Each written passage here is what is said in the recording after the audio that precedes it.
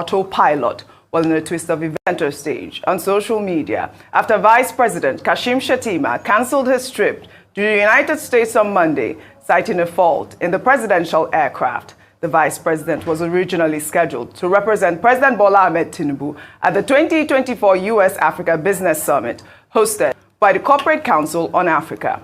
The intended trip would have left the country without a president and a vice president in charge, eliciting reactions from a cross-section of Nigerians, including former Vice President Atiku Abubakar, who in a post on X asked if it was right to assume that Nigeria was on autopilot. Well, in a twist of events, the Vice President's media aide in a statement said Shettima was unable to make the trip following a technical fault with his aircraft, forcing him to make a detour on the advice of the Presidential Air Fleet, adding that the Minister of Foreign Affairs, Ambassador Yusuf Tuga, will now represent the President at the high-profile summit in Dallas, Texas, while the Vice President will carry on with other national duties. Dr. Bati, we discussed this yesterday, and we are seeing that the presidency, or rather, they're listening. I don't know if I should call it listening, but it appears to show that they are canceling this trip because of the Presidential Air Fleet, rather than the outcry of the country, or what we discussed yesterday. Let me take a tweet. This is from Hod, who wrote, "If you want to purchase a new aircraft, just say so. Stop trying to gaslight Nigerians with this aircraft error every 2 minutes between you and your Oga. Please, we are tired of all these gimmicks. We are waiting so that we will know where to start applying pressure." Well, Daniel Bwala, I believe, was responding to Atiku Abubakar's tweet, who questioned whether or not Nigeria is on autopilot. Well, he wrote, "President Tinubu is in charge of the country and can govern from anywhere in the world, whether the vice president is also in Nigeria or not. Aso Villa is not a block industry, and the president is not a bricklayer. Read Section 5 of the Constitution." I'm coming to you, Dr. Abati. Section 5 of the Constitution, what does it say? Today, okay. But we are still waiting. We still haven't heard from the presidency. We are looking at their tweets. But instead of the presidency to respond to this query, because Nigerians are querying the fact that the president is not here. Yeah. They respond to other things, like the Lagos Coastal Highway. Quick to respond, very easy. And Bayo Ononuga had written a lengthy tweet responding to Atiku Abubakar's claim about, conflict of interest. And he wrote that, Sheikh Tinubu is 38 years old, like you said yesterday, and it's not a conflict of interest. But what I found interesting in his tweet was the fact that he was able to detail some of the achievements of the President Tinubu's administration. Let me read some of it. Bayo Ononuga wrote, "Contrary to Atiku's claim, the Tinubu administration within its first year has attracted over 20 billion into the economy, while President Tinubu was in New Delhi, India, for the G20 summit last year, August. Indian business leaders committed over $14 billion in new investments. A substantial part of this sum is already in the country, in an unmistakable vote of confidence in the economic reforms being executed by the Tinubu administration. Foreign investment in Nigeria's stock market has ballooned from 18.12 billion naira in Q1 2023 to 93.37 billion naira in Q1 2024, an increase of 415%. The last time Nigeria saw such level of investment was in the first quarter of 2019, when 97.6 billion naira was invested.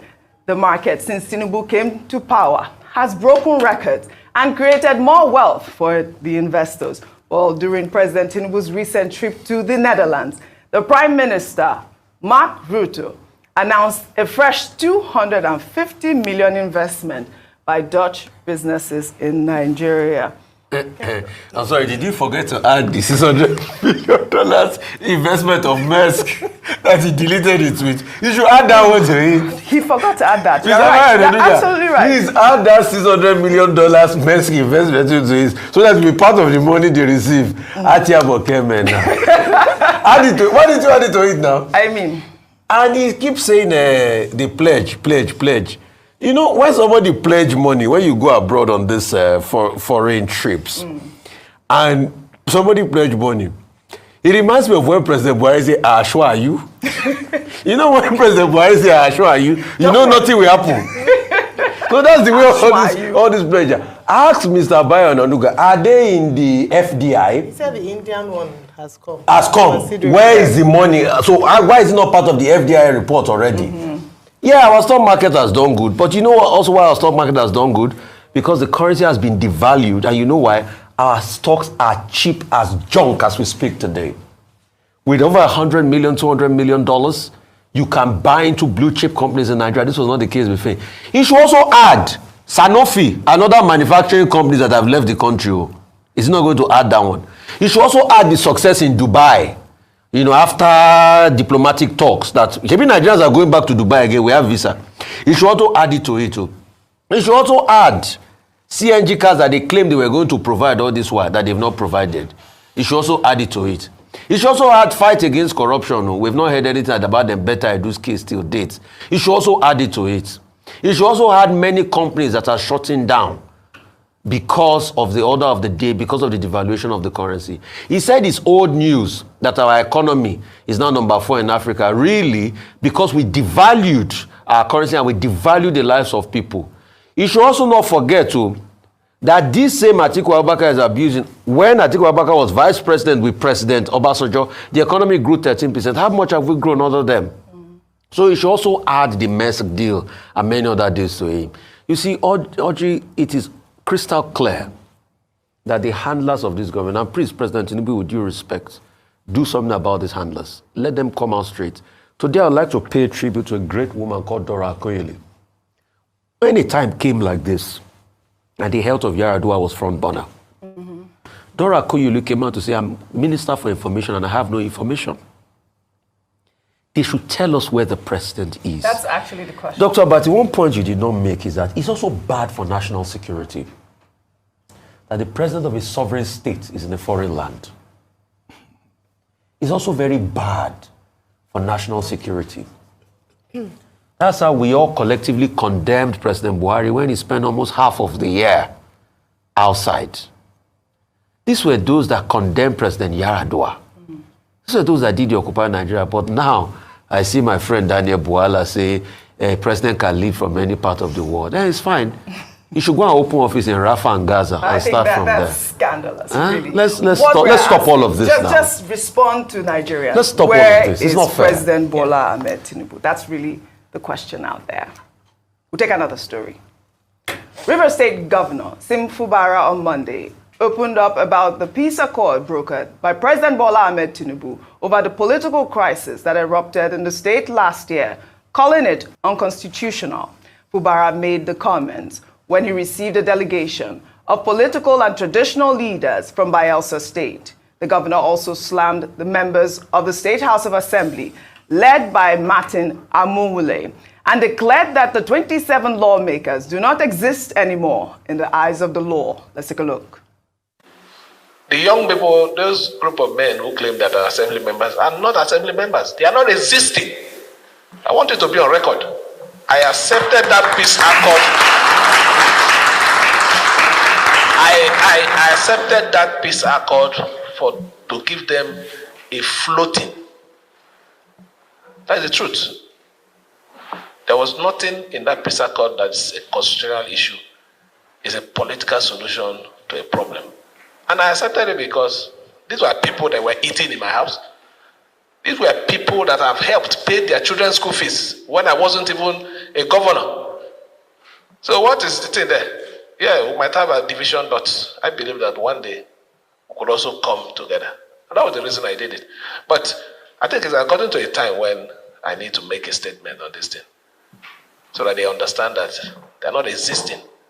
Their existence is me allowing them to exist. If I de-recognize them, they are nowhere. That's the truth.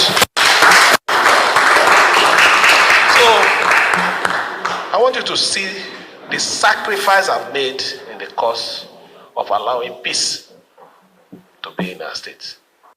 All right, the lawmakers don't exist anymore.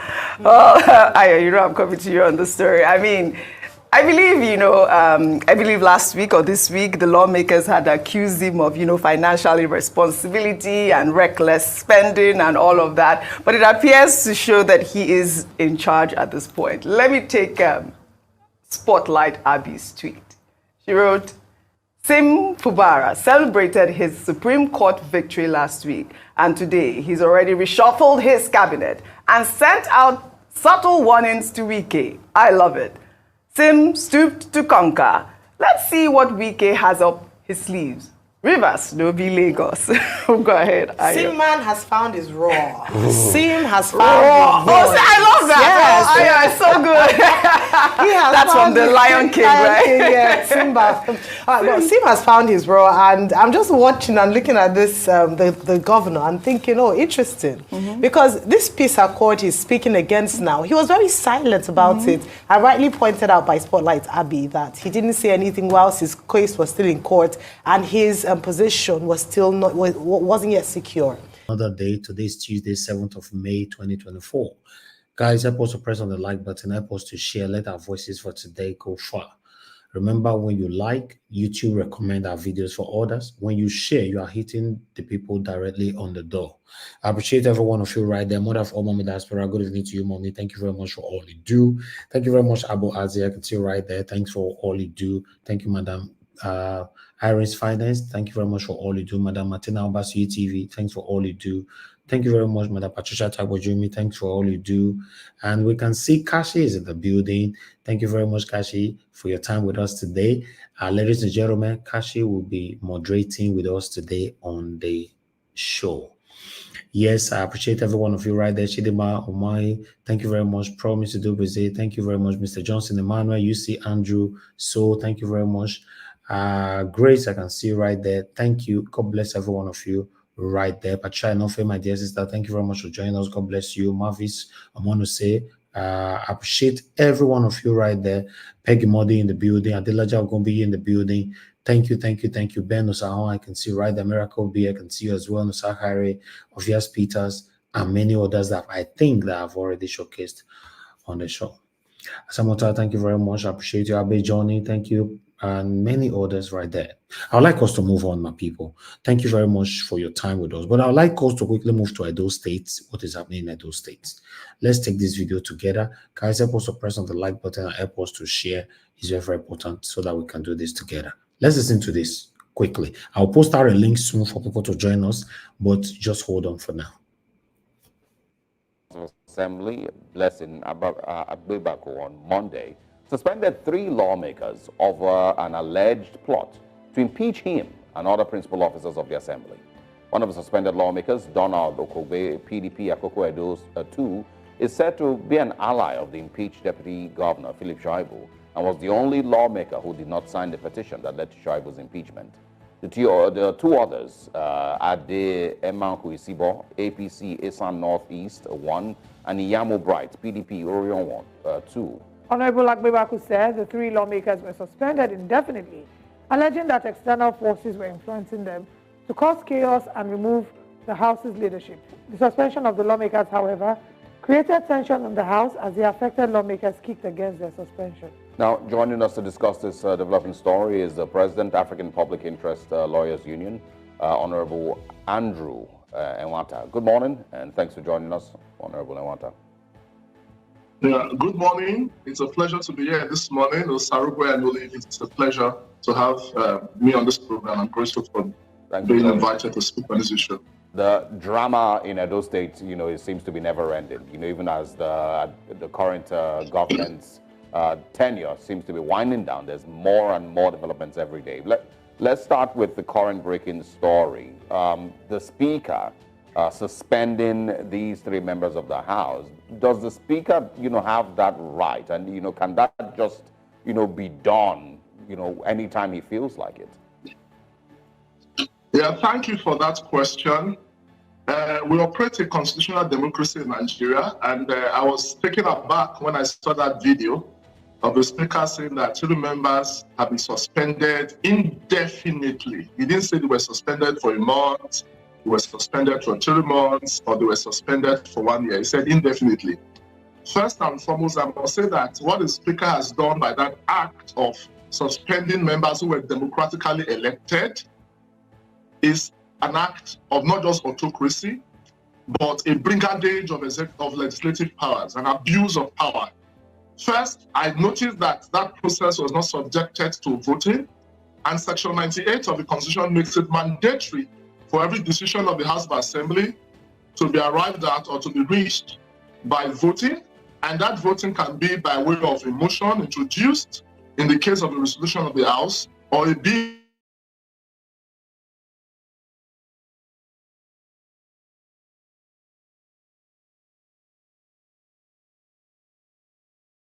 And you know, very recently, a member of the Senate, a senator from the North, Senator Abdul Nigi, for certain comments he made about the budget, that's the 2024 appropriation bill, which has become an act of the National Assembly, was suspended by the Nigerian Senate. Even when his lawyer, Femi Falana, wrote, the Nigerian Senate responded that it was a decision of the Nigerian Senate and not that of the Senate President, His Excellency Godswill Akpabio. But look at the Edo scenario.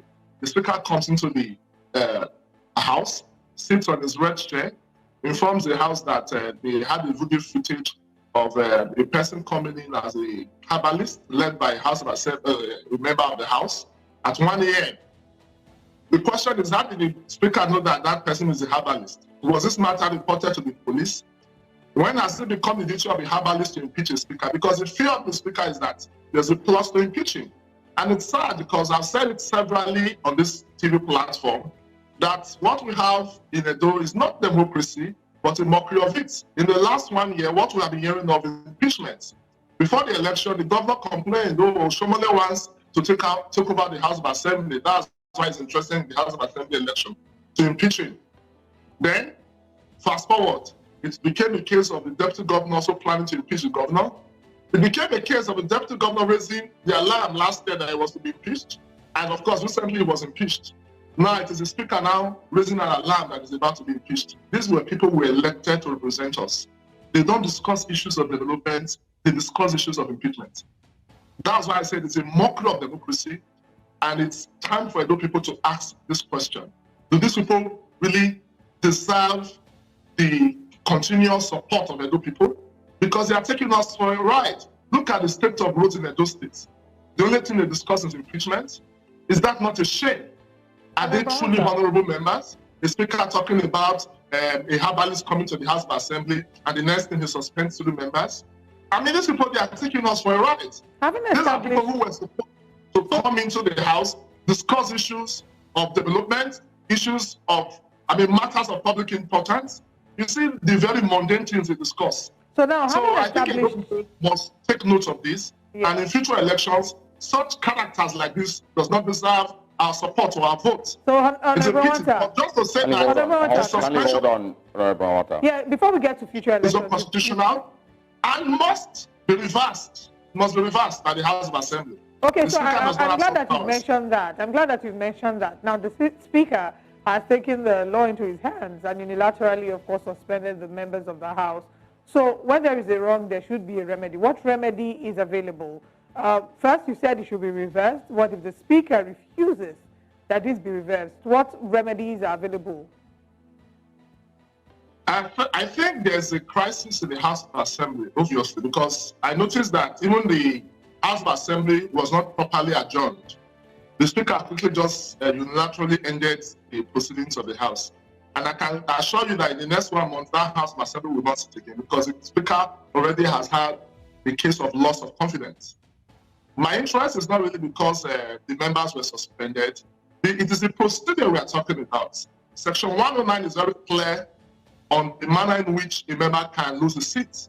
First, if he becomes a member of another legislative house, he becomes a member of the executive. If he absents himself for a period of 191 days, that's a period is 1/3 of the number of period the House is supposed to sit in the year, which is, I think, 181 or 191 days. I don't know the calculation, but I know it's either 181. I think it's 191 days. That's if he absents himself. Then lastly, if he cross carpets. These conditions under Section 119 has not been met. And the Speaker just on his own, without voting, say 3 members have been suspended. I mean, it's a mockery of democracy. Who gave him that power? He cannot unilaterally make laws. He cannot unilaterally make resolutions for the House. So I think it's for the House of Assembly to quickly impeach the Speaker, because that's the solution. He does not deserve the office of Speaker. He does not, and I think this is where imposition becomes one of the problems we have in this democracy. The Speaker was imposed by the governor. It was not the popular wish of members for him to be Speaker. You see how he operates. The way and manner the deputy governor emerged, the present deputy governor of Edo State emerged. Imagine they removed the deputy governor of Edo State. While they were still in the House, the governor was busy swearing.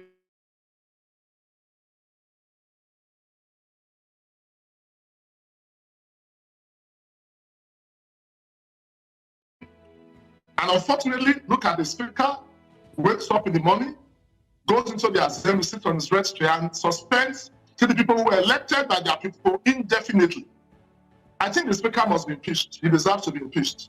And if the House of Assembly members fail to impeach that man as Speaker, those people will mobilize themselves against them and recall all of them. Because just the way you have a provision under Section 109, under which members will lose their seats, under Section 110 of the Constitution, members of their respective constituency can recall them.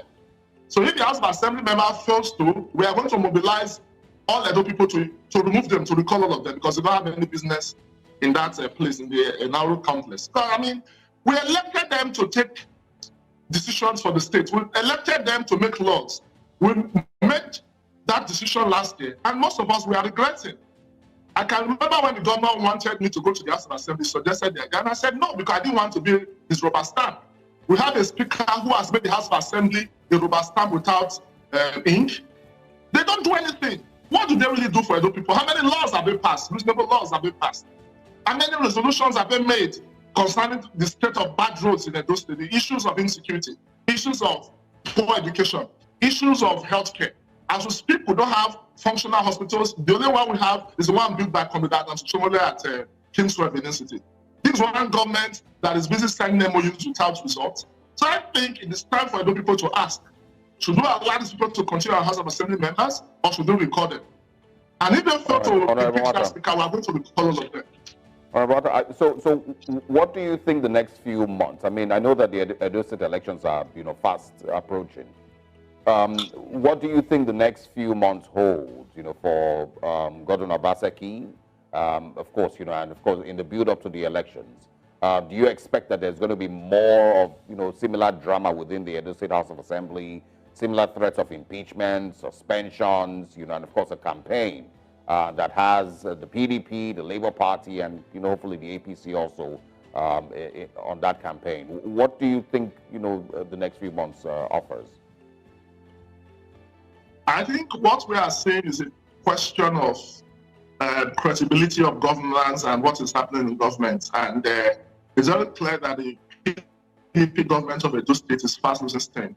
In the past 1 week, over 100 members of PDP have cross-carpeted into the APC.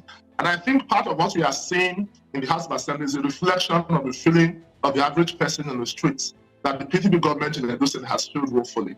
And you know that just recently too, the leadership of the party have been holding rallies led by the South-South Vice Chairman and other component parts, even including the recently impeached Deputy Governor Philip Shaibu.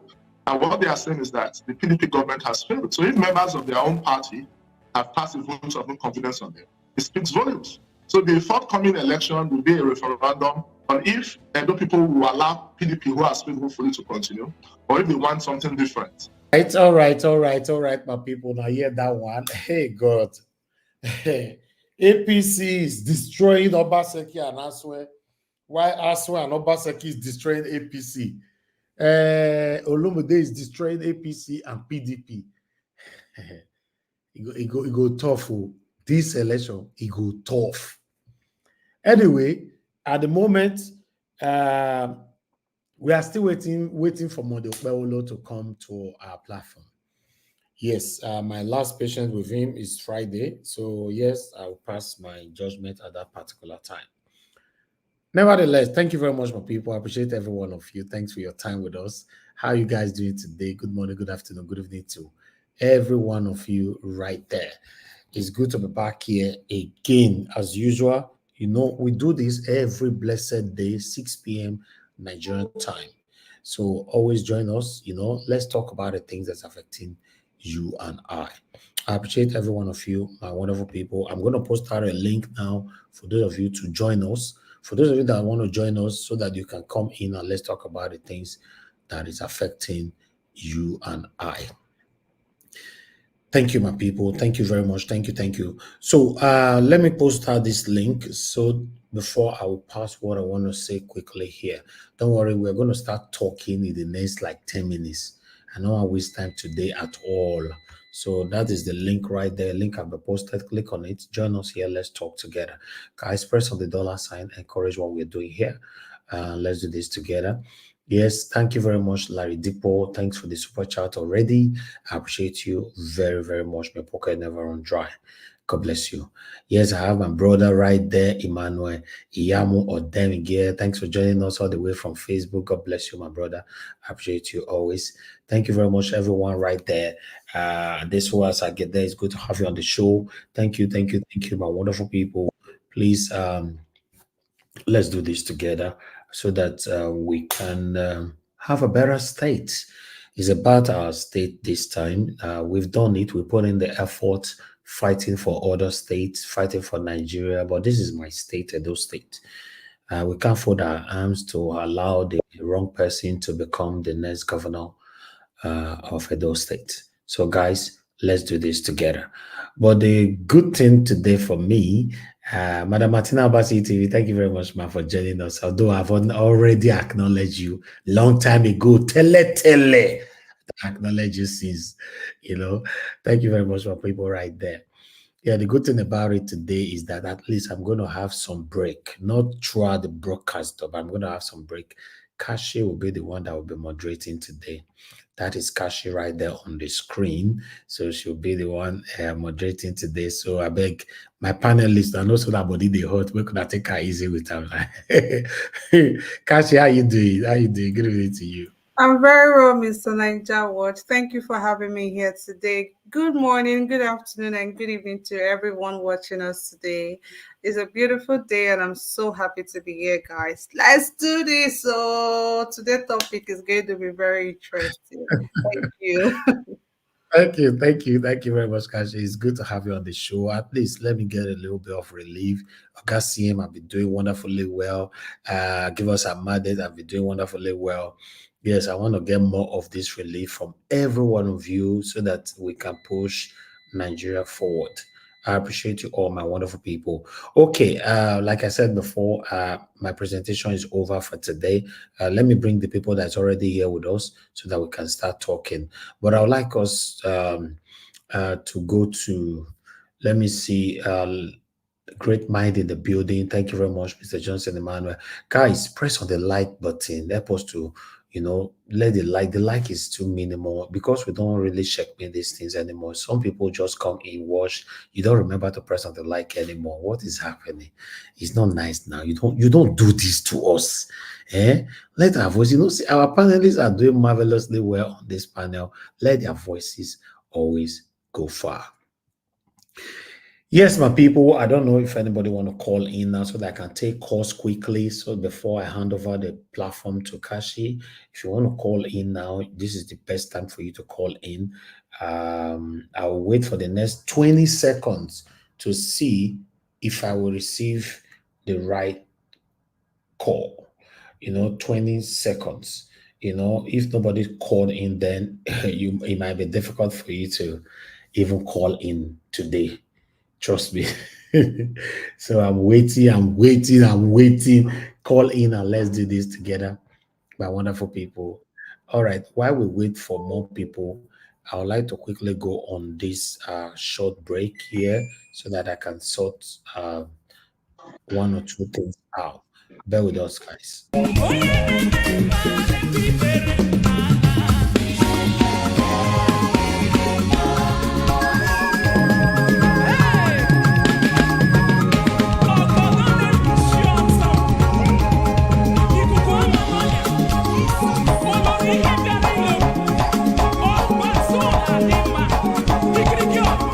Ikrikia,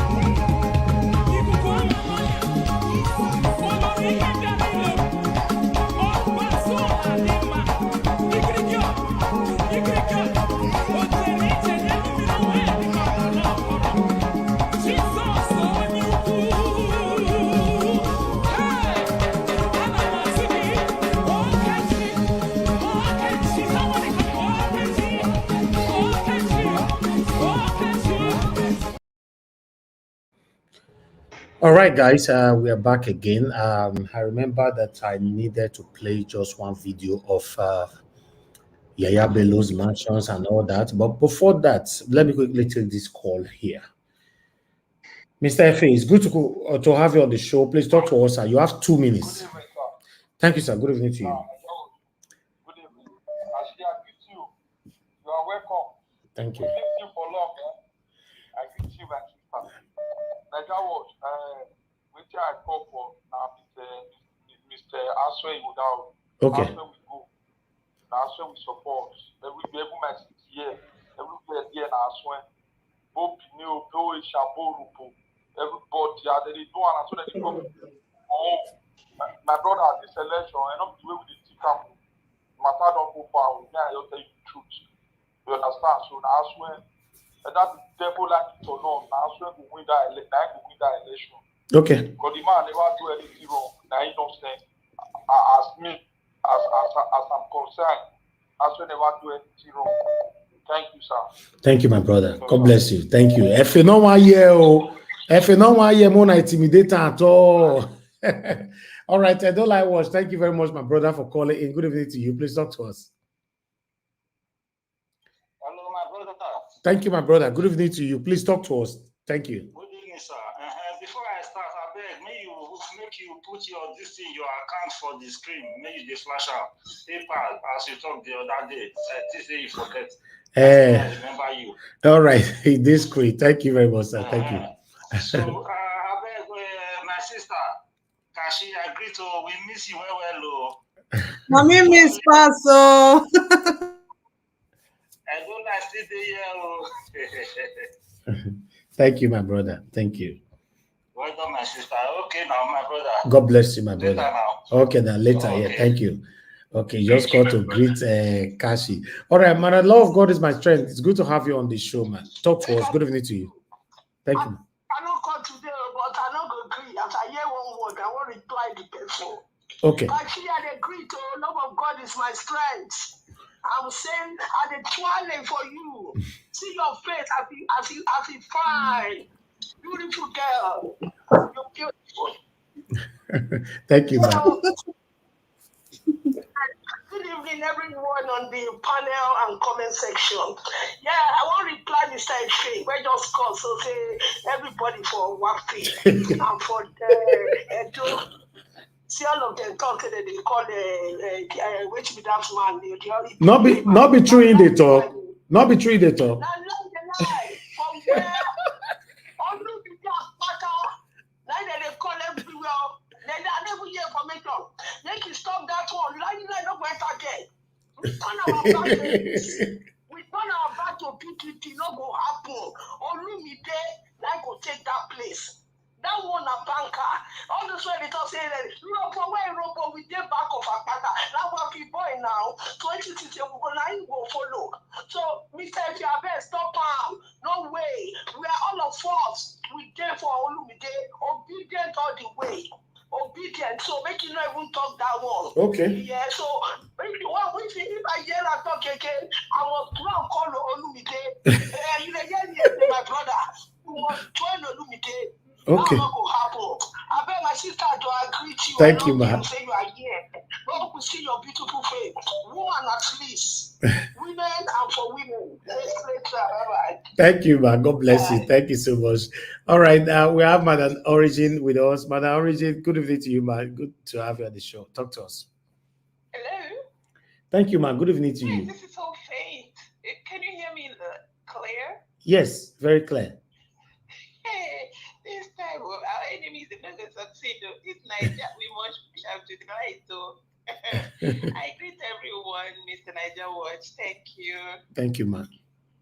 Thank you for this candlelight. This candlelight is significant in the Nigeria we are looking forward to, either in bits and pieces or in a whole. But either way, a new Nigeria is inevitable. Kashi, I greet you. Thanks for coming to help Mr. Niger Watch. He needed this help. Mama Diaspora, I greet you, Ma, and all the ladies say, hey, we are here, Gidiga. and all the gentlemen and everyone, please share, share, share. Because this is our way. You're sharing, call it your protest for a bad governance. Once you just say, press it hard and say, I protest bad governance, people must hear the truth. People must know the truth. And that's what Niger Watch TV is all about. So I greet all our wonderful panelists that come here every day to scream out the truth, to educate our people that have been brainwashed and have been made to make mistakes. I speak straight to Edo people. And anyway, I say this is straight to the point. You see, I like, as you all know, since Mr. Honorable came, I have been paying a particular attention on him, and I kind of have respect for him. And I wish that he, no, I would have loved if he is the one, he is speaking for himself. Even at that, as much as I respect him, if he decides to stay in PDP, as much as I respect him, I won't vote for him. Because the person he is representing is in a system that is already sucked in. And what I mean by being sucked in is that he is in that system where even the one that is his godfather or whatever has already set him up for failure. He can't wiggle out of it. If he loves him, playing what he wants him to do, he is going to be in big mess. And if he refuses, he's going to be in Fubra's shoes, struggling to survive. So what are we talking about? APC is not even to be mentioned. That means you signed for under siege. You signed for everything evil happening in Nigeria. So please, my Edo people, I'm begging you, just choose right. Choose one without baggage. Choose for truth. Choose for the youth of Edo people. The Edo youth needs a change. And whenever you are thinking, process it through that route. And I'm going to stop it here. And who else is good? Oh, Yahaya Bello, please, that's a past tense. Daniel Bwala, not to be mentioned. So everything else in place, we keep pushing. God bless you, Mr. Niger Watch. I rest it there. And at the vessel. Vex, okay, tell me. You do it. Now me, you greet last. At the verse. Hey, no way. You're number one. I want to be straight you for anything. And now let me tell you about you. Let me tell you one secret.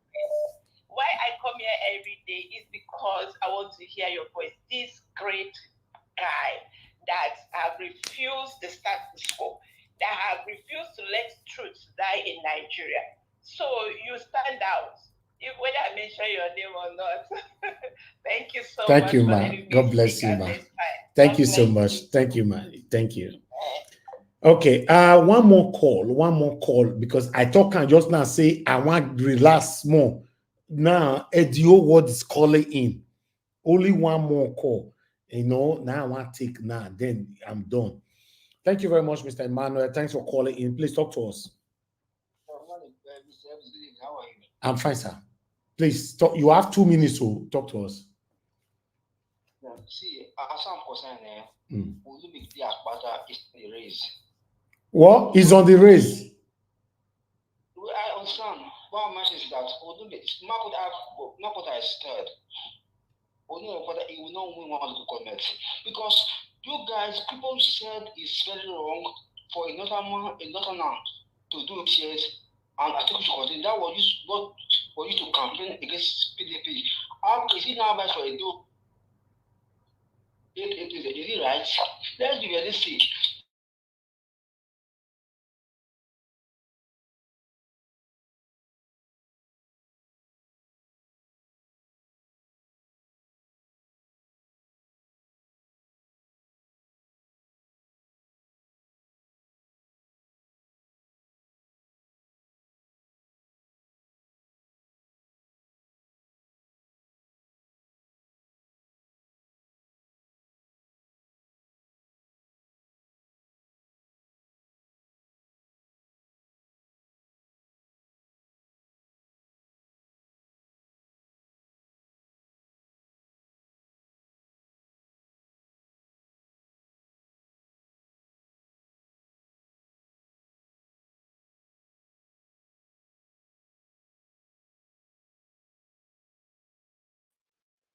Can anybody hear anything? I No. can't hear anything.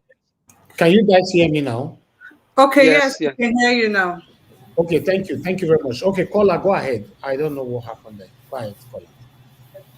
I said everything that fought against Atiku was because Bwala did 8 years. And under another man from further other 8 years again. Now in Edo State, Obas is a Benin man from Edo South. He just finished his 8 years. So is it proper now for under Edo South to take over 16 years? Is it done? This was the major thing that worked against PDP in the federal. I get my point, sir. So let's be realistic. Let's not be emotional about this, that it's the Labour Party. So no. I told you, Olumide Akpata, I don't mean against him, but he will not want local government. One what I'm telling you. Okay. That's what I'm telling you. He will not want government. Thank you. In the recent, it had to go to this, not central, not even those, I don't know how to do this thing. Okay. Thank you, sir. God bless you. Thank you. Okay, one more call. Please call in now. I don't want anybody to accuse me. You not pick my call later. If you are watching us live, should be able to know when to call. But some people will not hear this message maybe after 78 years. They'll not be calling back after the broadcast have ended. And I don't understand. But meanwhile, Chimizi, thank you, sir. Good evening to you. Please talk to us. Yes, sir. Good afternoon, good evening, everybody. I greet everyone on Paradise. Thank you, sir. Greetings to all. Yeah, Niger Watch, I still stand where I stand. I stand where FA stand. My Edo people, I'm not from Edo, but I stand for Aswe. Yeah, Igodomigo. You guys going to vote for Aswe. And I believe anybody my spirit take, that's how I go my own. Anybody my spirit take, that person gonna win. And that's where we become governor come November 2024. Whether you like it or not. Okay, don't let some people fight you for here. No, they can't see. In your last 2 weeks, Tell and say I forgive his spirit.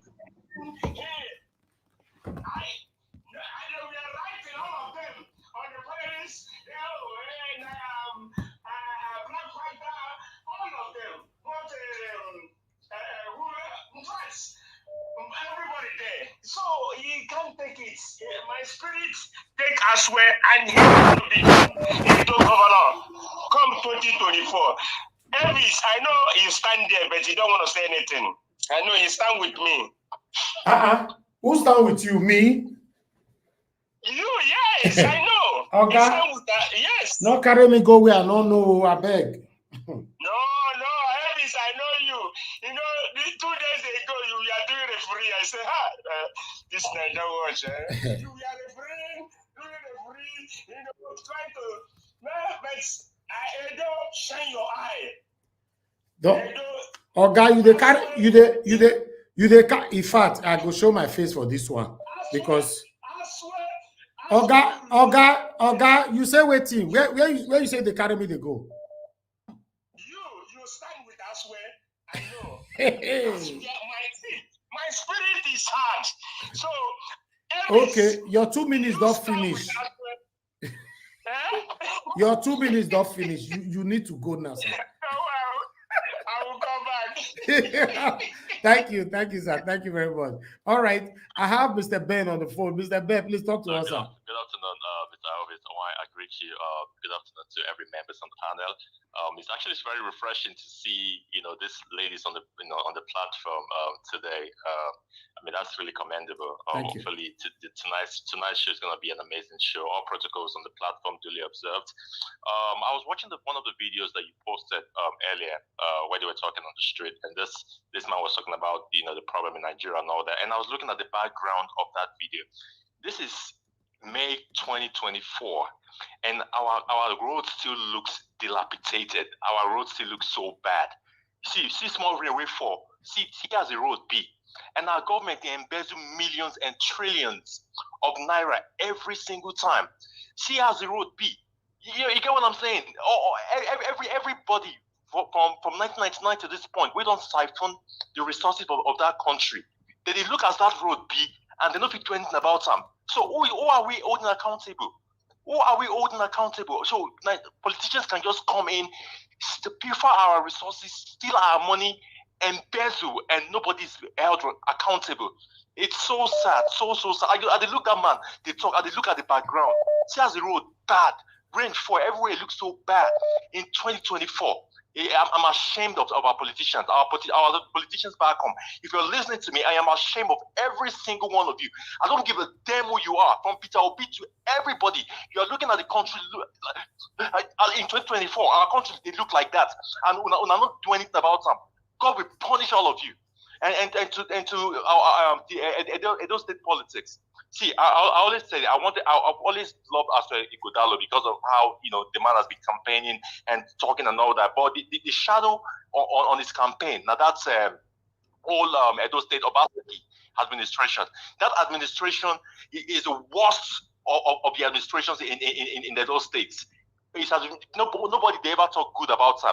I like Aswa Ighodalo as a person, but when Olumide Akpata came up about 2 weeks ago and he was talking and all that, I'm looking at this whole politics as a two-horse race. So may the best man win. Okay. They're those state people, from our people in Urekme to my people in Benin, vote for the right person. No look at the name, no look at the party. Vote for the right person. Whoever is going to be a governor is going to be a governor for the next 8 years. So make the right choice. All right, thank you very much. I agree. Thank you, my brother. Thank you so much. Let me take 2 more calls. Good evening to you. Your name and where you calling us from? Hello, good evening. Good evening, Mr. Ivis. My name is Osaze. I'm calling from Edo State. Thank you, sir. Mr. Osaze, please talk to us, sir. Thank you, Mr. Ivis. I appreciate your good work and all you do. Thank you. God bless you. I will have to say this. Please, Honorable Sam should stop this political transaction things that he's doing. Last time, a woman called into your show and she was speaking Benin. Then when Honorable Sam want to narrate the whole story, he twisted it. And likewise, the same thing. A few days back, he was twisting Rita Adams. Rita Adams, yes, was twisting Rita Adams' narrative. But one thing you should understand, that he should stop all this political transaction. Does he want the betterment of Edo State? And he was mentioning what they call it, Odion, the the deputy governor to Aswen, that he gave chicken. And this recent 21st century, they are talking about chicken.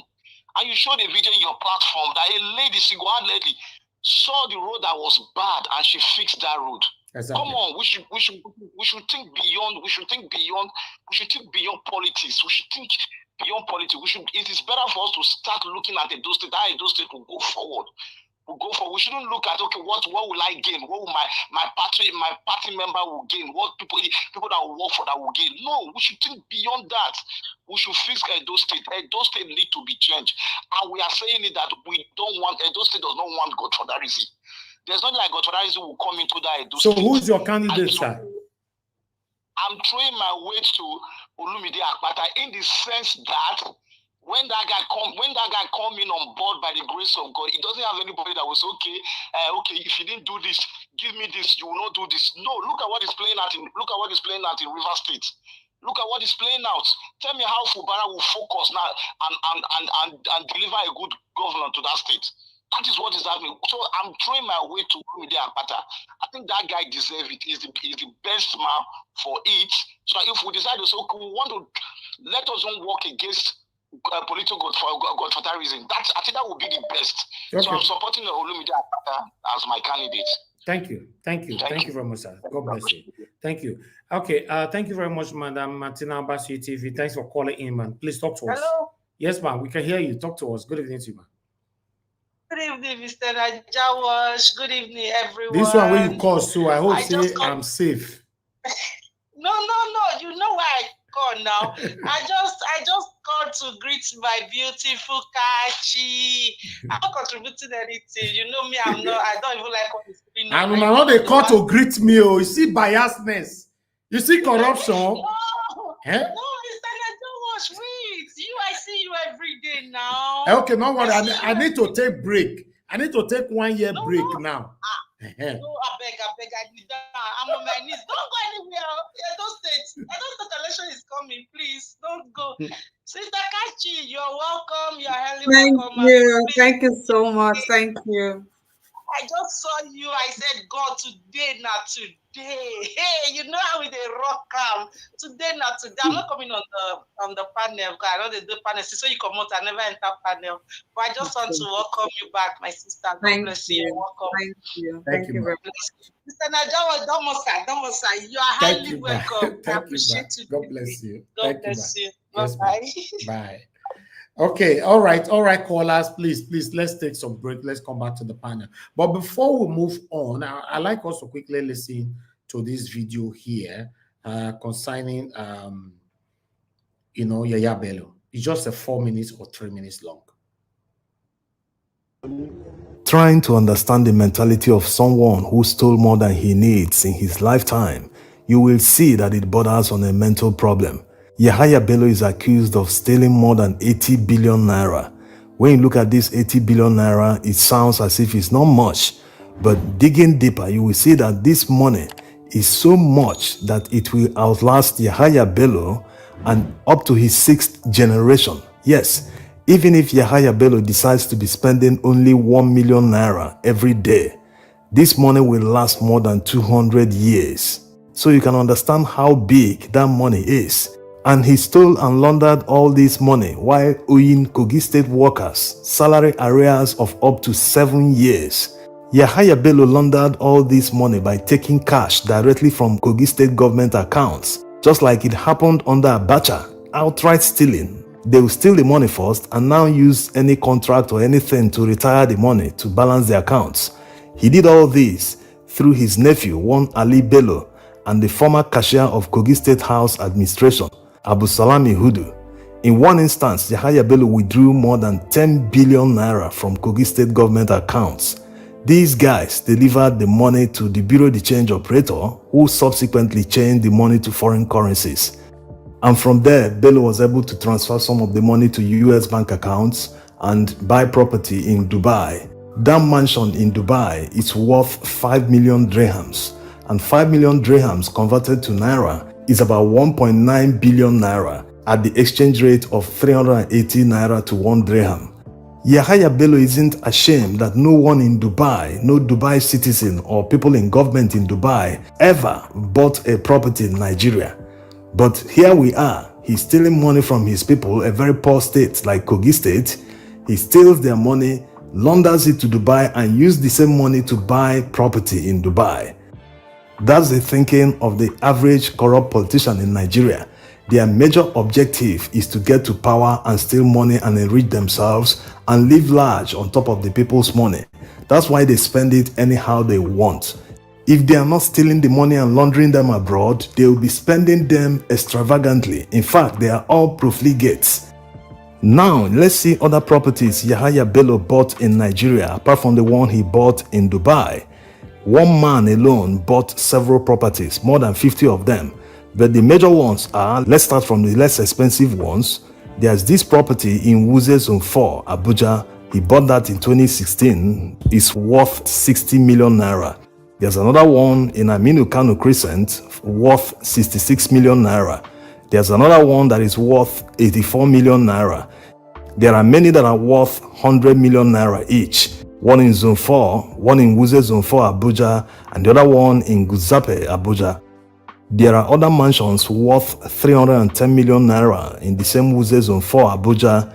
There are other ones 412 million naira, 550 million naira. Then you get to the higher ones, maybe these ones are the hotels. There's one that is worth 650 million naira. There is 920 million naira. And the last one, 950 million naira. This one is in Maitama area of Abuja. So you can see that Yahaya Bello is insatiable.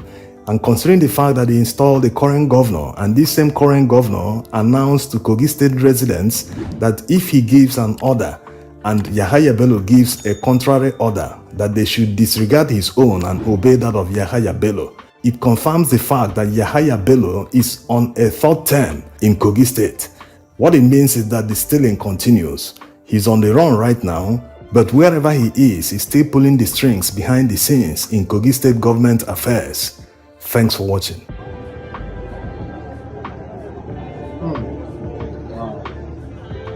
This is heartbreaking. This is heartbreaking. I don't know where to start from. This is absolute heartbreaking.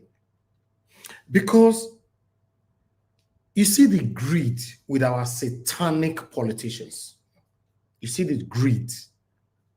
One person acquiring buildings everywhere. It's just like that thief, that Ojubole wey dey prison for London. What do they call him?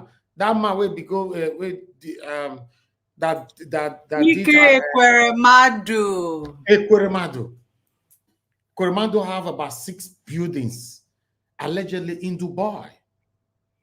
I like the question from the net media that how many people or the citizens of Dubai that have one property in Nigeria. We have a long way to go if we continue to embrace Satanism, if we continue to call out these people.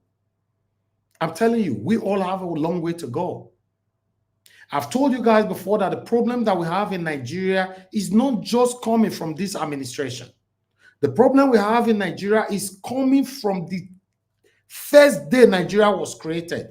All of them have been recycling themselves. All of them are satanic. All of them. They are be recycling themselves. Check it. Most of them have ruled us once, twice, 3 times. And if you have to check it holistically, you get to understand that most of them have ruled us even more than 10 times. For example, somebody that be a councillor, from councillor, he will become a commissioner. From commissioner, he will become maybe House of Rep. House of Rep, senator. From senator, probably become a minister. From minister, become a deputy governor or a governor. From there, he wants to go for presidency. Or from there, listen, these guys, they are the same people sitting in a satanic table, eating together and covering for themselves. That is why you see satanic Wike, when he was leaving office, he brought Fubara. The beautiful thing now that Fubara is beginning to flex his muscles. Fubara is telling Wike now that, yes, the time has passed.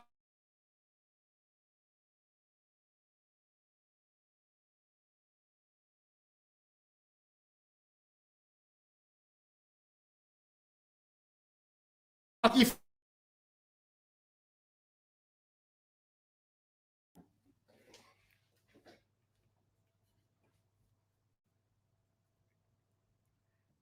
can anybody still hear me? We can hear you now, Mr. Ninja Watch. Okay, you see, because I'm talking now, yeah, they are throwing their missiles now. That's what they do. That's what they do. They don't want me to talk. You know, they are fond of doing things like this. What I was saying, I'm not going to forget. No, I'm not worried. If they think say I go forget, I'm not going to forget. What I was saying is that satanic Yahaya Bello was leaving office. He brought in his puppet, his dog, to represent him, to cover up with all his satanic practices throughout the 8 years in office. You see, many of them have done this. We've talked about godfatherism. We don't want it anymore. When Oshomole came into Edo State, he talked about godfatherism. In fact, he fought the Igbenedion family. And he won.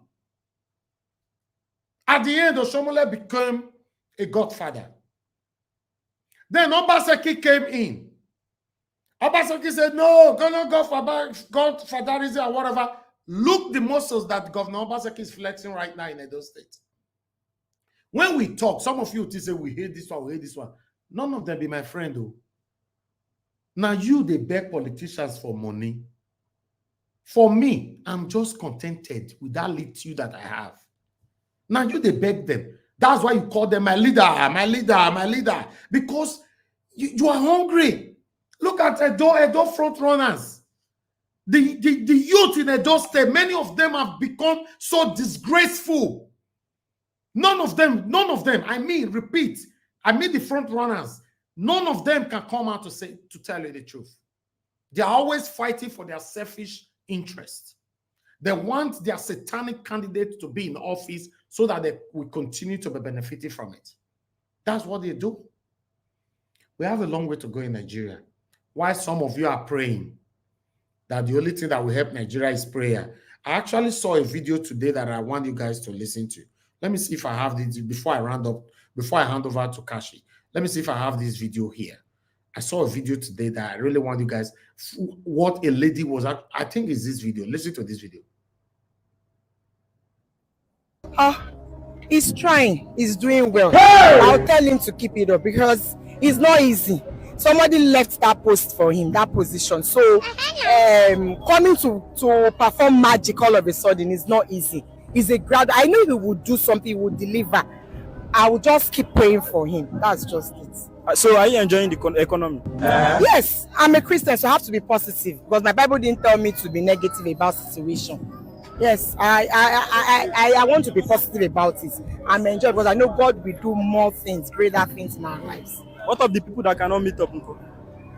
They should keep praying. Oh my God! Hey! There is nothing prayer cannot do. There is nothing prayer cannot do. They should keep praying. Yes, because God will come in midst of problems. It will not come out of when there's no problem. In midst of trials is when God will come and prove himself. So they should keep praying on him, praying to him and tell him to do. Okay, let me say something, guys. Are you aware that we have more than 80%? Yeah, that margin might look a lot, right? We have more than 80% of Nigerians, both home and in abroad, that have this same mentality. That's why we are where we are. 80% of Nigerians in Nigeria and Nigerians in diaspora that have this kind of backward mentality. When I say that woman, I said we should be praying. We should be praying. God will do it. My pastor told me. My Bible told me. That woman when I see so. She doesn't have no respect for her husband though. Go and do research. You'll find out that this kind of woman, the husband say, cook for me. No. Because she let me talk. You see, this kind of woman, so cook for me. Go say my pastor is preaching. Let me listen to my pastor first. Food is inside the microwave. Go and do it yourself. Now then be this. Anyway, I don't want to take over the whole broadcast. Because I know say when it comes to this kind of conversation, I like to talk about it. Good morning, good afternoon, good evening to every one of you. It's good to be back again. So I'll hand over back to Kashi right now. I appreciate every one of you right there. It's good to see you all. Wait till the apple now. I'm going to press on the dollar sign now. I don't offend you again. And I'm not saying when I offend someone for that, I don't press that dollar sign.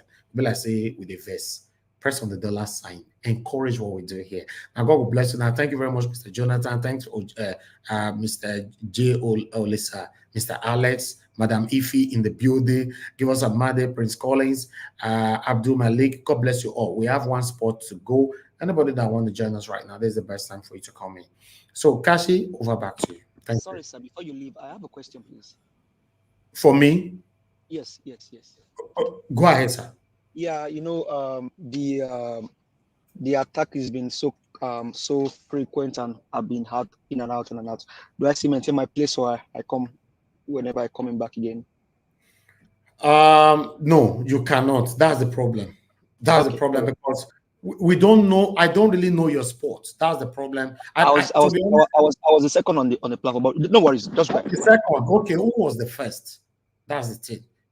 I came first. Okay. If you're the second, you go in. But one thing, say women now they prioritize for this platform, not this. And Madam Ife and I go fair talk. Then we'll come to Mr. Alex before you. So I beg you just understand with us. Then before we come to others. So thank you very much, my people. Kashi, back to you. Thank you very much for your support today, Kashi. God bless you. All right, thank you, Mr. Ninja Watch. I'm so happy to do this. Good morning, afternoon, evening, guys. Thank you for doing this with us.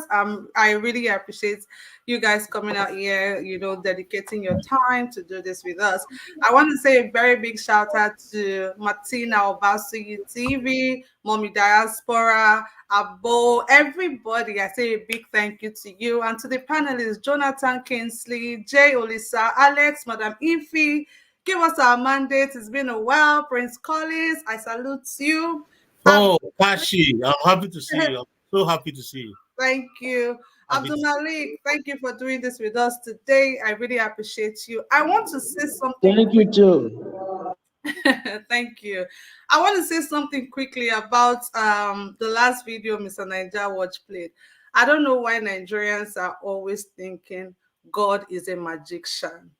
God cannot come down and do for us that which he has given us the power to do ourselves. I don't understand why somebody would think prayer will solve a man-made issue. God has given us the brain, the strength, everything where we need to succeed in a country like Nigeria. Nigeria has every resources a country needs to succeed. But yet, we choose to go to church. We choose to pray every time. Don't get me wrong. Prayer is good. Prayer is very, very good. And I want to say something about that man where he come talk, say, na in spirit. Oga, may your spirit go breathe. May your spirit rest. Your spirit say waiting. Because of this, your spirit, now because of people like the current president who will get for Nigeria with all the katakata way they go on. Imagine, now they're saying at 0.5% for cyber security levy to put your money for bank. So you go put 1,000, they go come out 15 naira. You go put 1,000, 2,000, they go come out 100 naira. Who does that, for goodness sakes, with all the exorbitant charges where we get? Somebody go still talk, say spirit. With everything where Nigeria they suffer right now, you can say your spirit, tell your spirit, make it breathe. Your spirit not a breathe. Tell your spirit, say make it breathe, make it relax, make it calm down. Because that spirit, they mislead you, brother. It misleads you. Look at everything that is going on. You still come out to say your spirit. But that's not right. The same thing, that is what Alex Oti, look at what Alex Oti is doing in Aba. Just take a look at what Alex Oti is doing about. Imagine if we replicate all that in every state in Nigeria. Don't you think Nigeria will be a better place? Don't you think so? You can't come here and say anything where your spirit talk, now you go do. Why you not fit tether your spirit? Make Nigeria a better place. Talk to that your spirit, make it visit Aso Rock, make it talk to the people where they're Aso Rock, when they do what they're supposed to do. Talk to your spirit, guy. It's so painful that 2024 people see they come out, they can't talk this kind of way they talk. And a boy, but make I just leave that one for now. Let's go to the panelists, guys. Let's start with Madam Ifi. Madam Ifi, good evening. Thank you for joining. Please go on. Please talk to us.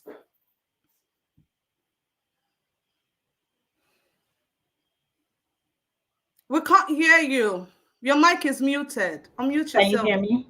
Yes, we can hear you now. Okay. Please go Good ahead. evening, everybody. I'm not gonna, waste time, but honestly, we come here every day and talk about the same thing every day.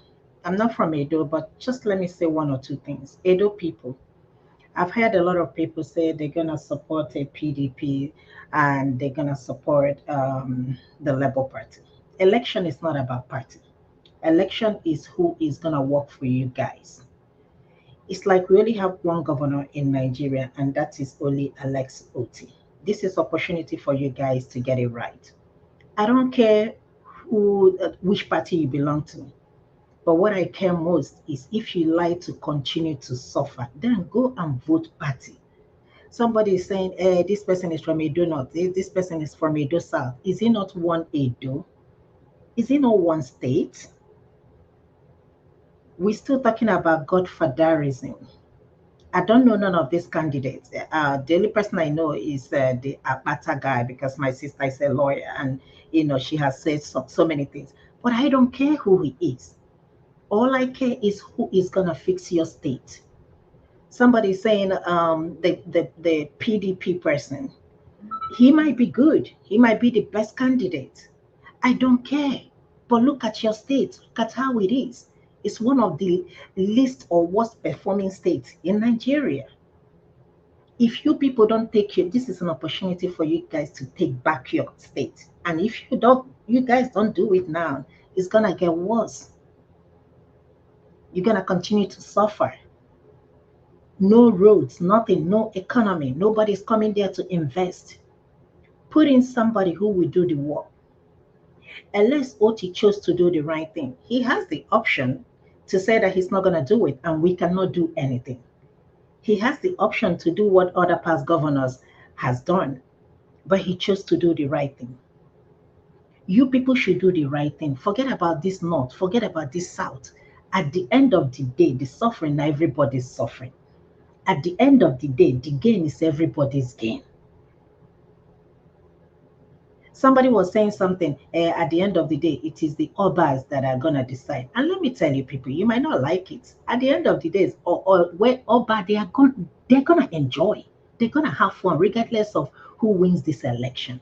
But it's all about you, as the common man on the street who is suffering. Mama who is selling vegetable to train her children. Papa who is a welder working every day to raise his kids. Single mothers, single parents. What kind of jobs do you people have in your state? Do you have industries? Do you have good roads?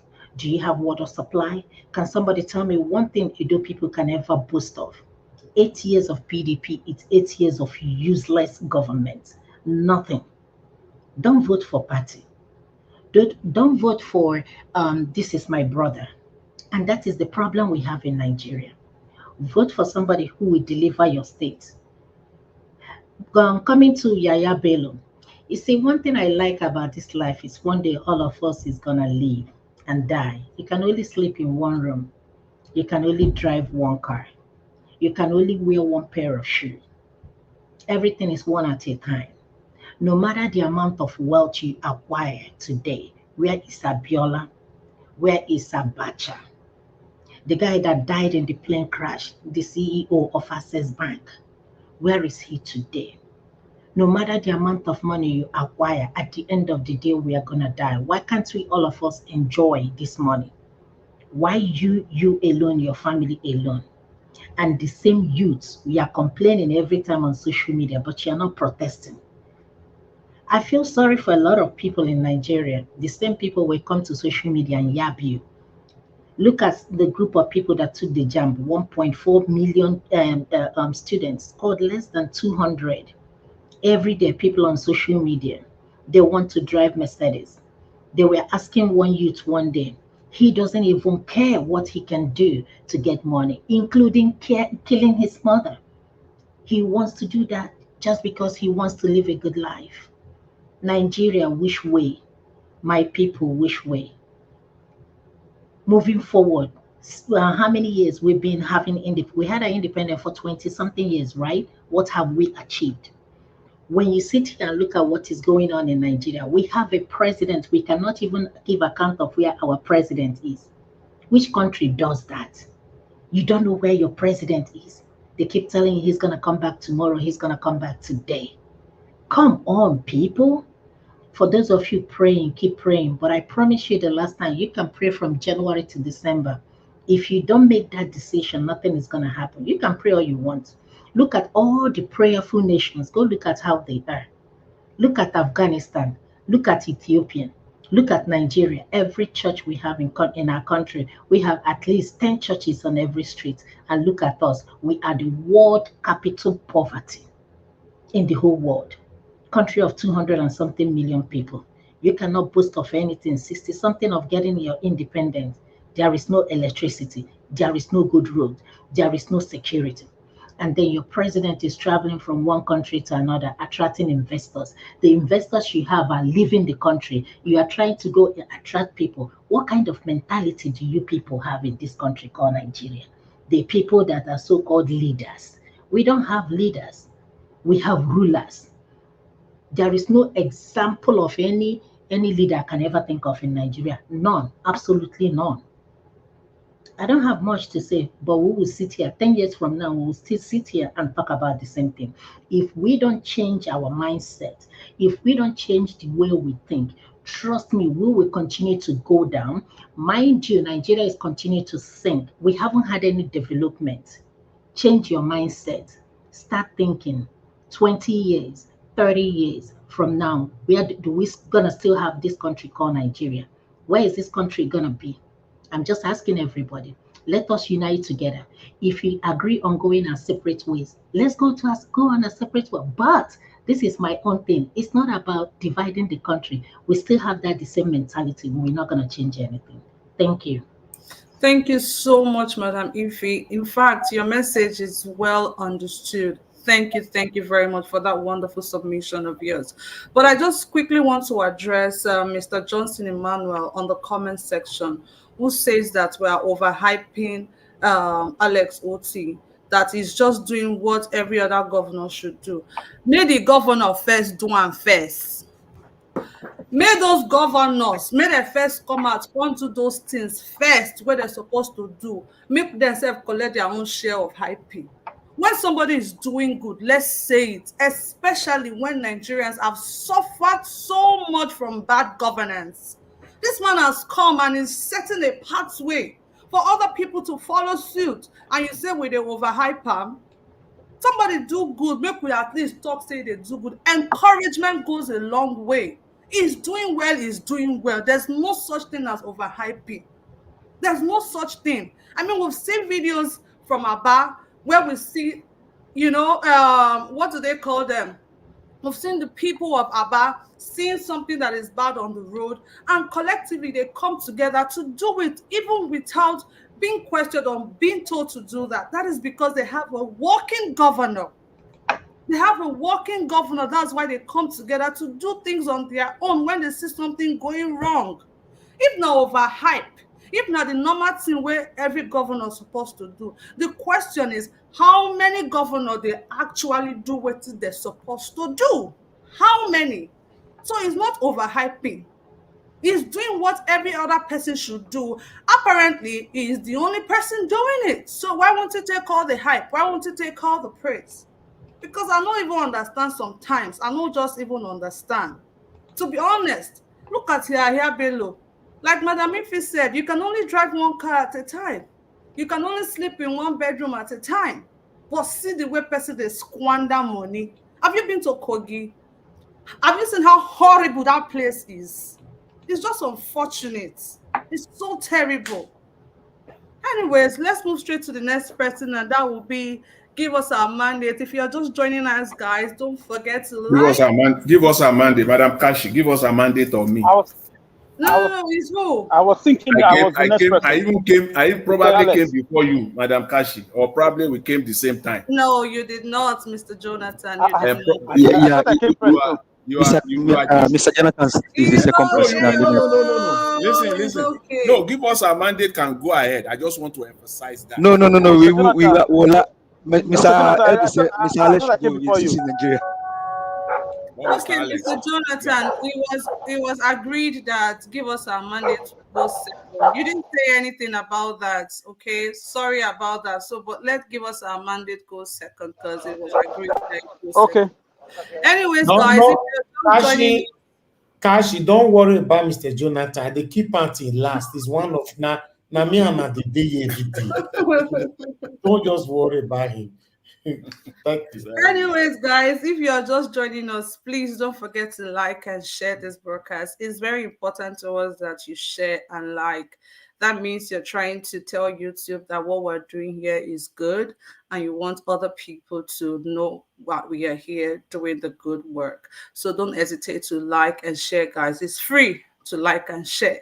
And most importantly, do not forget to super chat us with anything you can to support what we do here. Thank you so much and God bless you. Let's move straight to give us our mandates, please. Thank you. Well, thank you very much. I think Mr. Elvis wants us to give a demand from Amagba. Maybe we should just allow him. Mr. Amagba, go ahead, sir. Mr. Alice. No, carry on, my brother. Carry on. No, go ahead. I hear the floor. Okay. Okay, thank you for your magnanimous gesture. I'm grateful. Mr. Alex, I didn't knew. I don't know, say that you. Hey, get my Kachi, how are you? dictionary. Hey, where's my dictionary? Everywhere's about to explode now. Oh yeah, give us the English. No, I have already reduced the grammatical bravado due to public demand. People were saying I was communicating the language of Kabakaso. So don't worry about grammar this time. Let's talk about objectivity, according to my brother Jonathan. Kachi, how are you? How have you been, ma? Been a while. Yes, so we can't pay. Please go ahead. Thank you very much. Where did you come out from this time? You came out from planet what? Pluto. Pluto. Good to see you, my dear sister. Thank you. Thank you. Thank you for the work, the hard work you put in. We love you. We appreciate you. You've always been in our hearts. Thank you so much. Thank you. Thank you. For me, Edo State, for me, is like political corona. Every day, new variant. You know, it's just a continuation of men that lack the patriotism to build their land. So people will tell you that we have a governor that did very well with the way those state is. I don't blame people. There's poverty on the land. You know, with a little crumbs from the master's table, people will change their tone. Kachi, there were times you came out on this platform those days to help Mr. Niger Watch when we were working with him on matter of land grabbing, matters of kidnapping. You know the hard work we all put in, the sacrifice we all did. You know, so leading to the election, the build up to the 2023 elections. So people will come and tell us right now that Obaseki is the best thing that happened to Edo State because it's election period and they have right to produce candidate. Let me tell you something. In a normal situation, Obaseki, as he's leaving office, him and his PDP faction, they should be marched to court and to jail because they supervise the killing of their people by the Fulani herdsmen. A political party in Greece called Golden Dawn is a neo-Nazi party and a racist party, anti-black and race party. Their overzealous party leader and some of the members took the life of somebody, a musician. Guess what? The government of that nation went after all the leaders nationwide and arrested them. Since 4 years, they've been in prison. All the party shiftings, all the party leaders, they were all rounded up. Some that traveled, they were extradited back to Athens, and they're all in jail for 20 years. They've already served 4 to 5 years now. So we have a PDP party who lied to us that they are bringing us a seaport, Gele Gele. We have a PDP party who lied to us that they are giving us international cargo airport in Auchi. We have a PDP party and we have dilapidated roads. Who promised that these roads are going to be fixed before 3 to 4 years? Ladies and gentlemen, it's 8 years. And we have a PDP party of our fashion in Edo State who have been ruling the people like a dictator, like in a totalitarian way. We saw the fear, the panic. They have demolitions, a gate court injunction or court restrictions. And with that, people want us to forget that and become political hallelujah boys. Because of one emergence, the emergence of one, politically unknown kamikaze. And we are saying capital redetermined to that. We will not fall into that rhetorics that he has double PhD. He worked with Okomu Oye. He was with Dangote. He was with Stalin Bank. The same thing they said about the same line, the same formats they will say. And they don't say fair for it in 2016 and in 2020. But now it will not be business as usual. This is my problem with the PDP in Edo State. This is my problem. And the APC for me, they don't stand a chance. They don't stand a chance. I'll tell you why. Look at the political shege the APC is doing to the nation. The devaluation of the currency with recklessness, with reckless abandon. The way they stole the election in 2023.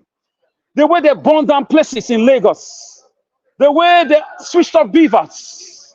The way they've run the country under Buhari and people were being killed. A party shifting on RS TV said 3 million AK-47s were were across the country with the Fulani imported herdsmen by the Bwala administration. And these people are, have always given amnesty. They call them repentant Boko Haram. And they give them wives to marry. They send them abroad for training. They escape them into our national military, which is a paradox, which is ironical. So the APC for me in Edo State, if I were them, I would be closing up. We will be resigning. We shut off APC Edo State chapter because of the way the APC at the national level is destroying the nation. Look at the coastal road that they are building for 50 trillion naira, 13 billion US dollars. When we don't have electricity, when we are ravaged by insecurity orchestrated by some people at the, at Martin Onipos. So the APC Edo State is an aberration. The APC Edo State should be rejected. The APC in Edo State should be declared a political persona non grata. We should not even look at that direction. Who does that leave us with? Of course, in 2022, although the party has been there, but we didn't know a party will come and beat those that claim they own Lagos at their own backyard. Beat them in Abuja, beat them in Benin, beat them in Rivers. They had to resort to Togri, beat them in Lafia, in Nasarawa, in Plateau, beat them everywhere. They had to resort to election malpractices. They had to resort to violence. They had to resort to, incumbency, political party incumbency. So the man, Peter Obi, shook the political foundations and gave the baton to the people. He sold himself. The Nigerian youth, for the first time since 1993, they became interested in politics. They became interested in elections. And they took the fight to these guys. And guess what? It gave birth to a state governor in Abia State called Alex Oti. And guess what? Alex Oti has not disappointed. Alex Oti has been a political Nali Matanjare. Alex Oti has become a searchlight, a beam light in the darkest part of the ocean. Alex Oti has showed us compassion, even in the midst of affluence. Alex Oti has showed us that you can be rich, famous, and be kind. That you can bring electricity for 24 hours. You can see millions of dollars and still do the right thing. Alex Oti can show us that, yes, politicians have had enough in Abia State. It's time for the people. So we need another Alex Oti in Edo State. That give us Labour Party Edo State. Olumide Akpata the man. So I'm not campaigning. I'm just letting you know the facts. Because we are going to be here. If we fold our hands and allow these two parties, APC, PDP, to do their thing in Edo State, we are going to be the victims. They will come, both of them. They are just the same. They will come because the APC, they are warming up with their tigers and lions to come and continue the agberoism they left off in 2020. So the PDP that had the chance to put their names in gold in history, but they messed up. They were busy allegedly looting money. They were busy demolishing houses. They were busy, in a power tussle with the palace of the Benin. They were busy, doing all sorts of things apart from looking at the infrastructural Eldorado of the people. I can tell you, in 4 years, there is no one single new market across the whole 18 local government built by Obaseki administration. If you can point one for me, I will give you a gift. No one primary school renovated under the Alagi Yeke or Alagodaro or the Edo Best or Edo Watts program. Always, we always organize every year by Edo with Edo payers' money. Hundreds of millions. So I wanted to know something, guys. We are struggling for the soul of Edo State. We are struggling for the soul of Edo State. Ladies and gentlemen, that election in September is going to be the last straw that will break the camel's back. I am praying against violence. I am praying against Professor Mahmoud.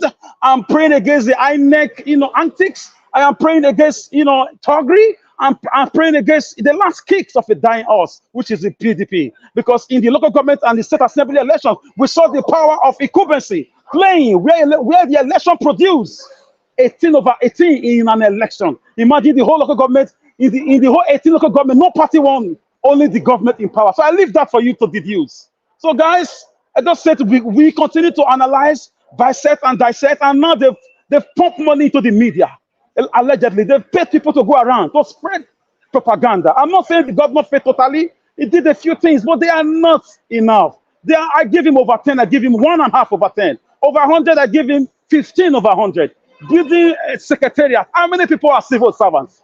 How many people? You left the market, you left the education, you left security, you left young people, you left job creation. You focus on things that are not important, on borrowing money and the monies we didn't see it. So, Nigeria was, I want to thank you for the struggle. I know the fight you fought. I know how you gave your all against land grabbing. I know what you did, my brother. How you put your life on the line. I was wondering how you were coming to Edo State. Because I know you have investment in Edo State. I know you have families in Edo State. I know you have relatives in Edo State. You put your life on the line. So you won my heart. And that has kept me glued to this channel and to this platform because of the fight you fought for my land. And I see you as a patriot, as a fellow political, compassionate gladiator. You are not like those who will chicken out in the middle of the battle. So thank you, my brother. What you fought against, they are coming up again, Mr. Najawas. And people you fought for, they are going back for those that fought against them. So I'm sure you've done your best. You can't save the world. You've those will fight for themselves this time. I like the way you are playing the politics of neutrality. I like the way you are playing the politics of touch lines. You are just there monitoring things. And I'm sure at some point you are going to come to the Olumide Akpata team to let people know what we have in Abia can be replicated in those states. To let people know Peter Obi is aware that that Olumide Akpata as a mess. Yes, somebody made a phone call that we struggled against Abubakar Atiku, that he was a Fulani man, Buhari was living as a Fulani man. I had that argument also. But all the parties also, they agreed to throw this ticket open. They didn't care for zoning. PDP said it, APC said it, even Labour Party said it. It was a conglomeration of agreement, a convocation of agreement. So I'm not sectional, insensitive. But the way we are now, we are in desperate times in Edo State, and desperate times require desperate measure.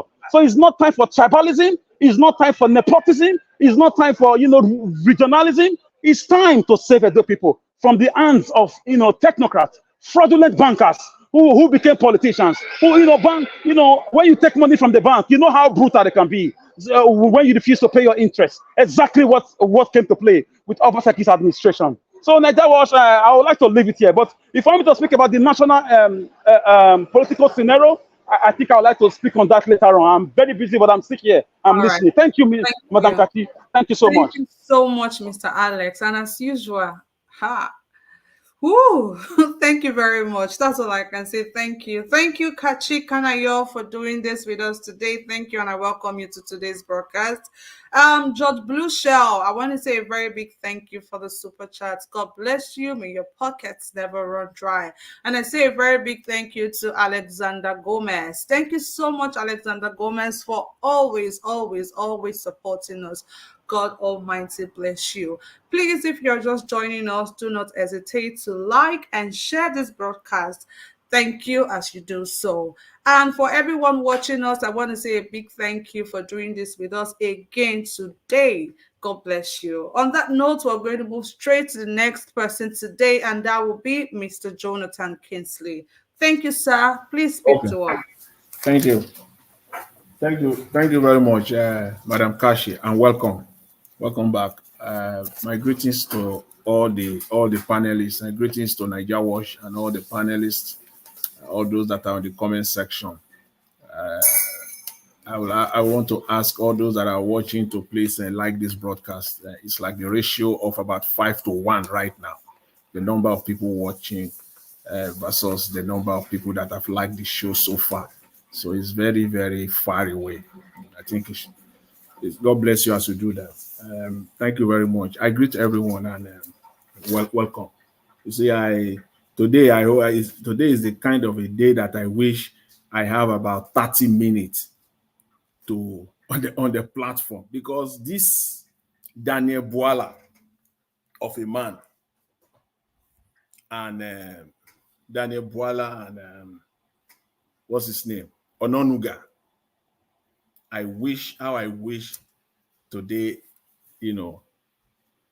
Anyway, I want to give kudos to my guy, Rufai. I think he handled it very well. Mr. Elvis, I don't know, Niger Wash or Madam Kashi, I don't know if it's possible if Nigeria Watch, I don't know if you can, if it's possible, I'm just asking, if you can put the Nigerian Constitution, that section 5 that this man talked about, if you can put it on the screen, that would be helpful. But if not, that's fine. You see, when these people talk, the likes of Daniel Bwala, they think that Nigerians are dumb and that the audience, the people that are listening to them, they are morons. And he thinks that the fact that he's a lawyer and he's gone to law school, is nobody is more learned than him. Is a shame, because that section 5 of the Nigerian Constitution, I don't know what he was talking about. The way they twisted, and it has gotten into them now trying to twist what the Constitution says, written in black and white. Daniel Bwala, we know, is a loudspeaker. This guy is just a loudspeaker, and that is a man that has turned himself to a sycophant. And when you do that, when you turn yourself, in fact, his own is not is deliberate, and he knows he's a sycophant. He knows himself that he's a sycophant. Daniel Bwala. When a man turns himself to be a sycophant, first he becomes silly and inconsistent. He will never be coherent. Nothing he says can be put together to make sense. Those are the, when you want to identify a sycophant, those are the things you will see. When he's talking, it can't be connected to each other. There will be no consistency. This is the same Daniel Bwala talking about the Constitution, using it to make a case, when he knows himself that what he was saying is not true. Entirely not true. It's false.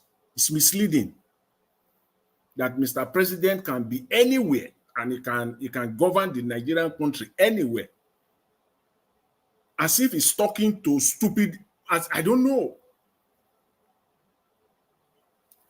And he has the the audacity to put it out.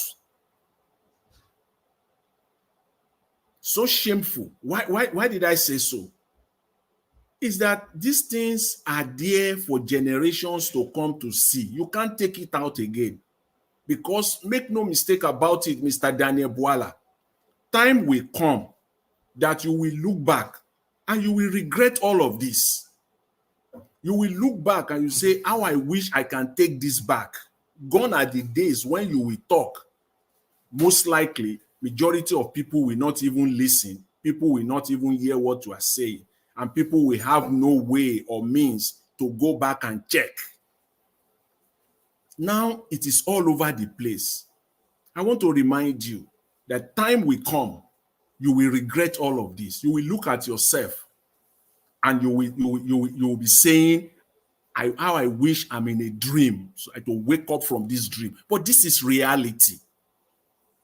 You are playing with people's lives, with people's mind, just because of what you are going to get, because of your pockets.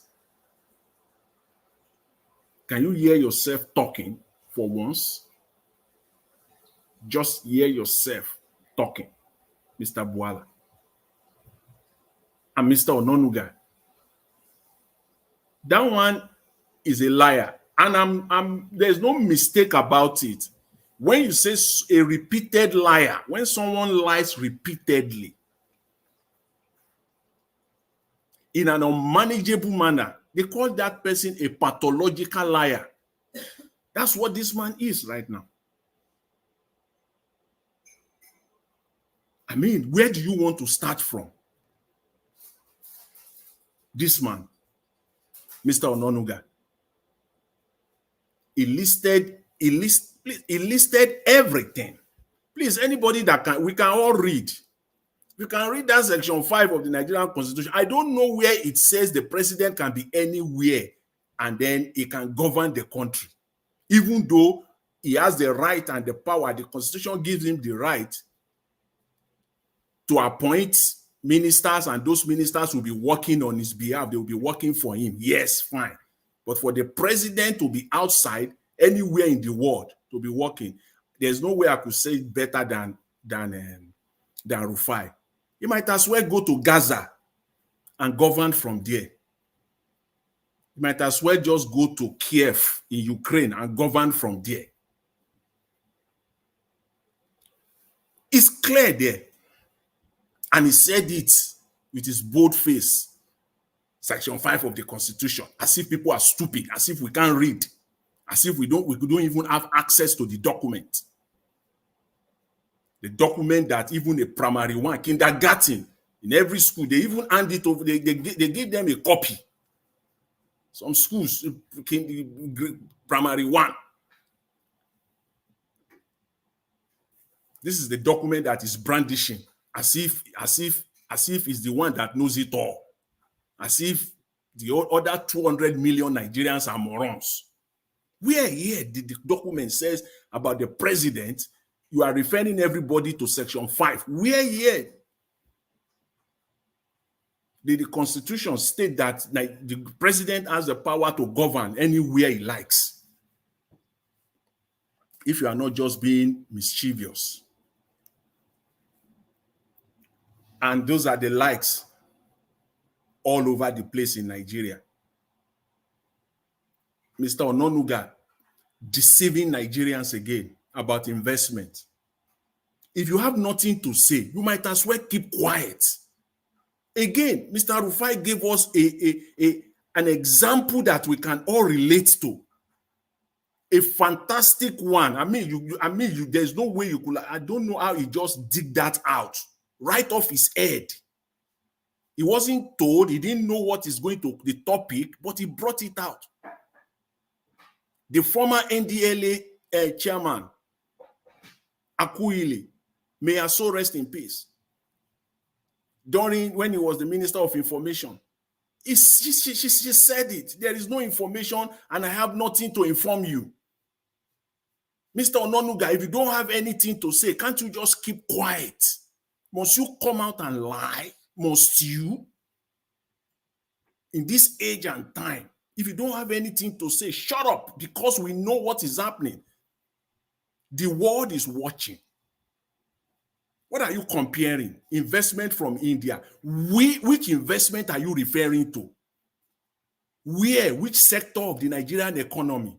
As this 14 billion you are referring to, can you list them for us? Let us see them. And we can relate the impact that this investment has brought to Nigeria thus far. Which 14 billion are you talking about? Which industry? You are just so deceptive to the point where you are clueless. You don't even know what we are talking about any longer. You talk about the Nigerian stock market. Is that your joy, Mr. Ononuga? Is that what you can brandish? Are you proud of the Nigerian stock market as we speak right now? The giant of Africa. Let's talk about that. The entire Nigerian stock market right now is about $56 billion. That is the value of Nigeria. If you want to say Nigeria business-wise, because you want to use that. That is not an advantage right now as we speak, Mr. Ononuga. That is a total disadvantage. If you know anything at all, you will have kept your mouth shut on that. 56 billion. Apple can buy Nigeria 20 times over. If that is what if you want to talk about that, let's talk about that. Apple, one company, can buy Nigeria, the giant of Africa, 20. What am I talking? Apple can buy Nigeria 40 times over. Apple today is 2.8 trillion in value. Google can buy Nigeria 40 times over. Is that what you want to talk about? Are you proud of that? One single company. MTN can buy 1/3 of Nigeria. That market you are talking about, the MTN, that Nigeria is, there is no single industry, no single Nigerian company that is leading in the telecom industry. All of them are imported companies to Nigeria. Is that what you want to talk about, Mr. Ononuga? Facebook can buy Nigeria 40 times over. The entire Nigerian stock market, Facebook can buy it today 40 times over, and they will still have some change left over. If that is what we're talking about. So it is nothing. The stock market, what impact has it brought to the ordinary Nigerians? What? It is only those that have the capacity, the money that they are stealing from government. They steal the money from government, they divert it to all these companies that are even junk, to talk of it in real value. If they are not, why would the likes of Procter and Gamble run away from Nigeria if the Nigerian stock market is vibrant that much that you are trying to brandish, Mr. Ononuga? That's something that you should be ashamed of. It's nothing to be proud about that. Please. That is how psychophant. That's what comes out of them. That's just what comes out of them. And these are the people that the so-called leader surrounded himself with. Sycophants and mediocres. We can say that all day long. We can say that 365 days of the year, 24/7, surrounded himself with sycophants and mediocres. That's why the country is not moving forward. How will the country move forward when it is only those that are pandering to the government that are all over the place? They will see white, they will call it black. And they have taken everybody to be morons in the country. If you know what is right, Mr. Ononuga, you will, at this point in time, you will keep your mouth shut. I think it is high time for you to start learning how to do that. You don't have any facts to bring out. The other day, you said Maersk, the Danish shipping company giant, has brought in $600 million investment. Before we say Jack, you deleted the tweet, the message from X, because it came out to you that was an outright lie. So it is better for you at this point in time to learn how to keep shut, to keep your mouth shut for the good of Nigeria, Mr. Ononuga. It is better, because people that are listening to you, we are not stupid, we are not morons. And again, the whole world is watching. And just as it's going to be for Daniel Bwala, same thing for you, Mr. Ononuga. The day will come, the time will come, you will regret all of this, because the footprints are all over the place and you will be ashamed of yourself. You can't take this away. You cannot. So I think at this point in time, I will leave Daniel Bwala and Mr. Ononuga. And Thank then you. I will leave it at that for now. And then I'll talk on the other subjects, if time permits. Thank you very much, Madam All right. all the panelists. I really appreciate it. Thanks. Thank you so much, Mr. Jonathan. That's a very, very amazing submission right there. It's really just unfortunate that, honestly, with Nigerian politicians, I'm always very speechless, because I can't believe that in 2024 we're still talking about little things like this that can easily be sorted out if we have the right people in position of power. It's really so unfortunate. At the end of the day, everybody is going through the hardship, everybody is going through the suffering.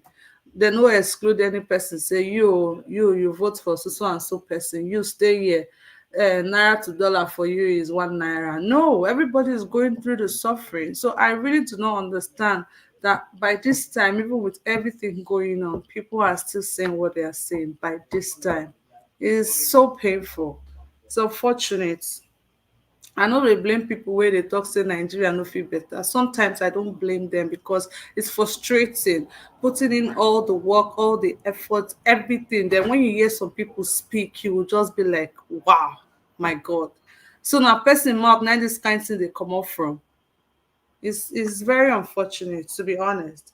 Anyways, I want to give a big shout out to Mr. Progressive NG. Thank you so much for the super chat. God bless you for supporting us. May your pocket never run dry. And I say a very big thank you to Mr. Johnson Emmanuel. Even if me and you dey quarrel small small, but thank you very very much for the super chat. Now God na him go bless you, may your pocket never run dry. And as always, Mr. Alexander Gomez, thank you so much. God bless you, may your pocket never run dry. Guys, if you are just joining us, do not hesitate to like, share and subscribe to this platform if you're yet to do so. Please tell a friend to tell another friend about Ninja Watch. Here we talk about everything that concerns you and I as citizens of the Federal Republic of Nigeria. Like and share, people, and do not forget to super chat us. Thank you as you do so. Hallelujah. Thank you, guys. All right, let's move straight to the next person here. That will Kati, be. please, can I ask you a question, please? Go ahead, Mr. Alex. Yes. Can anybody help me? I am a little bit in a state of quagmire. Do Please, you what know is where Maya? Nigeria president? Yeah, confusion. That is confusion. Okay, okay. Or you can say topsy turvulence or topsy turvy because Okay. it's confusing. It's vague. Can you tell me where Nigerian president is just now? Number one. Can anybody help me? Where is Nigerian president? Then If you ask me now who I go Apumaka ask Biko, Aguna now. Gomo Biko, Mr. Apumaka Kati Alex, Biko. Mr. Alex, you are there. Take a ride to Bodilon. Take a ride to Bodilon. It's like And Edo Bodilon. people, what is happening at the national level? If you allow APC, is what is going to happen at the state level. Thank It's you. terrible. It's really terrible that somebody will come out and say a president can actually govern from any part of the world. Now, when I don't see Nigerian president, American president come Nigeria, come govern, or when I don't see American president come Nigeria, come buy house, come keep, it's as in the kind of things what would they allow for Nigeria sometime. It's just so, if as the anger, your body go just they do you hot. It's just so, it's unheard of. African leaders, they do now. They swear for, even if they swear for, and I no go reject them. It's just so painful. If the country is conducive, if the country is good, everybody will benefit, including your children's children. Why? See the kind of money where only one person embezzle. Meaning, say if they spend 1 million every day, the money no fit finish. Why? What sort of wickedness is that? What sort of wickedness? Look at companies leaving the country because of the economic state. Who wants to remain in a country that is not, who wants to invest in a country that is not beneficial to them? Who? It's just so painful. These people, they don't they regard us at all. They don't regard us. Hi, it is well. Mr. Johnson Emmanuel, you don't do am again. Oh. Thank you for the super chat. Now God go bless you. If not like that, make I begin to tell you thank you. If you could just give us the super chat, they go like that. Thank you very much, sir. Now God go bless you. I really do. Appreciate. Give us our mandate. It is back. Please, sir, talk to us. Thank you very much. Hopefully, you can hear me clearly. Yes, loud and clear. Okay, you are welcome back into our midst. We can see all over you. Dear love of Niger Watch, you are welcome back into our midst. We greet you. Welcome back. Welcome. We greet you. Thank you for all that you did during the presidential election, and we thank you. We appreciate you. We say thank you and thank you and thank you again. Welcome back to the house. We are glad to receive you, and we look forward to seeing more of you. Thank you. Greetings to the panelists, Niger Watch Media, comment section, Nigerians all over the world. Greetings to everyone. Please like, share, buy coffee for Mr. Elvis, and also buy Mother's Day flower for Madam Kachi. Mommy diaspora. Thank you very much, everyone. Nigerian politicians, we know them. They are the most wicked set of human being on the face of the earth. I said yesterday, I will continue to say it. Nigerian politicians are the most wicked set of human beings on the face of the earth. With the exception of men like Peter Gregory Obi, Alex Oti, and my own candidate in Edo State, Barrister Osaibovo Olumide Akpata. I said they are different because they have compassion, empathy, love, and integrity for their people. Mr. Jonathan, I mean, wonderful analysis. But if you think that Daniel Bwala and then Bayo don't know what they are doing, I think we'll be kidding ourselves. As much as I appreciate your analysis and then your wonderful submission, I will say that I care less about what Bwala said, but I care more about the inactions of Nigerians. And I'm going somewhere. I care less about what Bwala said, but I care more about the inactions of Nigerians. Because what Bwala said today, in some other part of the world, they will just put golden chain in his hand and his leg and go and lock him up somewhere. And you think Bwala doesn't know what he's doing? That is what they are paid to do. That is why they are where they are today, because that is the reason why they are paid to do what they are doing. So I will not want to give more gas or mileage for him. Nigerians know. I mean, we all know what the constitution says. It's just like you saying that Joe Biden should pack his bag and just leave the US secretly. We don't even know where he's going. And Kamala Harris will just pack a bag and probably go somewhere in Mexico. And she arrived there. That's when we know. And the Speaker of the House, they're asking him, "Where's our president?" Now he said, "No, don't worry. These guys, they can rule America wherever they are, or even take it down to Nigeria, to Africa now. Maybe the president of Ghana can just pack his bag and leave the country, and the vice also leaves, and they're asking them, where's the Ghanaian president?" And say, "Oh, he can govern from anywhere he wants to govern." You think I don't know what they are saying? They know that is what they are paid to do.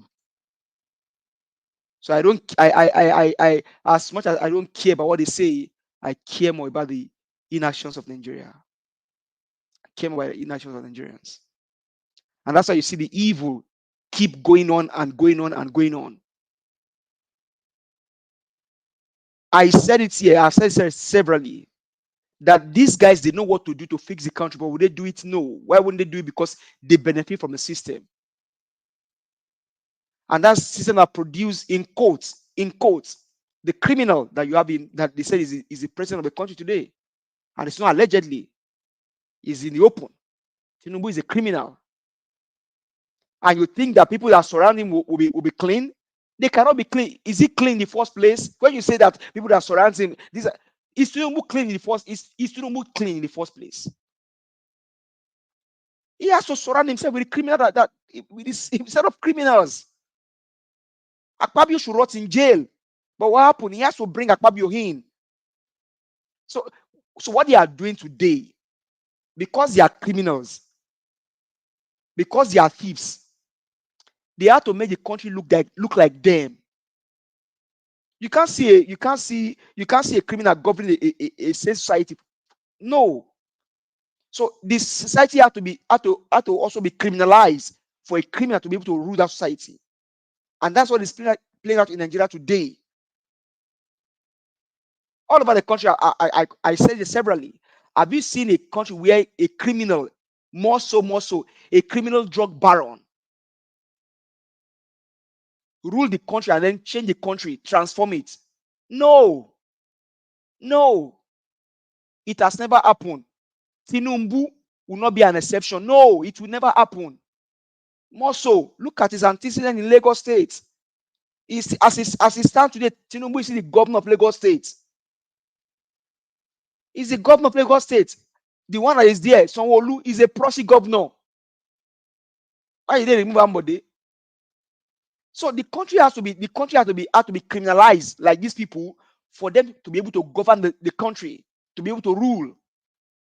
And that's why if you think that EFCC is doing anything different, hey, just the play.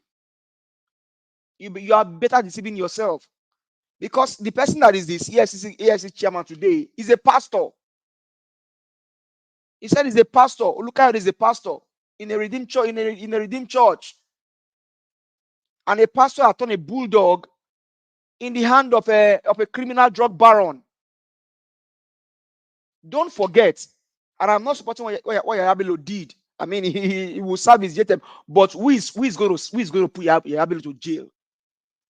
A criminal putting a criminal to jail? When they talk about Yahaya Bello, maybe the Kogi people, they said their money did not miss. EFCC, where do you see? Okay, the net media, the video you showed us, where did you see that money from? All of those properties, where did you see them from? Don't let Kogi people sue you because they said their money did not miss. Kogi people said their money no miss. So net media, where it is what they show us. I just said that in a sarcastic way. The people that should fight for their state, they were even going on Fort Junction to go and make sacrifice for the criminal that stole their money, and they said their money no miss. So net media, when you see the video where you show say you have to get property for Abuja for this one for that one, because Kogi said their money no miss, and that's why he would do anything possible to bring in Ododo. As it stands today, Yahaya Bello is still the governor of Kogi State. You may choose to believe it or not. In the issue of Nigeria, in the issue of the world, only Nigeria I see a sitting governor went to destroy the road that leads to a candidate contesting for senatorial position. They destroyed that road because of what? They don't want her to be a senator. You see the evil in a man's heart. And that was done by Yahaya Bello, the one that Ned Media showed us how much property he had in Abuja, plus 80 billion naira Kogi state money. And the people of Kogi, where there is poverty, there is no. Show me which school did Yahaya Bello build? Which school did he renovate? In the 8 years of Yahaya Bello, which road did he tar? Did he even provide any borehole in the state? Yahaya Bello's wife was the one giving 1 million to. It was on video. I mean, it was on video. It was recorded.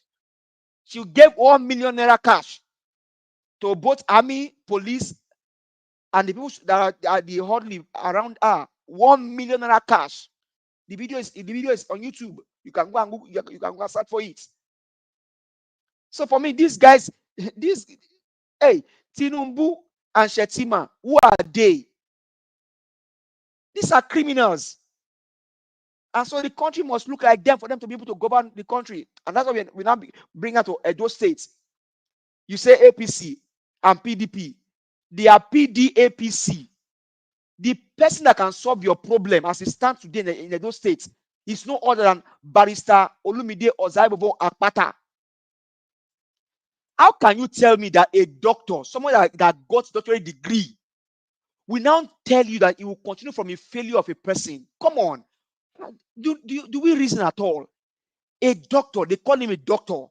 And he said he's a doctor. They said he's a chairman. He was once a chairman of Dangote. He was a chairman of Sterling Bank. He was a chairman of this. He was chairman of, and he's going to continue the failure of a sitting governor.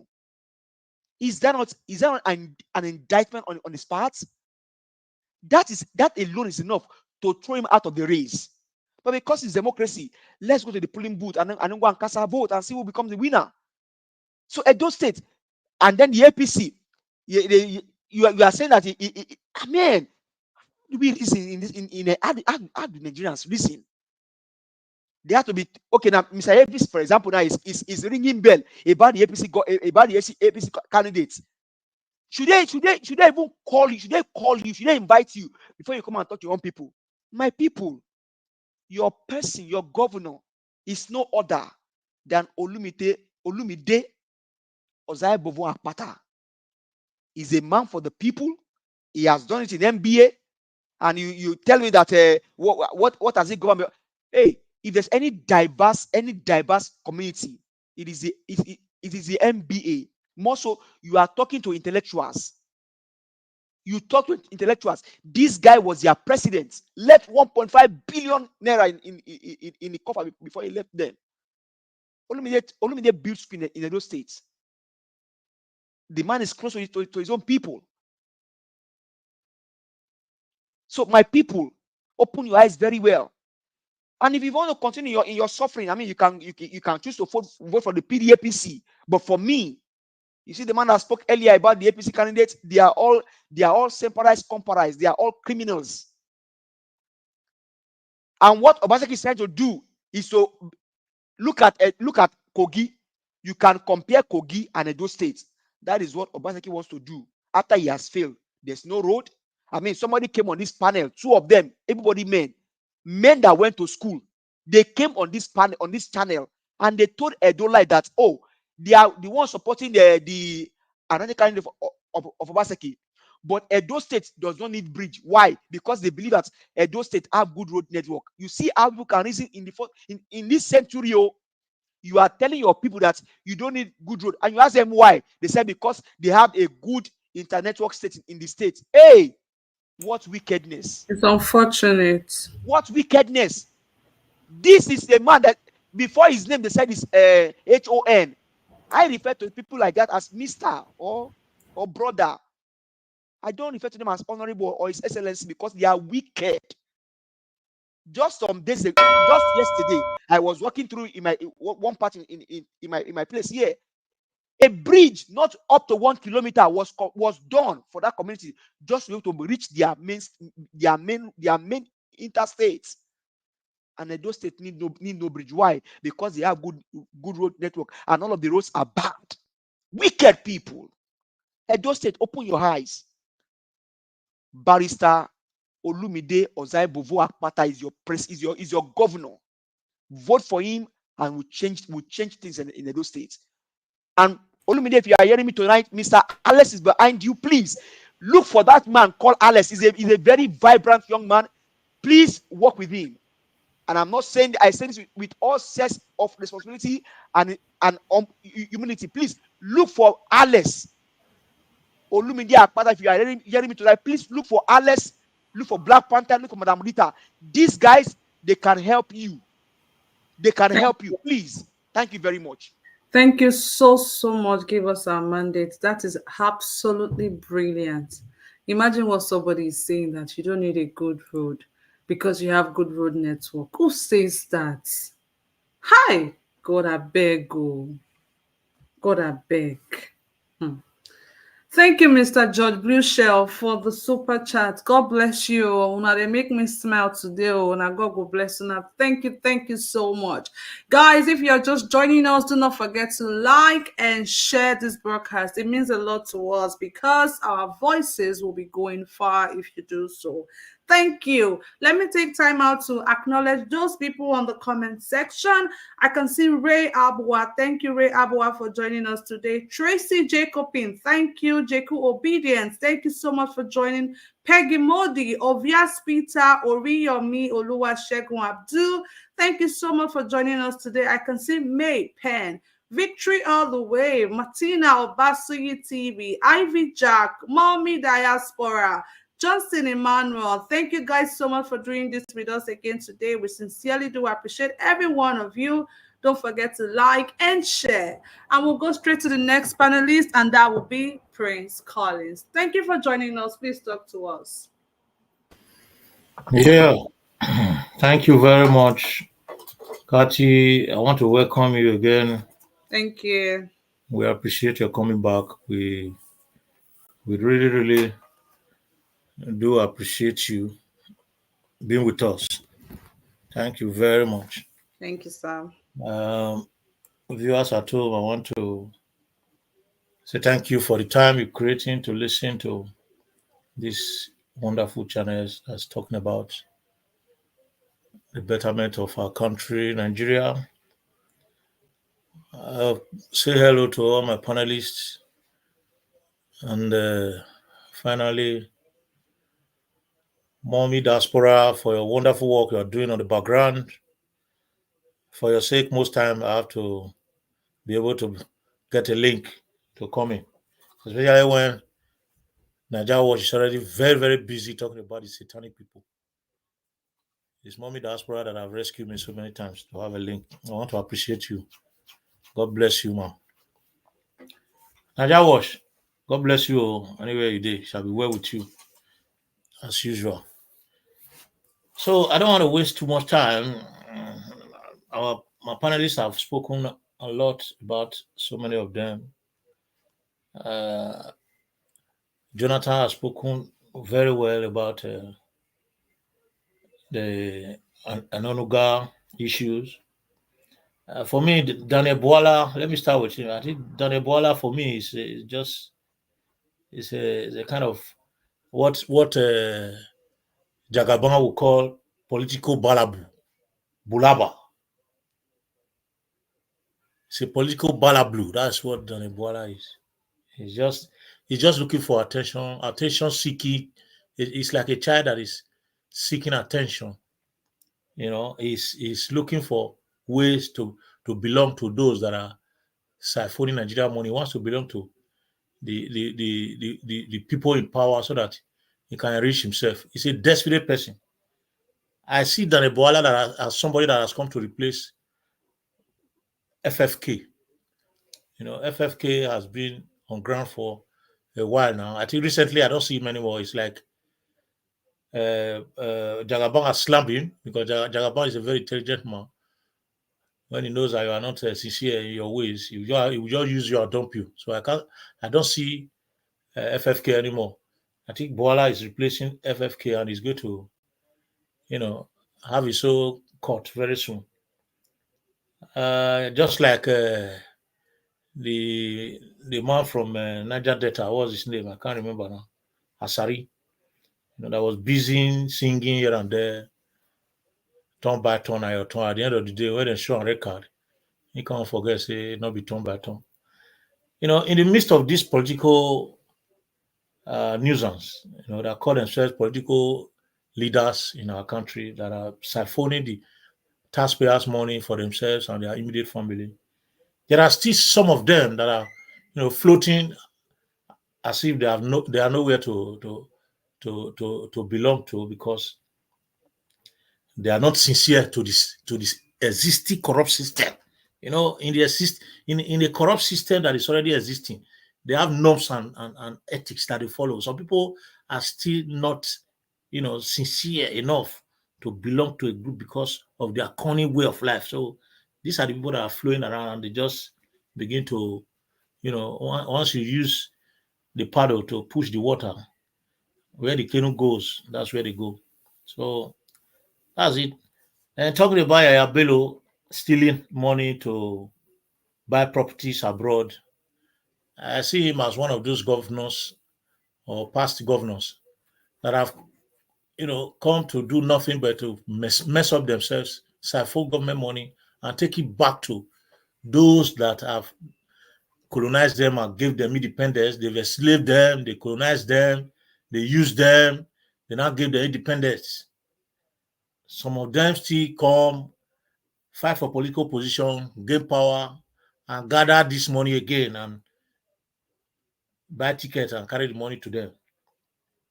These people, I see them as fools. They are fools, nothing more than fools. Ignorance of what they are. So these kind of people, we don't need to waste words talking about them. because the lifespan is very short, just like the coming of the sun in the morning and going in the evening. That's how they will. They will last long. Those that have done things like this never last long. They only, but it's a painful thing that they are wasting the government resources for nothing. So let me go straight to my state, my wonderful state, Edo State. Talking about the Obaseki issue, it's a demolisher. It has been demolishing everything right from time.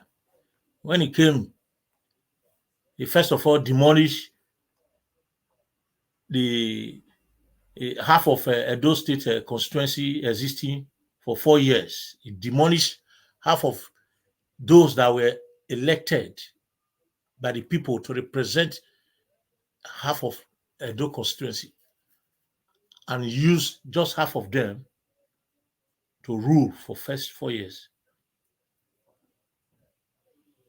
Then he finally, take them to, relocate them to a government house and shamelessly demolished the House of Assembly complex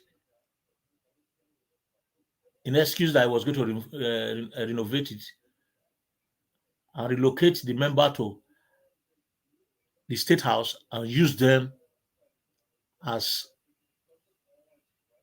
mail messengers, just mail messengers. They became messenger for some years there. The legislative arm of government is a major problem in Nigeria, and the state is an issue. Legislative arm of the state is an issue because it's better they don't just exist. It's better they just wipe them. We know that we only have the executive arms. So Obaseki went further to create, or try to create confusion in the arena of Edo Traditional Ruling Council, which he didn't succeed. And in doing all these things, he's wasting the Edo State taxpayers' money because he has to buy his way to enable him penetrate to different activities or penetrate different activities that he intended, pursuing. And he's wasting Edo taxpayers' money doing all this nonsense. He used Edo State money when he refused to accept the loss of nomination in APC. He went to spend Edo State money to become the PDP candidate. We all knew what happened. We all knew what transpired. He wasted our resources. Went with Philly Shaibu, who was his right-hand man then, worked against Oshomole that he said was becoming a godfather in Edo. We supported him because we saw him pretending to do the right thing. He succeeded in becoming the governor for the second time. He betrayed all that worked with him, including Wike and others in PDP, that came to help him win election in Edo, bomber to bomber, according to Wike then. And that same Wike described him as somebody that betrayal flows in his blood. So he got that nomination, wasted our money, precious money that would have been used for better Edo, for the purpose of building Edo. And finally, allegedly said the deputy governor was no more loyal. He brought out Edo State taxpayers' money, bribed all the members of House of Assembly, those shameless people that call themselves legislators, bribe all of them and tell them to remove Shaibu. We know how these things are done. You can't go to members of House of Reps, legislative arm of government, and tell them to do whatever they want to do in Edo State politics. In Nigeria politics as corrupt as it is, and you say you want to say it with just a mere discussion, and they will do it. You have to give them millions of the taxpayers' money, and that's what Obaseki is specialized in doing, wasting our money to buy his way to become the same godfather that he rejected Oshomole to be, which Oshomole fought for because all of them, anybody that is coming, want to break the yoke of those that is ahead of him so that he can become number one. And the person that is going to put below him will want to break that same yoke, do the same thing to him, so that one will become number one. And they are doing this at the expense of those resources. It's a painful thing. As I used to say, that the people have refused to play their parts, because democracy is the government of the people, by the people, and for the people. That by the people is not being carried out. Until the people say yes, the electorate say yes, we are tired. We can go against every action that is not in the interest of the electorate. Okay. Nothing will be done. Nothing is going to be done. Thank you. So we have to make sure that we wake up to do the right thing. That's right. And until we do that, there's no way through. Thank you very much once again. Thank you, Prince Collins. Thank you, sir. And I really do hope, I'm sincerely praying that this coming election will go smoothly, because I know what my eyes see during presidential election. I see Shege Banza. I really do pray that this election really goes smoothly. I just hope there are no bloodsheds, no killings, nothing. I really pray, I really do pray that it goes smoothly. I really pray so. Thank you so much, guys. On that note, we're just going to go straight to the next person here, and that will be Jay Olisa. Please talk to us, sir. Hello, panelists. My name is Jay Olisa from Calgary, Canada. You're welcome. With deep respect, I stand on all existing protocols. I don't want to waste too much time because I have something to do right after this. And you can put me in the backstage after I give my submission here. It's a rainy day here. It's a blessed day here in Calgary. So I'm just going to go straight. Actually, yesterday I tried to get in. I got in. I was getting kicked out so many times because I wanted to respond to our dear honorable Sam that's a good salesman, actually. Well, I wouldn't say good salesman. But let me start first with the Daniel Bwala issue here. Mr. Jonathan, I really concur with a lot of what you said about Daniel Bwala. You see, what scares me a lot about lawyers in Nigeria is this, and I've said it before, that they misinterpret the Constitution so much. And what scares me is, even if we have a good Constitution right now, you still have people who would, like Daniel Bwala, who would basically misinterpret the Constitution. And one thing, Mr. J. Yeah. I want to ask you a question. Yeah. So do you think they just misinterpret it, or you think they actually know what is right and they choose to misinterpret it? They choose to misinterpret. They choose. That's the thing. They choose to. Just for convenience, just being a sycophant, like Mr. Jonathan said. And one thing that a lot of people kind of miss with all of this, with Tinubu being absent and Shetima trying to go on a trip at the same time.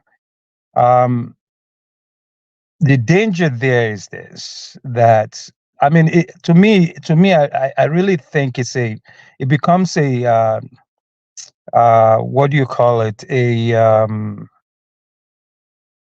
security issue, a national security issue, when you have both the president and the vice out of the country at the same time. When you create a vacuum like that, it actually becomes a national security issue, and that's something people never talked about. But if not for the outcry, Shetima will have been gone as well, and so they have to come up with this excuse that the aircraft that he was going to use was broken or something like that. It's just a bunch of nonsense, to be honest with you.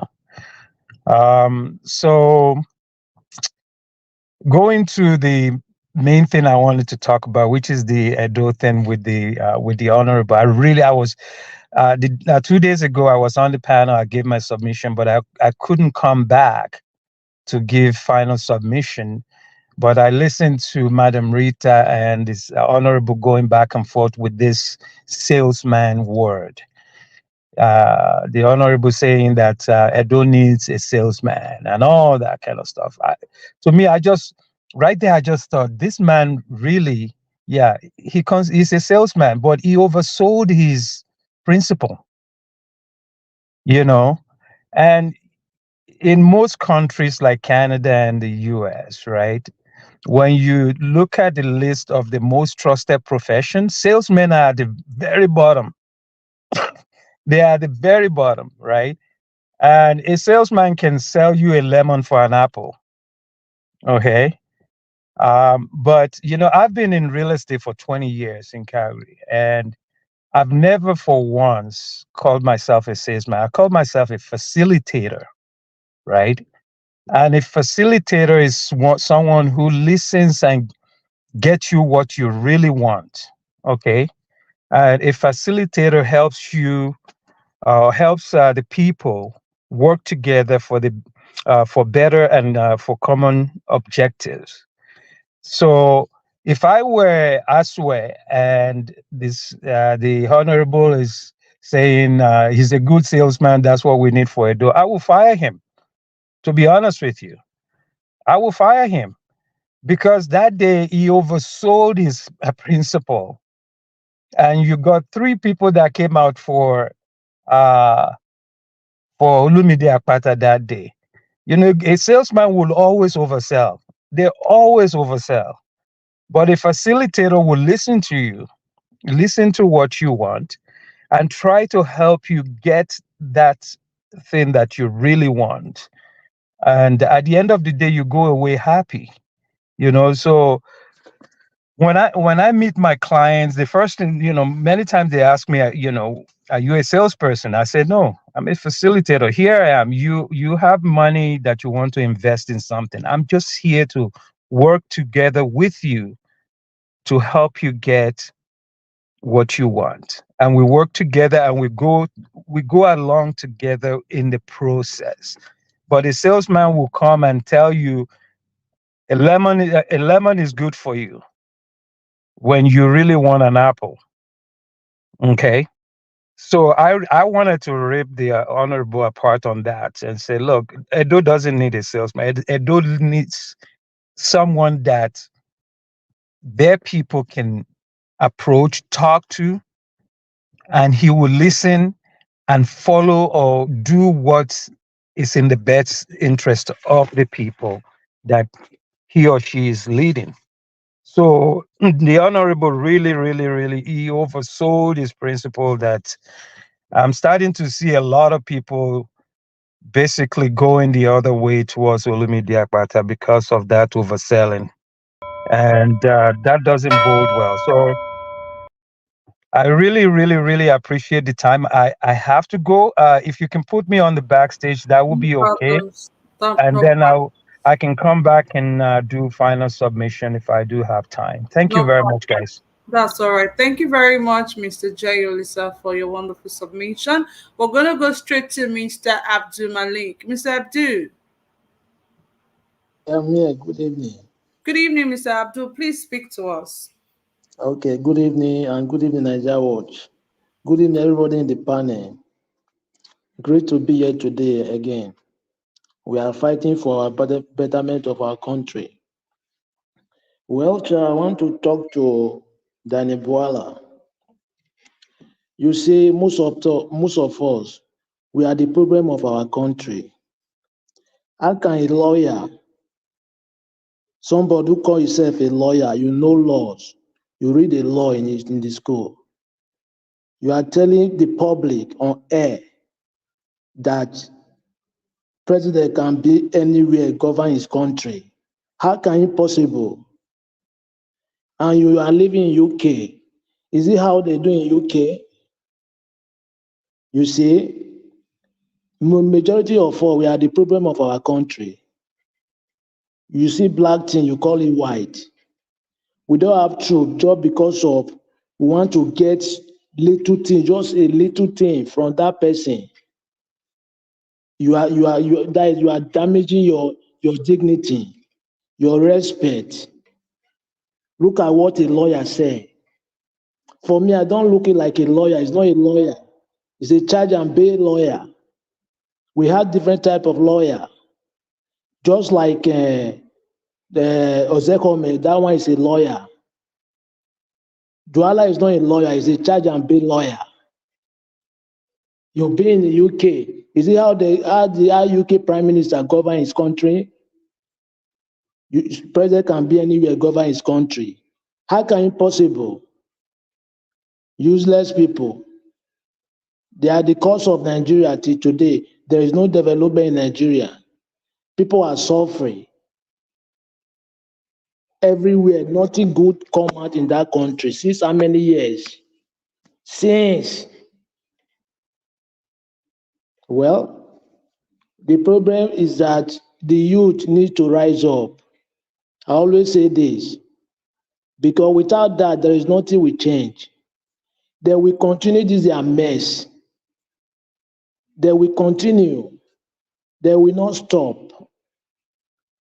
For me, according to government, according to Nigeria law, when a convict cannot contest any government, any position in government. But most of them, they are convicts. But they are senate, they are governors. Imagine, how can that country move forward? How can a convict contest any position in government? Most of them, they are convicts, criminals, but they are chasing Yahoo boys up and down. They are worse than Yahoo boys. They are worse than Yahoo boys. Look at this Yahaya Bello. Look at what he did. You carry people's workers' money in your state to go and enrich yourself, to go and buy property somewhere. Heartless people. I don't know. May God forbid. I don't know. I don't know what to say. Thank you, Mr. Abdul. I can I don't feel know the what to say. Thank you very much. Thank you. Thank you, Mr. Abdul. I can really, really feel the frustration in your voice. I mean, it's terrible. It's terrible. Speaking about the youth standing up against these people, we've had cases of the youth that we had high hopes on, backsliding, working with these people, working for them, and even doing worse than we thought, people that we had high hopes for. In a situation like this, I'm throwing the question to everyone and everybody in the comment section.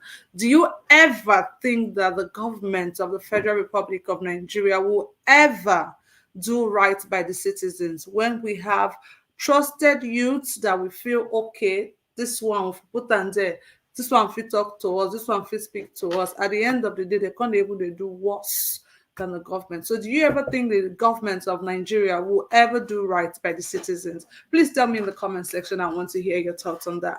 Thank you very much. On that note, we're going to go straight to the next person here, and that will be Mama H. Oh, good evening to you, Ma. Please talk to us. Kashi, you're welcome back. Thank you, Ma. How has it been? Very well, thank you, Ma. Yeah, and greeting to everyone in the comment section, and greeting to all the panelists, and greeting especially to Mr. Elvis. There comes a time after the election that I lost hope as a person in our country, Nigeria. I lost hope because with what happened in the past election, I begin to question the legacy we are leaving for our children, the legacy we are leaving for the younger generation. And that scared me to death. Because the way these political people came into power, if we leave those legacy for our children, you realize that Nigeria will be shattered to pieces. Because we have an election where you have to buy You have to talk down on some ethnic groups in our country. You have to deprive them for not to vote. We have to question when a woman that is from another tribe marry another tribe.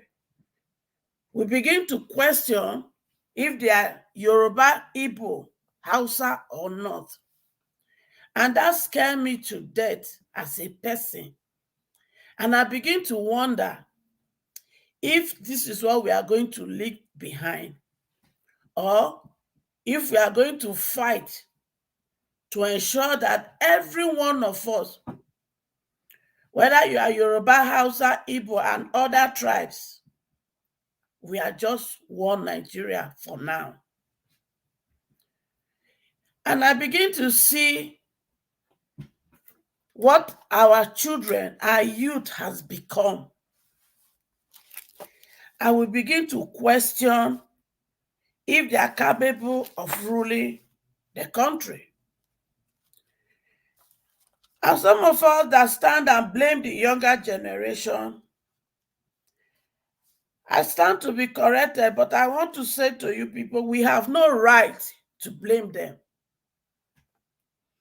Because the Bible tells me, train up a child in the way he should go, so that when he grows up, he will not depart from it.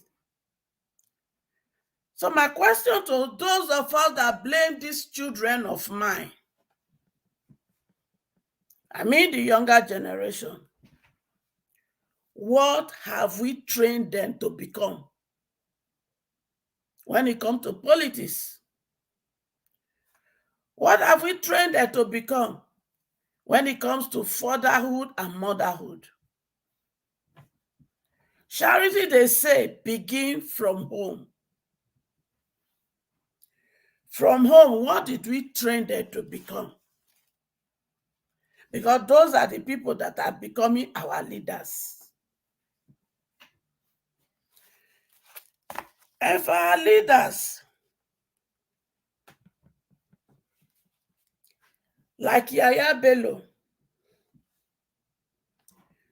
you did not pay most of the staff, most of the worker for how many years you were in office. I remember when you were passing through, a woman came out and said she has not been paid for 7 years. And yet, you stole the state money to pay your children's school fees in advance. It was only when Yahaya Bello issue came up that I realized that it is possible. And they have been doing it to pay children's school in advance in dollar in Nigeria. Shame. Shame on us.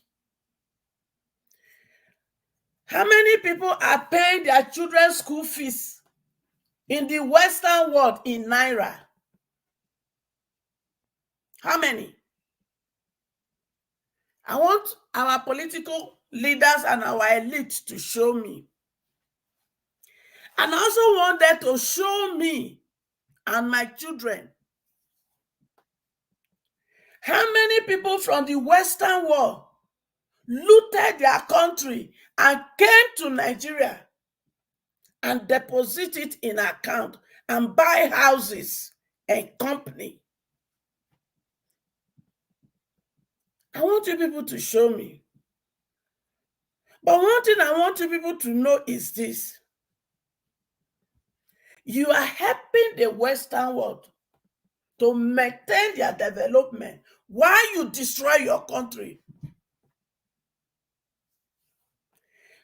Like I will always say, if you have stealing in your DNA as a politician,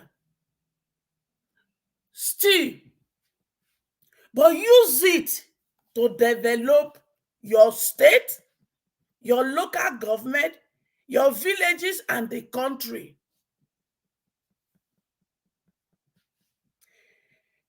Yahaya Bello, I didn't blame you. I blame those coconut head that collected peanut from you and begin to defend you when they cannot pay their rent or give their family 3 square meal a day or send their children to school. Those are the ones I blame. Because you are living life with your stolen money, and yet they collected peanut to defend you and begin to claim their money did not lose. Did they even know whether they have money as a state? Anyway, those are not the real people of Kogi State. Those are your puppet and your puppet you bought with your stolen money. I withdrew from coming out for a long time because I was tired of us continuing to discuss the problem and not solution. And I think it is right that we begin to think of solution so that we can put all of them at the table and choose one that we want to pursue to be able to change the current situation of our country. Most of the people that come into power, they don't even have vision. And because they don't have vision, the only vision they have is to come into power and loot. And because they lack vision, visionless rulers loot money and send it abroad. If not, if they were vision leaders, they would have used those money to develop their country, their state, and their local government. We have a lot of the population of human capital of the nation, which is the younger generation. How much are we investing into them? For them to use their intellect and God-given talent to build our nation. How much? How much are we investing into them? And that has to change. And that has to change. And for that to change, all of us must begin to speak and plan how we can change that so that they can become benefit instead of destruction to us. We cry of banditry, we cry of kidnappers, we cry of Boko Haram. Who are those that are involved in this? Are they not the younger generation that was supposed to be the human capital that we refuse to educate? That we refuse to plan their future and establish them to become good citizens of Nigeria? I don't blame them. In as much I know what they are doing is wrong, we taught them. Who is giving them the ammunition they are using to do it? Is it not the same elite and politicians? Are they not the one that give them the ammunition they use to do all this havoc? Are they not the one that collect higher percentage of the ransom these people collect from people they kidnap? If we must have a better Nigeria, we must begin to think on how to work with all these politicians hand to hand. Now bring me to Edo State. Edo State, your election is coming. Some of them has come to Nigeria Watch to tell us what they are going to do. I want to plead with Nigeria Watch to bring them back. And when they come back, we want to tell them what they need to do in Edo State. Therefore, I want to appeal to Edo State citizens. We want video record of all the things they are supposed to do that they did not do, especially in the area of schools, in the area of education, and your road from every corner of Edo State. We want their videos and the date you recorded it, so that when we bring them to this platform again, we will show it to them that when my children vote you into power, all these things must be taken care of. We will plan that schedule for them, time, date, and period. Because I am tired. For all the numbers of years I've grown up to become an adult, all I hear my politician come into the podium to tell us during election period is that I will give you road, I will give you life, I will give you power. We are tired of that politics. And we have to change it. And another area we must address with them are the street children. We will start with Edo State and also in Abia State, because we will tell them those children does not deserve to be out of school or be in the street. I rest my case for now. Thank you. Thank you very, very much, Mama H.O. That's a wonderful submission. It's indeed very saddening what is going on in Nigeria right now. From Tele till now, the same topic, the same story, the same thing every time. We are tired, honestly. It's heartbreaking. Thank you, guys. Please do not forget to like and share this broadcast if you are yet to do so. God bless you. Let's move straight to Tone, please. Talk to us. Good day, everybody. Let me just jump straight. Okay. Greetings to everybody. Right. Everybody, I don't want to start sounding like a broken record, repeating what people have said and all that. As per Nanuga and whoever that comes and all that, they are just backing puppies that's just working for their daily crumbs that fall from the table. So what do you expect? Do you expect them to say the truth? Certainly no. Now, what I need everybody to understand, because we're just not even aware of what is going on. Because we keep saying that solution. Solution is not by mouth. Solution is you need to be ready if you have to die. I know that the statement I just made, it's kind of bizarre, but that's just the truth. Because we are in a state capture. We're in a total state capture. These people are not see, they've got 2027 all planned. They've got 2027 all planned. Mr. Peter Obi is not gangster. He still believes in the system, that he still believes in going through through the judicial system and the electoral system. We don't have a judiciary any longer in Nigeria. We don't have an the electoral commission is being controlled by the APC. So what election are we talking about in 2027? The coastal road that we're talking about, everybody knows that project does not make any sense at all. The primary the primary need for the country right now is to industrialize, or at least farming. That money should have been will have been put into farming to get people eating very well, and then we can think. How can a hungry man think properly?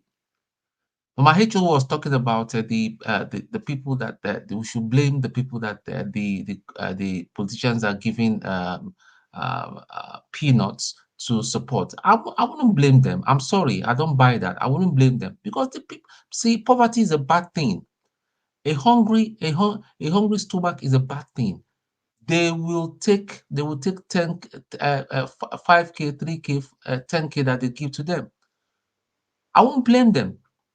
We voted. And those are not leaders. I won't call them leaders. They all rigged themselves. Even the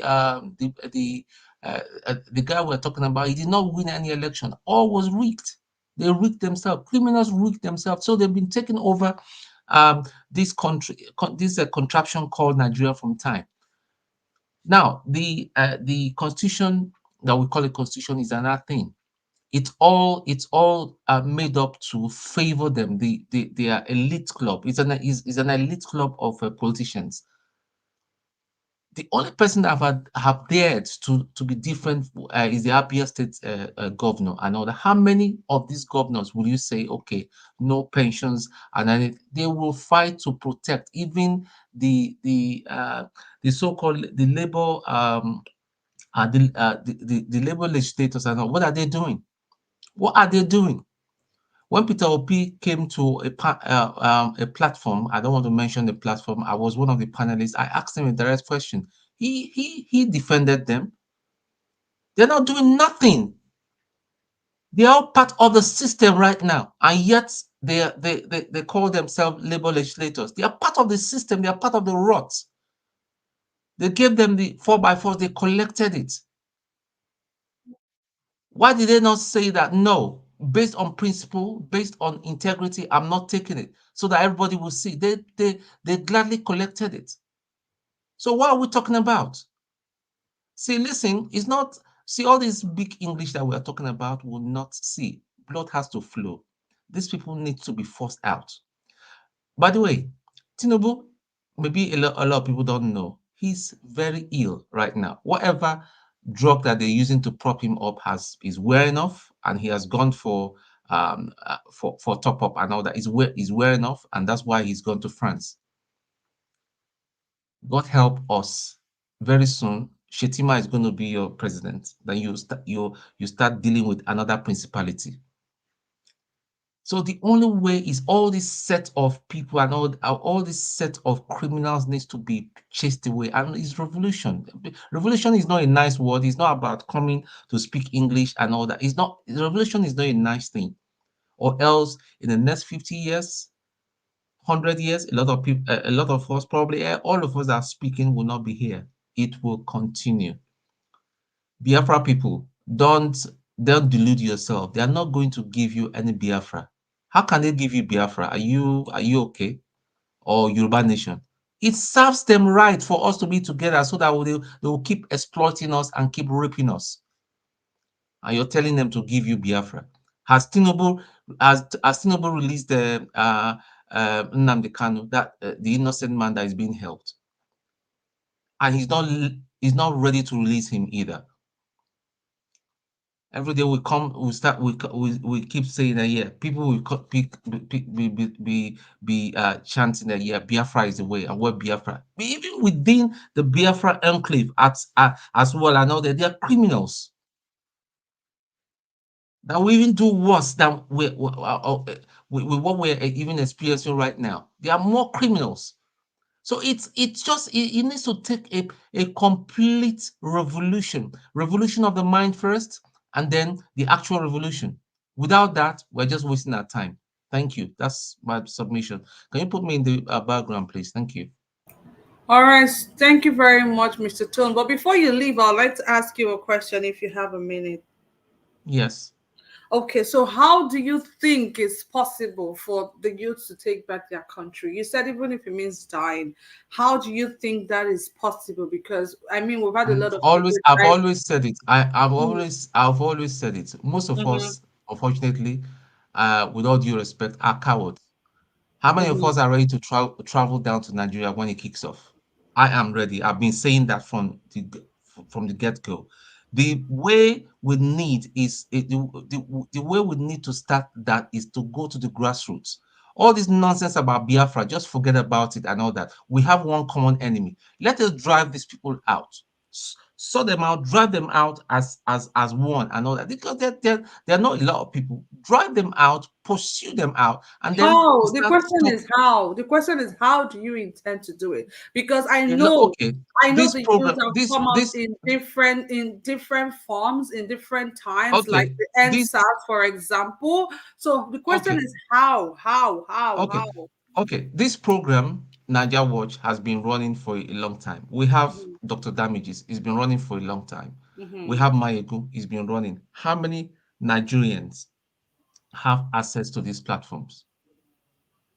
I'm not talking about the privileged ones.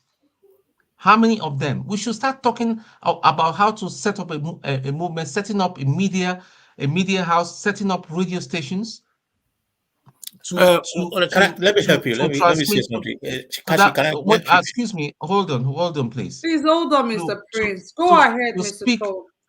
to speak to that woman, that woman that sells vegetable in the market. That villager. It's not about us coming here, and some people will start lumping every northerner in the basket. That every so far you're in the north, your house are Fulani. That is rubbish.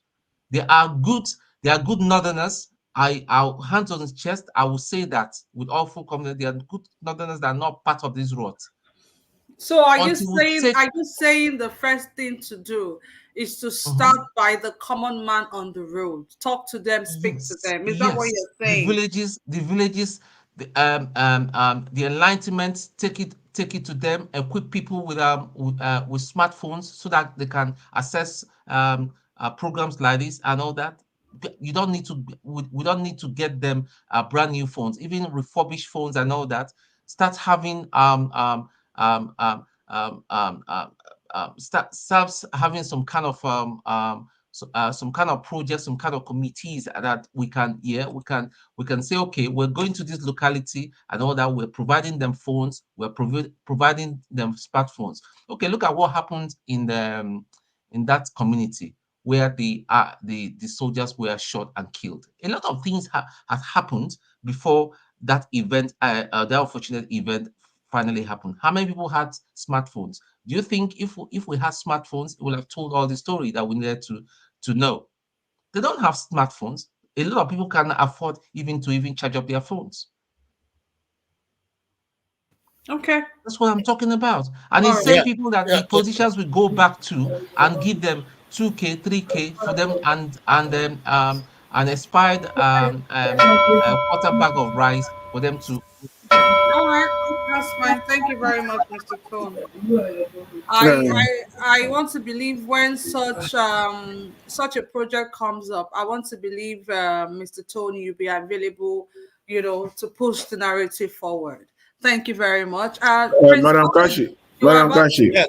Kashi, let me add to what I was trying to. Hold on, Let me add Mr. to what you said. Jonathan. Hold on, Mr. Jonathan. Prince Collins, please, you have just 1 minute.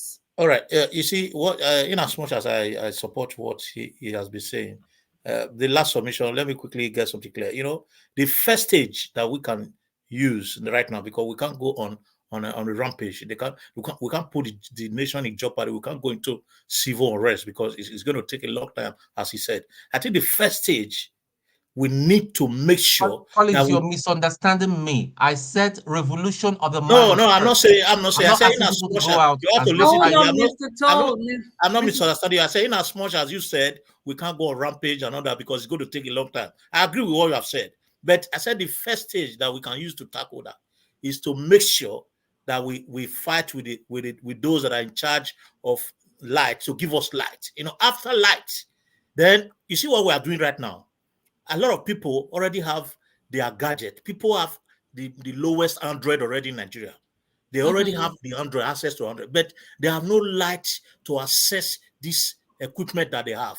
If you have a gadget and you have no equipment to use your gadget, it's like a waste. So first of all, How about solar equipment? Can't if we there get is solar equipment to if them? there is no, hold on, let me finish. Yeah, I said light, whether solar or whatever, light, just electricity, but it might not be electricity, but light. And if we have light all over the nation, you will see in 2 years these people will be chased away because Okay. information will be there.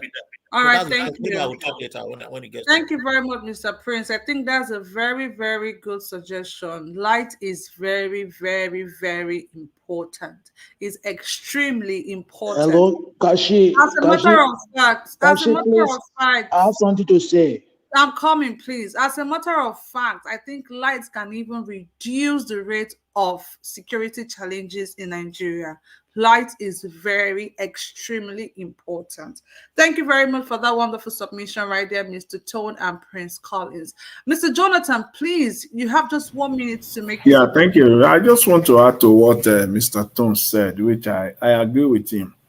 And to put it in another perspective, Mr. Dele Faro to me, we always say, don't die in their war. Don't fight in their war. When these politicians, the crooked politicians, Nigerians, when they want to fight us, when they want to fight the rest of Nigerians, they come together. The Fulani man, the Yoruba man, the Igbo man, they will work together. Yeah. When it comes to election time. Once they are successful, they will go their way and they start looting separately. Yahaya Bello was looting in Kogi. Matawale was looting in Sokoto. Wike was looting in Rivers. So they will be looting separately. So it's the same thing for us, the Nigerian people. When it is time to fight, forget about what do you call it now? Biafra. What do you call it? Yoruba nation. We got to come together. Number one. Okay. To fight together. After we have succeeded in doing that, we can go our separate ways. We can go places. Okay. Thank you very much, Mr. Jonathan. So Mr. Jonathan is saying unity should be number one. Unity. But now my question is, how do we achieve all of this? That is the very big question mark right there. How? Anyways, thank you guys so much for doing this with us. We're just going to go straight to the last person we have here on the panel for today, and that will be Honorable Sam E. Please talk to us, sir. Yeah, good evening, everyone. Good evening, Madam Kashi. I quite appreciate you, the way you've been moderating. Thank you, I greet every panelist and whatever we've all spoken today. And I also want to thank the viewers, wherever you are viewing from. Generally, whatever we all want, irrespective of the way we've been discussing, we all want a better Nigeria. We all want a better Nigeria. We want a Nigeria whereby tomorrow we can be proud of, irrespective of where we are, that we are Nigerian citizens. That's the most important. Just the same way we are slotting it out in Edo State, irrespective of our various candidates, what every one of us want is to see a better Edo we can both be proud of. Having said that, I just want to say little concerning the Daniel, the man that made that statement that the president can preside wherever he is in the country. Everybody know definitely such a statement is, you just want to make such a statement, it's unconstitutional. It's unconstitutional. That's why you have the provision of the vice president. You know, that when the president is leaving the country, you hand over position to the vice president in the acting capacity. And when both the president and the vice president leaves the country, you hand over to the Senate president. In the situation we have today, they are really proving to Nigeria that Nigeria is becoming a lawless country. You know, it portends a great security threat to Nigeria as a country. If something happened, who takes the decisions? You know, if you've not been officially handed over power to, you cannot take decisions. You know, to me, that statement he made was totally disregard to Nigerians and disregard to Nigerian constitution. It's condemnable. It's highly condemnable. So it's not something we have to come here and be. Nobody campaigned that all Nigerians, they've been condemning that statement. I don't expect him as a lawyer to speak in such a direction. He knows better. The president leaving the country is a constitutional matter, handing over to the vice president. Unfortunately, it's been said that the vice president is not around too. Under normal circumstances, if circumstances have to take two of them out at the same time, then you hand over to the Senate president. That's the provision of the Constitution. Having said that, I want to correct some impression or something that was said by one of the panelists with respect to we saying that Edo State do not need a bridge. You know, that's a life from the pit of hell. You know, it's good we say things the way they are. Every state in Nigeria needs a overhead bridge. You know, what led to such statement was that in terms of comparative terms, I want to give an example of what's happening to the discourse on Benin. Lagos Calabar coastal highway. You know, in as Honorable much Sam, as sorry, good as sorry, that the project, Vice President is around. they look at that program. That program is very good, but a lot of Nigerians said the timing is wrong. That is what Nigeria needs as of today. Rather spend the money to go and repair 47. We have about 47 federal roads. Most of them are dilapidated. Rather go and use that money to go and repair federal roads rather than spending those money. You know, in that like that's what we're talking about. Overhead bridge in Benin. That in Edo State, for example, we have some roads. Edo State have the best road network in Nigeria. That cannot be taken away from Edo State. You know, what we're saying is that for now, emphasis should be on taking care of all the feeder roads. Taking care of all the feeder roads. If the roads are well maintained, if the way the roads are well constructed, if all the roads in Benin City are tarred, you understand, then you cannot be talking about overhead bridge. It's a misplaced priority for now. Or when the roads are bad, then you are not talking about overhead bridge. That was where the emphasis. And nobody said that those states do not need overhead bridge. For example, New Benin need overhead bridge, Ipobai need overhead bridge, Saplere need overhead bridge. But what we are saying is that the money, the money that will be expended in constructing overhead bridge, you know, what we are saying is that for now, because of the lane resources of Edo State, let the focus be on feeder roads. Let us tar all the roads. If all the roads in Benin City are tarred, definitely there will not be traffic situation. I think that was the direction that was said. Then another impression I want to quickly correct about what Mr. I think is it Jay? I can't, sorry if I can't remember the name, who talked about when I said Ighodaro is a good salesman. To be frank, the statement was not actually credited to me. It was esteemed Madam Rita Adams who said it, you know, in trying to promote his a candidate. He said Asue Ighodaro is a good salesman, while Ondumide is not a good salesman. You know, when he said that, yeah, I took advantage of the statement. She said, I don't know what it means. Asue is a good salesman, but doesn't have the He art said, for the people. please, I have the floor, please. I have the floor. But you didn't say it completely now. Complete the Please, statement. I have the floor. Hold on, Please, I have give the floor. us our mandate, To all of you please. came in. Allow Give us him. a mandate, please. Don't interject him, please. Allow him finish. Nobody give us our interjected mandate, you when you were please. talking now. This cannot Thank become you. an habit. Go on. Thank you very much. So, thank you very much. God bless you.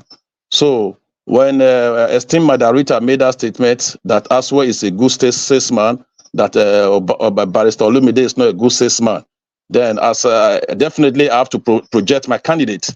I took advantage of the statement, trying to enlighten us of what a good salesman is. I said, yes, I will not deny the fact that my candidate is a good salesman. You know, it's good we have an understanding of who a good salesman is. But Mr. J came to say no, that I was demarketing my candidate. That's not true. Maybe probably you don't have a better understanding of who a good salesman is. Here in this program, I did introduce myself. Despite I'm a politician, first I'm a businessman. I'm a serial network marketer. That's what I do. Politics is just a part-time for me. You know, I understand what it means when you say a good salesman. This is what I do every day. I understand when you say you are a facilitator. This is what I do every day. I organize seminars. I organize workshops as a facilitator. There are two different meanings between a facilitator and a good salesman. For point of correction, I want to quickly read to the audience what it means to be a facilitator and a good salesman. A facilitator is someone who guides, who supports a group or a team in achieving their goals, making decisions, solving problems, or engaging in decision effectively. Facilitators do not physically take direct leadership role, but instead they focus on creating supportive environment where everyone contributes and value are held. They may use various techniques to encourage participants, manage conflict, and ensure that meetings or workshops run smoothly and effectively. Facilitators can be found in a wide range of settings, including business meetings, training section, community forums, educational workshops. Yeah, as a facilitator, I do it every day. I organize workshops and seminars all across the country. Then let's go back to who is a good salesman. Then you will now understand why I say I prefer calling my leader, my candidate, a good salesman. Then what does it mean to be a good salesman? To be a good salesman means you understand your product or services thoroughly. In this case, Edo State, effectively communicating its benefit to potential customer, building strong relationship, and ultimately meeting or exceeding sales targets while maintaining integrity and honesty.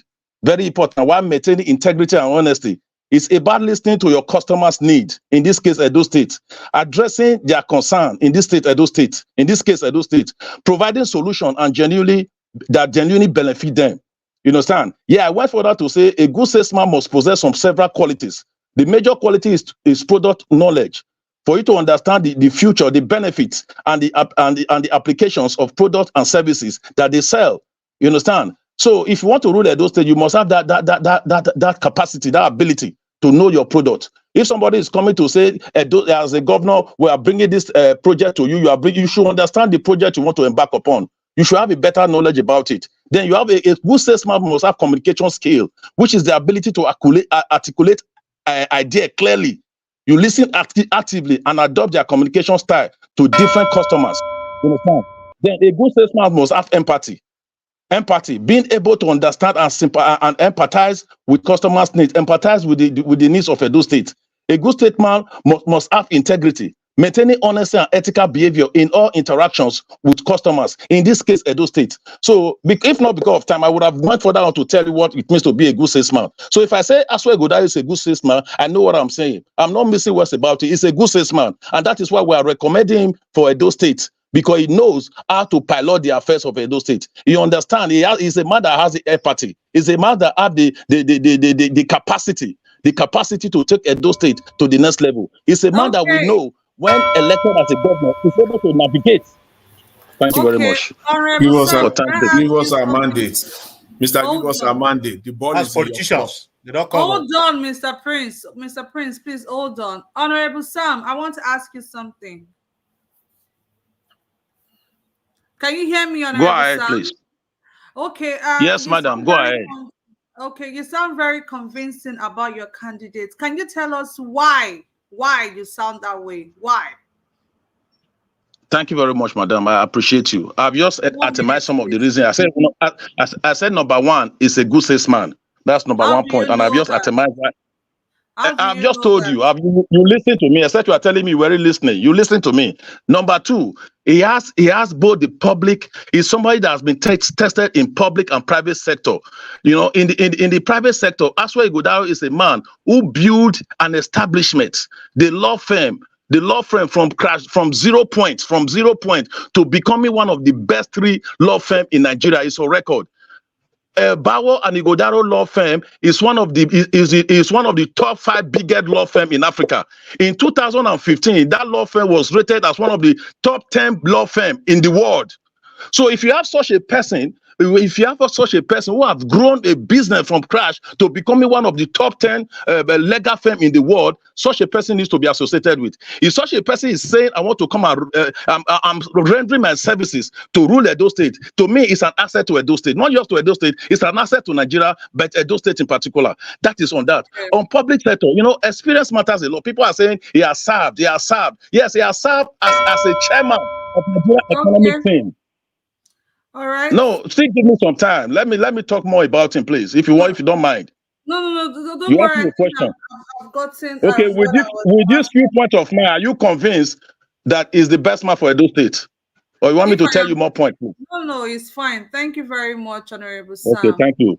She's the moderator. Don't convince her. Thank you very much.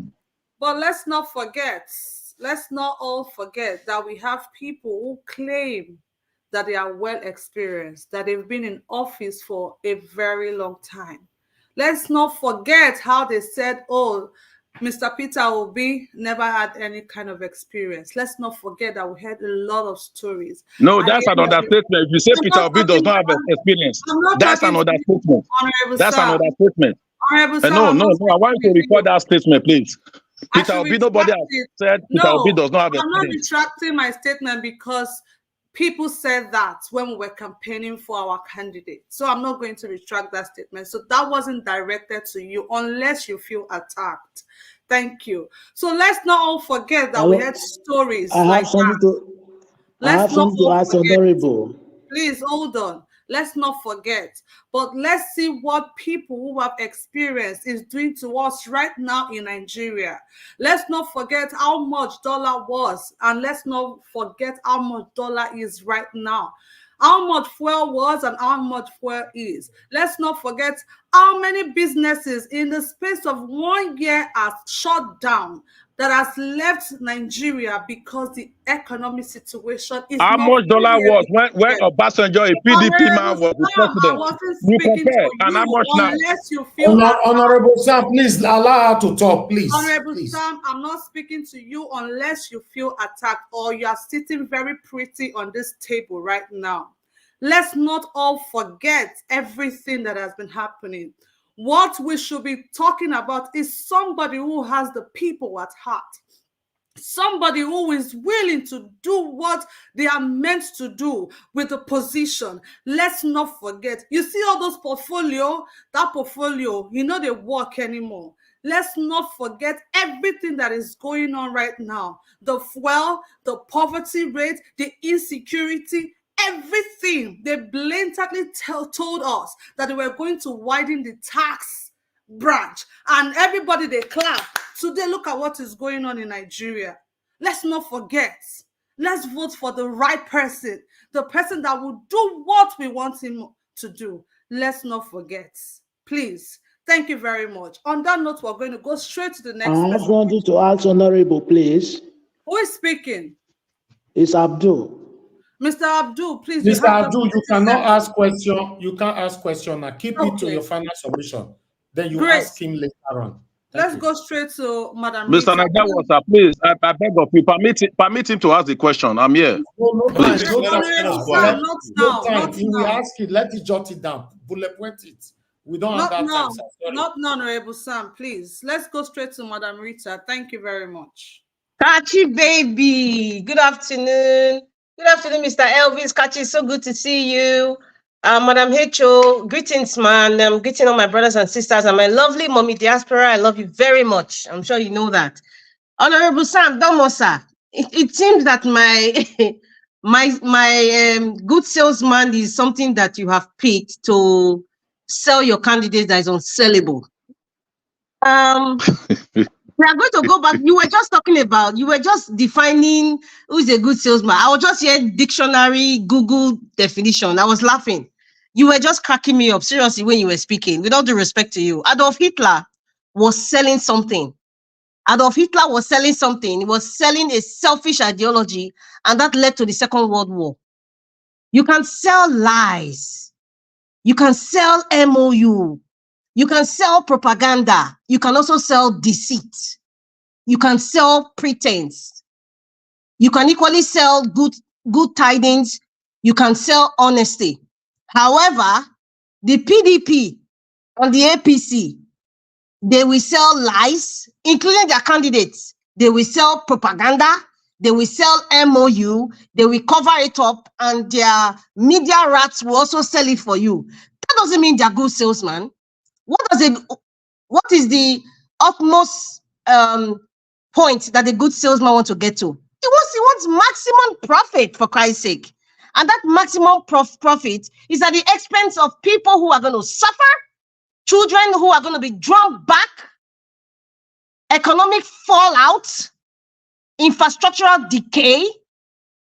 A good salesman doesn't care about uplifting those things I talk. He just cares about his pocket with his cronies, period. And I want to make something very clear, sir. You said that I said my candidates, the next governor of Edo State, Osai Bovo Akpata, you said that he wasn't a good salesman. Please, like I said, I do not tolerate anybody misconstruing my words. If I said Asra Igodalo is a good salesman, that doesn't allude to me saying that Akpata is not a good salesman. So please, sir, when you say that, don't misconstrue my words. I remember words that I say, and I'm very careful with the choice of words that I make. I never said Akpata was not a good salesman. I said Dr. Aswa Igodalo is a good salesman, but he does not have the heart to be the governor of Edo State. However, Osagbovo Akpata has the heart. I didn't even talk about selling with Osagbovo. I did not even attach the word sell with Osagbovo, but that doesn't mean that he's not a good salesman. So please, it is on record. Go and play the video, please. By the way, my people listen to me. Now they are listening to you. This is our record. I know the trick they are playing. My people, please like and share this program and share it to the end of the world. Share it to Kafanchan, even Ukraine where they are fighting. Share this video. You can go to Nigeria Watch and look for Osino Saturday or Sunday. Go and watch it. Go and I think it was Sunday. Go and watch it. I never said Akpata is not a good salesman. I never even used the word sell attached to Akpata. I know what I said, sir. But you have systematically used those words. Excuse me, sir. You have systematically used those words. I was only responding to what somebody said. Excuse me, sir. You have systematically used that. Fine. At least I gave you a point to use, salesman's point. But however, please use it well. Do not misconstrue my words. I do not tolerate that. I would not. Yes, sir. Madam Rita, please, if you can give me maybe 30 seconds. Maybe go ahead. Thank you. Go Thank ahead. you very much. Yeah. See, let's make no mistake about it. A good salesman, being a good salesman, okay, calling somebody a good salesman does not necessarily make the person a good salesman. I am a salesman. I say it again and again. I am a salesman.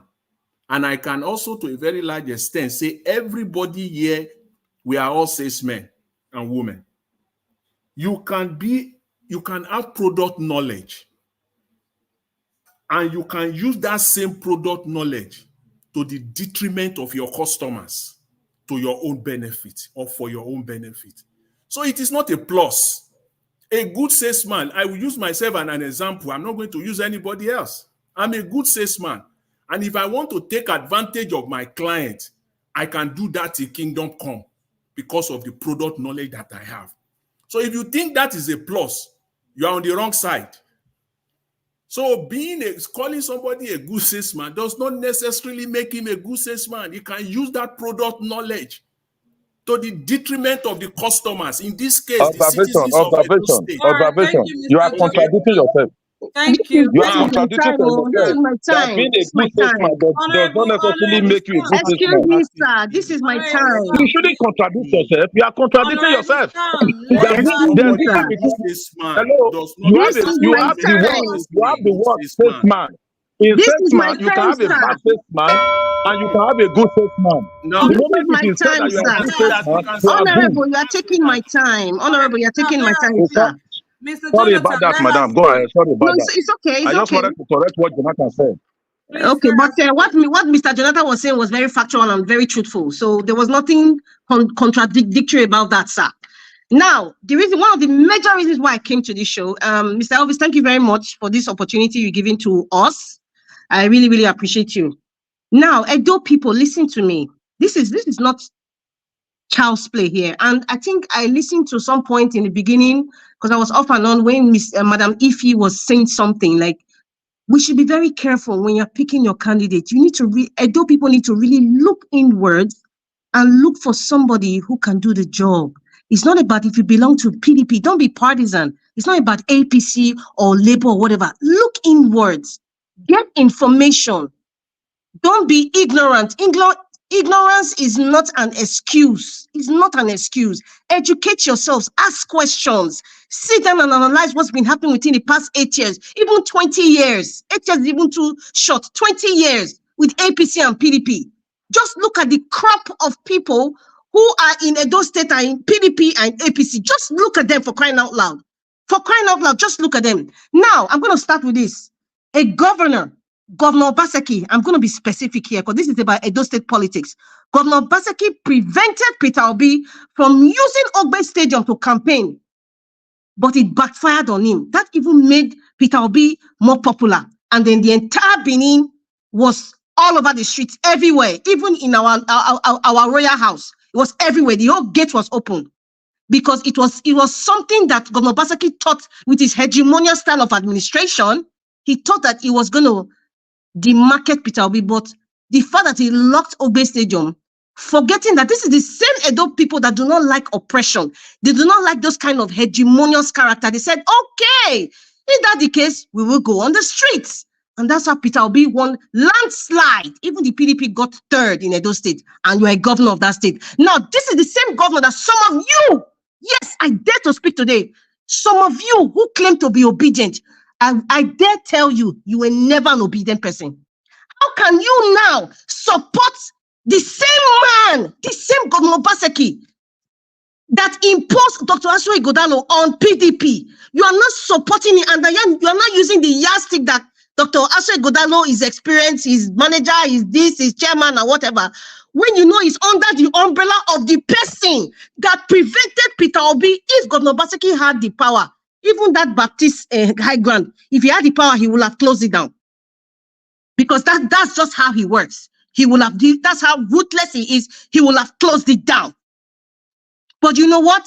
Peter Obi won. This is the same man that you people that claim to be obedient are supporting. I dare say to you, you were never obedient. Do you know why? Because if you were really obedient, you will not support a person that prevented the person that you are following, that you claim you're following the ideology. You are not supporting that person. And you people will tell me it is Aswe that is going, it's not Obaseki. No, you and I know. You people listen to me, you supporters, you know very well. So therefore, with what I'm saying, it means that those of you who are supporting Dr. Aswe Godalo, you are supporting him based on regional location, Eastern agenda, or maybe you have some personal advertisement.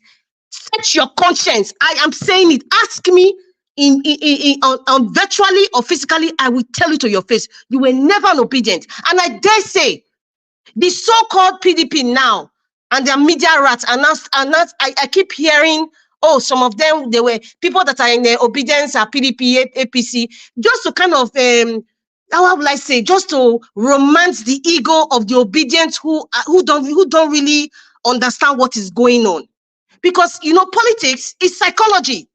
You're trying to psych somebody to believe you. That is the selling. But if you are not aware, you'll be selling yourself to doomsday.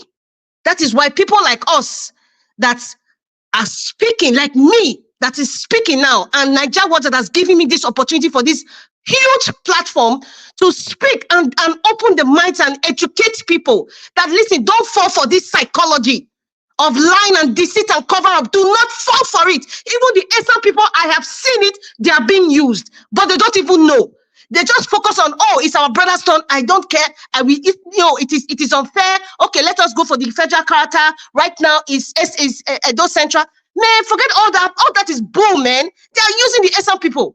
They don't care. What has Governor Obaseki done for the Eastern people? Ask yourself, what development has it done for the past 8 years in Eastern land? 2020, Eastern votes were the one that gave Governor Obaseki his seat.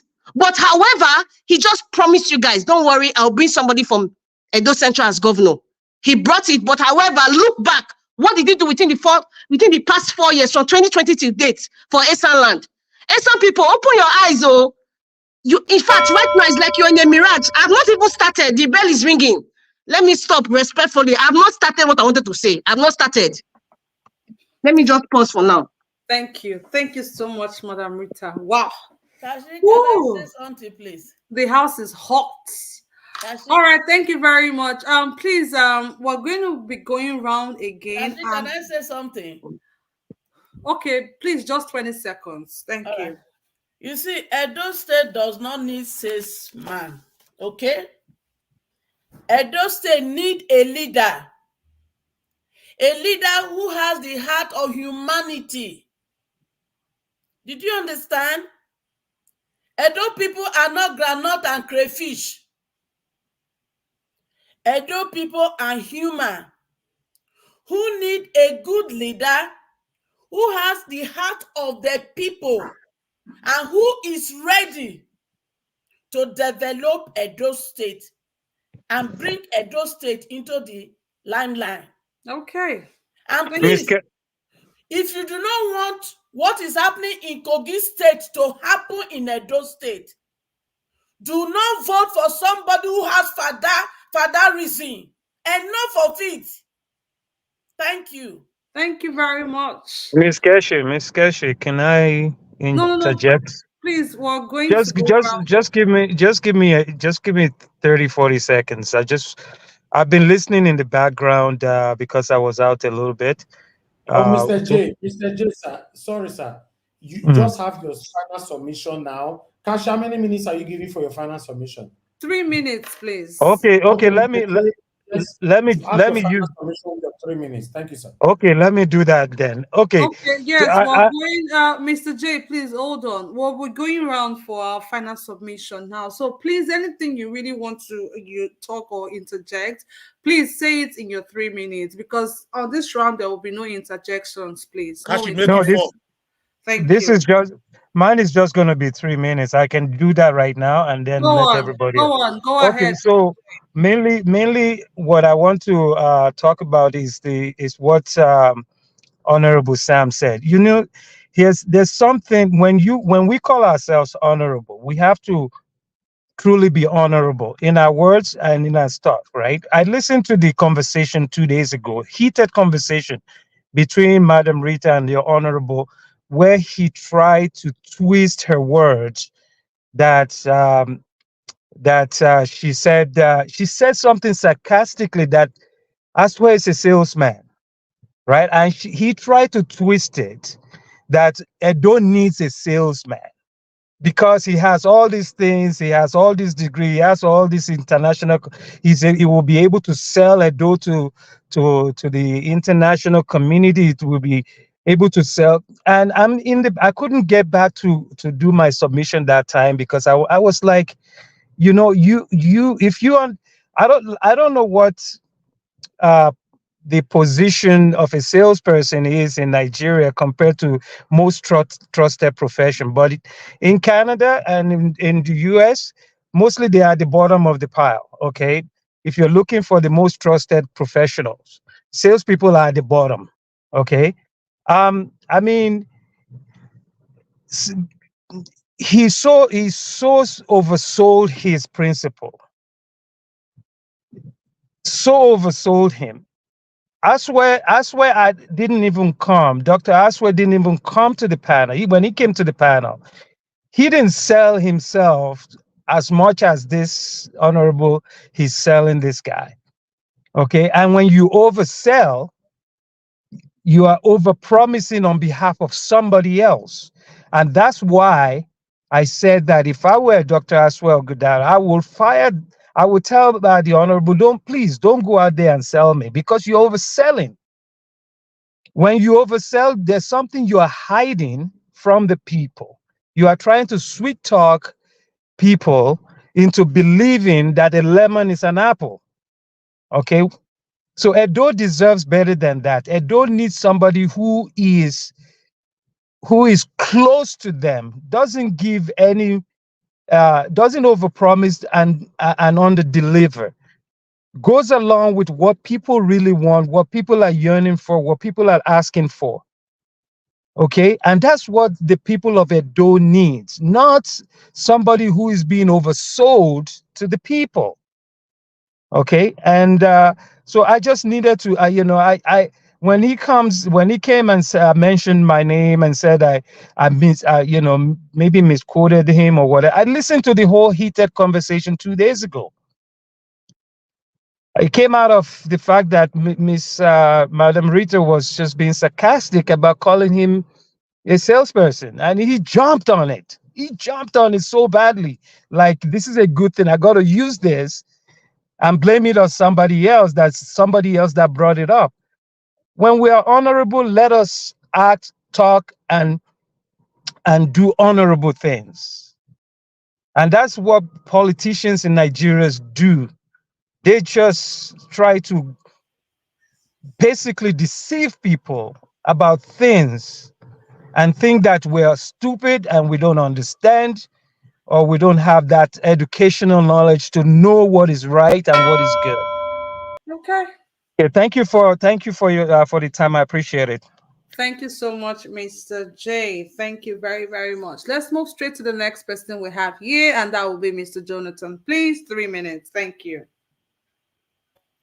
Okay, thank you very much, Madam Kashi. Appreciate everyone there. Thanks. I just want to say this: when I made a comment a few minutes ago, I knew what I was saying perfectly well, and if that is what these 3 minutes will take, and deprive me of making other contributions to other topics, let it be so that there will be clarity. A good salesman, when you say somebody is a good salesman, this is what it is. A good salesman can be a crooked one, making profit, eating record numbers for himself or for his company, but doing it in a crooked way. What do they tag them? They tag them good salesmen. They still call them good salesmen, even though they are doing it, they are achieving it in a crooked way. You can have product knowledge and use your product knowledge to mislead, to misrepresent, and to take advantage of your customers for your own benefit. And you could still be tagged a good salesman, eating record numbers, unprecedented record numbers, and people will still call you a good salesman. So politically, it is not an advantage, so to say, especially when you have not been there, tested in that terrain, in that political office. Okay. So that is the way I see it. So I'm not being naive. I know what I'm talking about. Okay, I'm a salesman. Okay, a salesman 24/7, 365 days of the year. Okay, so that's that. But I quickly want to end today just to round up on the issue of Nigerian politicians. Unfortunately, I believe one of the videos that Mr. Elvis presented, the guy said, Nigerian politicians have one major objective. I like the word major. He said major objective. And he said their major objective is to steal.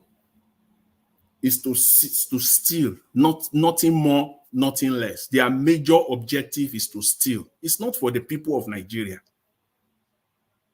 It is not. Let's make no mistake about it. Everything you see in Nigeria, everything. But in fact, don't let me just generalize. Let me be modest. 70% of everything you see in Nigeria, they are proceeds of stolen wealth, the stolen commonwealth of the Nigerian people. When you see the real estate, when you see the expensive real estate, 70% of them, that is why we're not seeing real economic growth.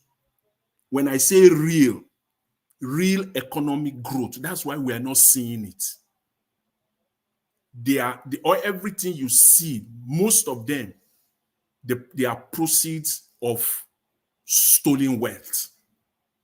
So it cannot generate any growth. It can't. And I'll give it to my brother today. Finally, give us our mandate. He says something, and for me, it's a quote. It's a quote, and I will have to write it somewhere. It's a quote. It takes a criminalized country to be ruled or governed by criminals. Yes, that's what it is. That's what we have in Nigeria. A country has to be so criminal for people that are criminal, back to back, in succession, coming out continually, emerging as leaders of the country. Think about that for a moment. Wow. Thank you. I'll leave it at that for now. Thank you very much, my people. I really appreciate everyone. Thanks. Thank you so much, Mr. Jonathan. Thank you for leaving us with that. Guys, do not forget to like and share this broadcast if you are yet to do so. And don't forget to super chat us. Thanks to everyone for doing this with us once again today. May God bless you. Let's move straight to give us our mandate.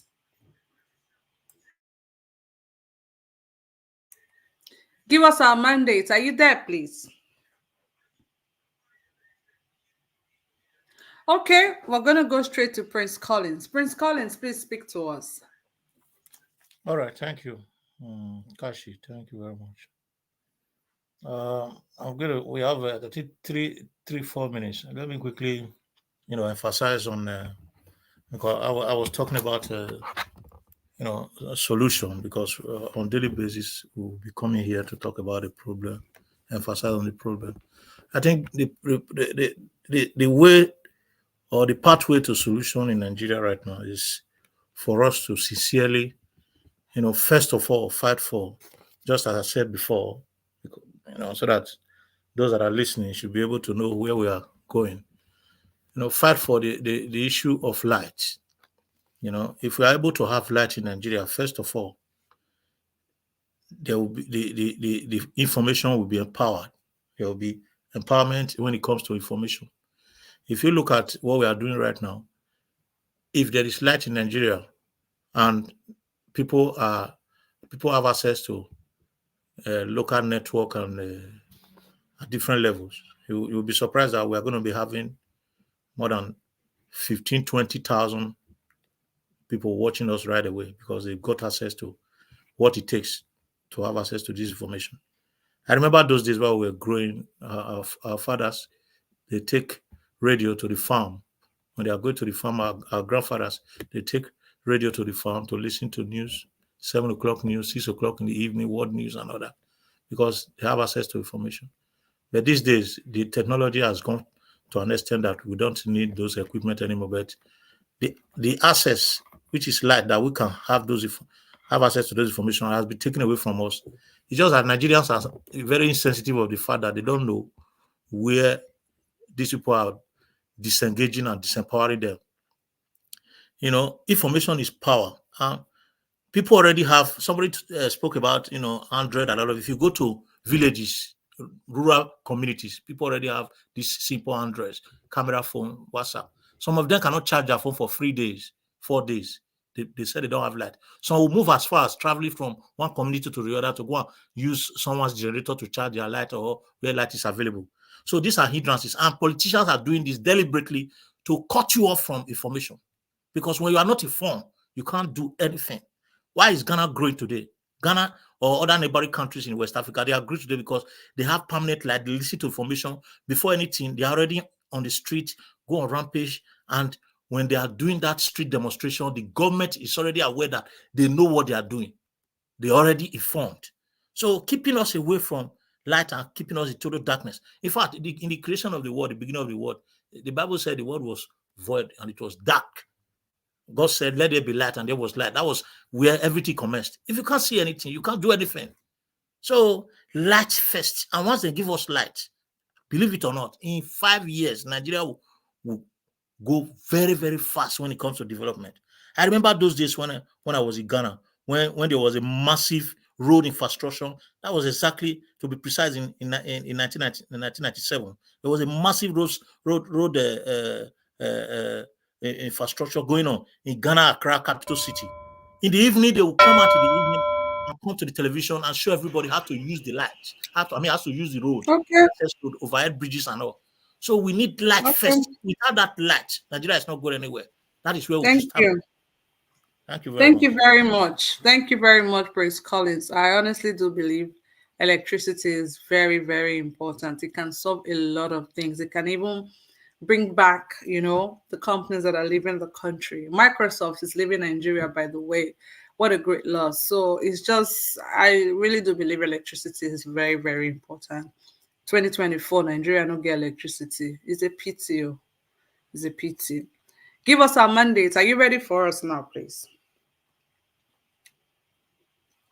Okay, if Give Us Our Mandate is not ready, we're going to go straight to Mr. Abdul Malik. Mr. Abdul, please speak to us. Yeah, I'm ready. I'm ready. I'm here. Okay, please go ahead, Mr. Abdul. My question to Sam is this. He said a good salesman has confidence of his product. That is not true. Because you cannot have fake product, you have confidence on it. We should not come here and deceive ourselves. How can you have fake product, you have confidence on it? It's not true. Please, I want to use the opportunity to talk to Edo State. I'm from Edo State, Auchi. You should vote for Akpata because it's the option. Let's change PDP and APC. How many years they have been running us, no improvement. There is no development. Let's change to another party. I'm not telling you that Akpata is good on 100%, but let's change and try to another party if we can favor Edo State. We should stop this, our tribalism and ethnicity is not good. That is what the other thing is that the last president speaker on the Mr. Prince. How can you expect people that they don't want you to see road, they will give you light? They can never give you light because they don't want you to see road. It's for you to fight now to know how you have that light. The major problem Nigeria have is on groundwork. They need to finish that groundwork to educate themselves on the ground, not on air. On air is okay, but on ground is the finish up. They need to educate themselves on the ground. They can never give you light because they don't want you to see road. Look at how many years now we are still talking about light, road, and hospital. What a shame. Instead of now, this time around, we're supposed to talk about how they will develop street, how they will put light street, street light, and tie road in the street. But we are still talking about federal road to renovate federal road. Imagine that country just makes. They need to do something so that everything will change, will turn around. Without that, they will not change. They can never look at Yahaya Bello. Somebody that work, you did not pay the person. You take the money to go and buy house somewhere. You don't even take the money to establish company in your country so that people will be working. But you take it to another man's country to develop for their country. Useless government, they don't have brain, they don't have wisdom. It's just to thief and criminality everywhere. Thank you. Wow. Thank you very much, Mr. Abdul. I sincerely can feel how pained you are. It's very painful to everybody. Thank you very much, Mr. Abdul. Give us our mandate. Are you ready for us now, please? If not, we're going to go straight to the next person here, and that will be Mama H.O. Mama H.O., please talk to us.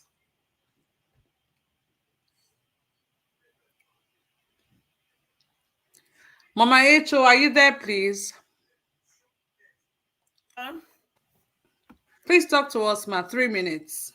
All right. Thank you. Edo State, please, among your candidates that are presented to you, look for a leader. Look for that has humanity at heart. Do not look for salesman because you are not to be sold. Look for somebody who will hear your voice and your cry. Look for somebody who will remove out of school children from the street and put them back to school. Do not vote for godfatherism. Those who fought against godfatherism is bringing to you a replacement that should ring a bell in your head because they have something to cover up and they have to put somebody who will protect them. Do not vote for that. And to our rulers in Nigeria who are politicians and those who are elite, I want to suggest therapy for you people so that you can stop looting. I need you to take some time to go to the mortuary. And I also want you so that you can know what will become of you with all this looting. And also spend some time to go to the graveyard so that you will be able to see what will become of all you are gathering. How many of it you will take along with you when you buy? Maybe that will help you to stop stealing the resources of the people and use it to build the country. And whoever that is coming to Edo State as the next governor, I have two major requests of you. Take my children out of the streets of Edo State and train them and get them back to school. And also use Edo State resources to bring light and repair of all the bad roads that is in Edo State. Thank you. Whew. Thank you very much, Mama Icho. That was indeed very powerful. Thanks very, very much. We appreciate you on this platform. Guys, we're coming to an end. Please make sure you like and share this broadcast if you are yet to do so. Thank you so much. Let's go straight to Honorable Sam. Honorable Sam, please talk to us. Thank you very much, my dynamic moderator. I appreciate you greatly. Thank you, the last speaker that just spoke. Your request, I believe the candidates, they are all, I pray they have opportunity to hear what you said. It's a humble request, which I believe every Edo State people, they need. Before diving deep into what I want to say in 3 minutes, I want to still say that my beloved candidate, who is going to be the next governor of Edo State, is a very good salesman. You know, we have salesman, we have bad salesman, and you have a good salesman. You know, like I said, one of the quality of a good salesman is adaptability, integrity, and empathy. Integrity, being able to be, integrity, maintaining honesty and ethical behavior in all interaction with customers. Ethical behavior, honesty. A good salesman is always honest, because if what is not your product, you begin to say it's in your product. At the time they use your product, they will discover you automatically. You demarket your product, so you tell the people the way it is. At the time you are telling people what is not your product, you are not a good salesman. Tell them the way it is, because at the time you sell it to them, they will buy it. Next time, if it is what you say it is, they will come back for it again. Then a good salesman, you have that adaptability, being able to be flexible, being able to adjust strategy based on customers' feedback and market changes. You change along with time. The only thing that remains constant is change. Then when it comes about empathy, being able to understand and empathize with customers' needs and concerns. Somebody, I think Prince Collins, talked about the needs of Edo, or not, or the needs of Nigeria, which is power. It's a basic need now. Because of power, now a lot of people now, what we are talking today, a lot of people are not listening to us because they don't have access to power. They cannot begin to, if you have those that use a generator, to power generator for even the smallest generator now, better, which they call better past my neighbor, to power it for about 4 or 5 hours, you must have spent a minimum of 5,000 naira, thereabout. So what we actually need is power. So we need a leader that have that empathy. A leader that have that empathy to be able to understand and empathize with the people. Look at their needs. What are their needs? What are their inspirations? That's what a good leader should be able to do. Now, a good leader, when people are talking about continuity, say, ASO wants to continue. Yes. To me, that's a positive statement. People don't really understand when I say continuity. If you say you're not going to continue with where Obaseki stopped, in continuity, you look at the good area of Obaseki, you build on it. The bad area you feel Obaseki didn't do well, improve on it. Improve on it. That's what I believe in. For example, in the healthcare services now, for example, all Edo State workers, they are under a Edo State health insurance scheme. How many states have insurance scheme? As a Edo State worker now, if you are sick, the hospital you are assigned to, you only pay 10%. The government paid 90%. I would say want to bring a government that will truncate that. In public schools now, there's free educations. All the teachers are qualified teachers. The least qualified teacher in secondary school is a first degree holder. They are training upon training. Are we going to stop that? Yeah, we can build on the facilities, the learning environment. We can work on it. You understand? Ministry of Education is under construction now. Are we going to stop that? There must be continuity. Healthcare services. Look at the School of Air Technology that was abandoned for years. Now, are we going to abandon that? There must be continuity. We go up to 3 minutes. So yes, Honorable. It's up to 3 minutes. Please round up. Okay, please. I want to appeal. I know a lot of persons. Some are annoyed, some are bitter due to one reason or the other. Each of them has their reasons for being bitter against this present administration, either for personal reasons or for lack of knowledge. It depends on whatever reasons. I want to appeal that do not let our bitterness overcloud our judgment. One of the panelists said, let us look at these people, the candidates, what they can offer. Well, we cannot experiment with those states. Let us see try. Well, let us see how it's going to do. No, okay. People to be experimented with.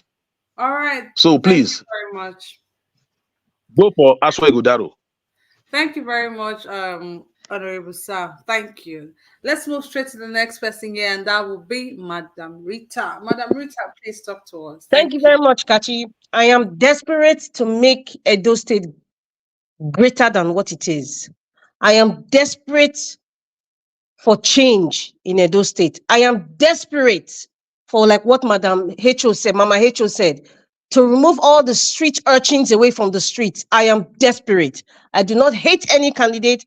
I don't even have the energy to even hate anyone.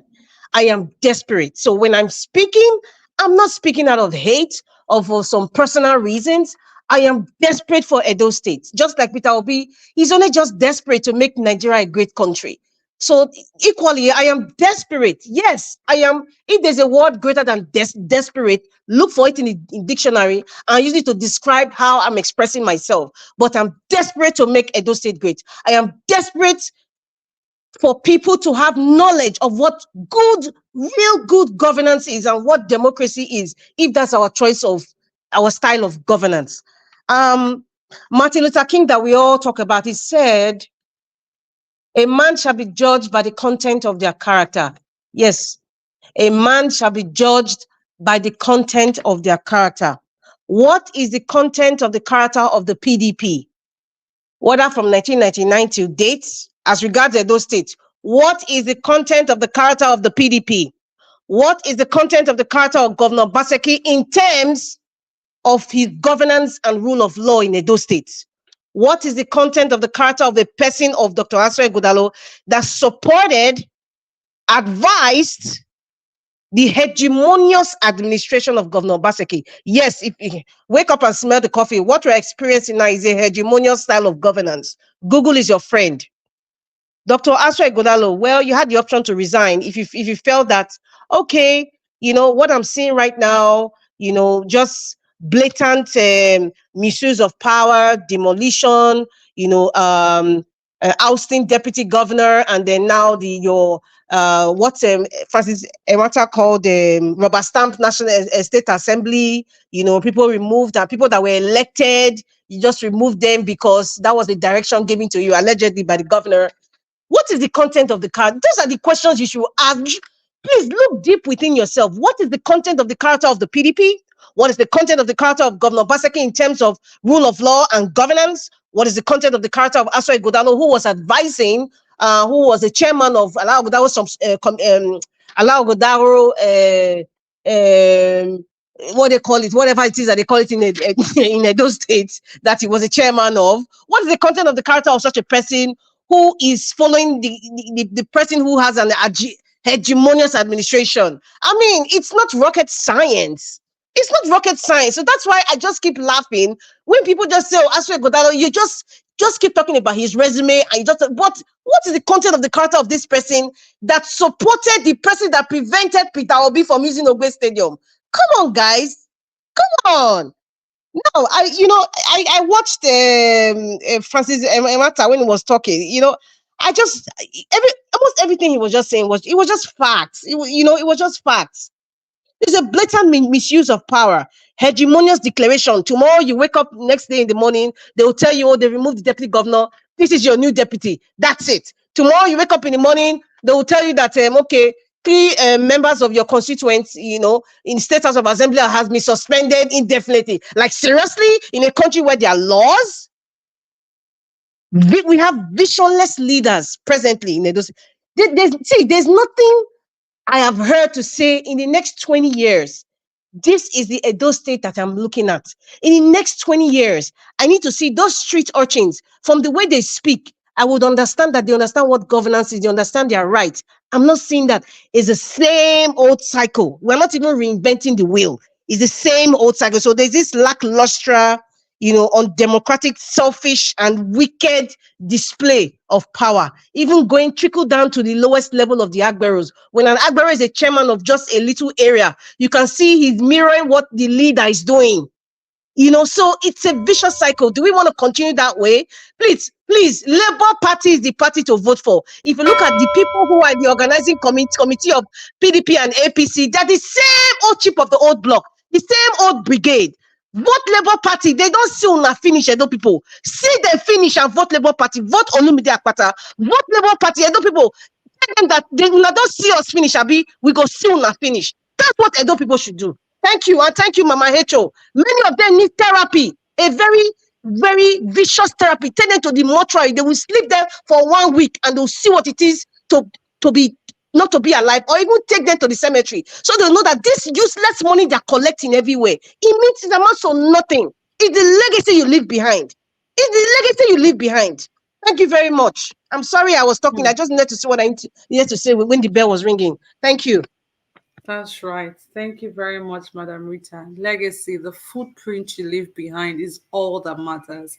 At the end of the day, money no they really buy another life for, honestly. So sometimes when they embezzle all these things, they pack all this wealth. The question is, to what end? To what end? At the detriment of what? For me, people they suffer, maybe they pack money where you know if you carry go anywhere.